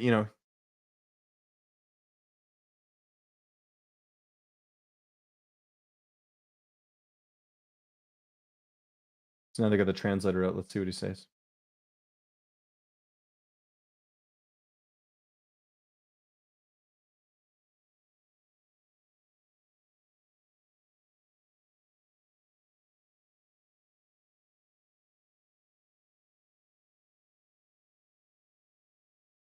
I was most confident in my entire career. Zombie saying I was ready to go.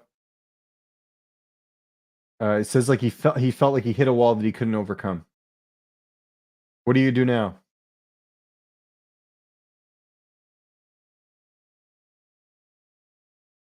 He's gonna retire. We'll see.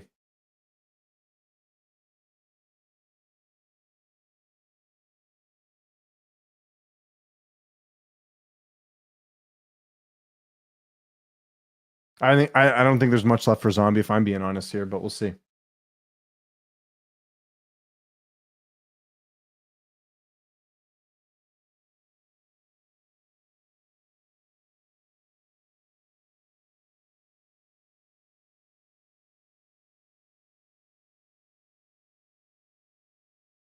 After every loss, I always think about leaving the octagon, leaving this MMA game, but I'll need more time. Yeah, he's got to think about it.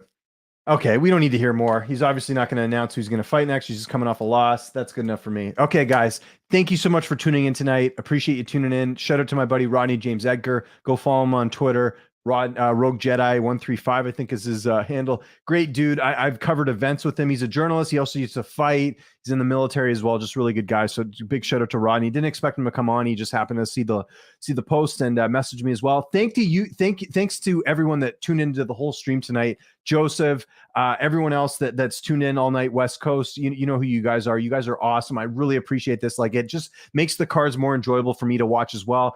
Big shout out to NSPN for sponsoring this. Big shout out to 1000 Mile Global as well. Take advantage of the offer. I got 15% off your total order. If you guys want to keep talking about the fights, you want to get more questions answered, check out my post-fight show. I just posted the link in the stream there. I'm going to take like a minute, hop off this stream, get on that stream. It's going to be a recap show, but it's mainly going to be a Q&A. So I need like a minute or two just to promote it and let people know that we're doing that. But in the meantime, thank you so much for watching. I'll see you on the recap show right now, UFC 273 on my main channel. Thanks so much for watching.